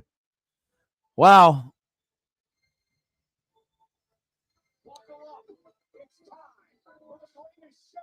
WrestleMania.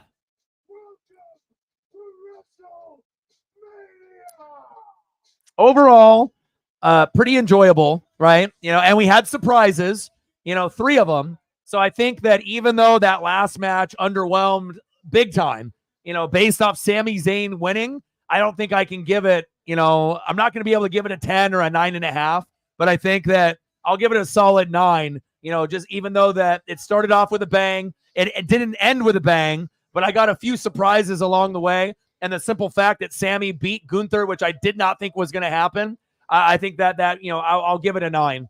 You know, like I said, my heart and my gut want to say, fuck that, give it like an 8 or an 8.5. Oh, but you know, if Gunther would have won and we would have had the same predictable bullshit, then maybe I would have said, you know, 7.5 or an 8. But you know, the surprise factor and the end of matches, you know, a lot of times is what separates pay-per-view from getting to a 10 or a 9.5, a 9 or an 8 or even lower. So Giants fan, I appreciate that. Walter says 6, possible 7. Yeah, a little bit of a disappointment for night 1. I would agree with that. So I'm not sure if I would go as low as a 6 or a 7, but I can totally understand where you're coming from. Now, if I would have gotten no surprises, then I probably would have said 7. You know what I mean? So, yeah. But a lot of the big spots in these matches, as you're seeing in the replay here on Peacock, were early. And gosh, it really did start off with a bang.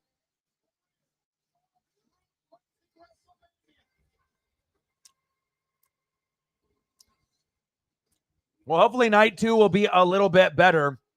Shout out to all the people that donated, commented, shared, all the people watching on Twitter/X, as well as YouTube. Have a great rest of your night. I need to go take Paisley for a long 30 to 45-minute walk, have some dinner, and then we'll be back at it tomorrow, and we'll grind it out, and we'll be doing day number 2. So I love you guys, and I appreciate you guys very, very much. And I got one question for you. Who you know talk sports like us? Your boy Orion, Northwest Sports Fanatics, and I'm out. Okay.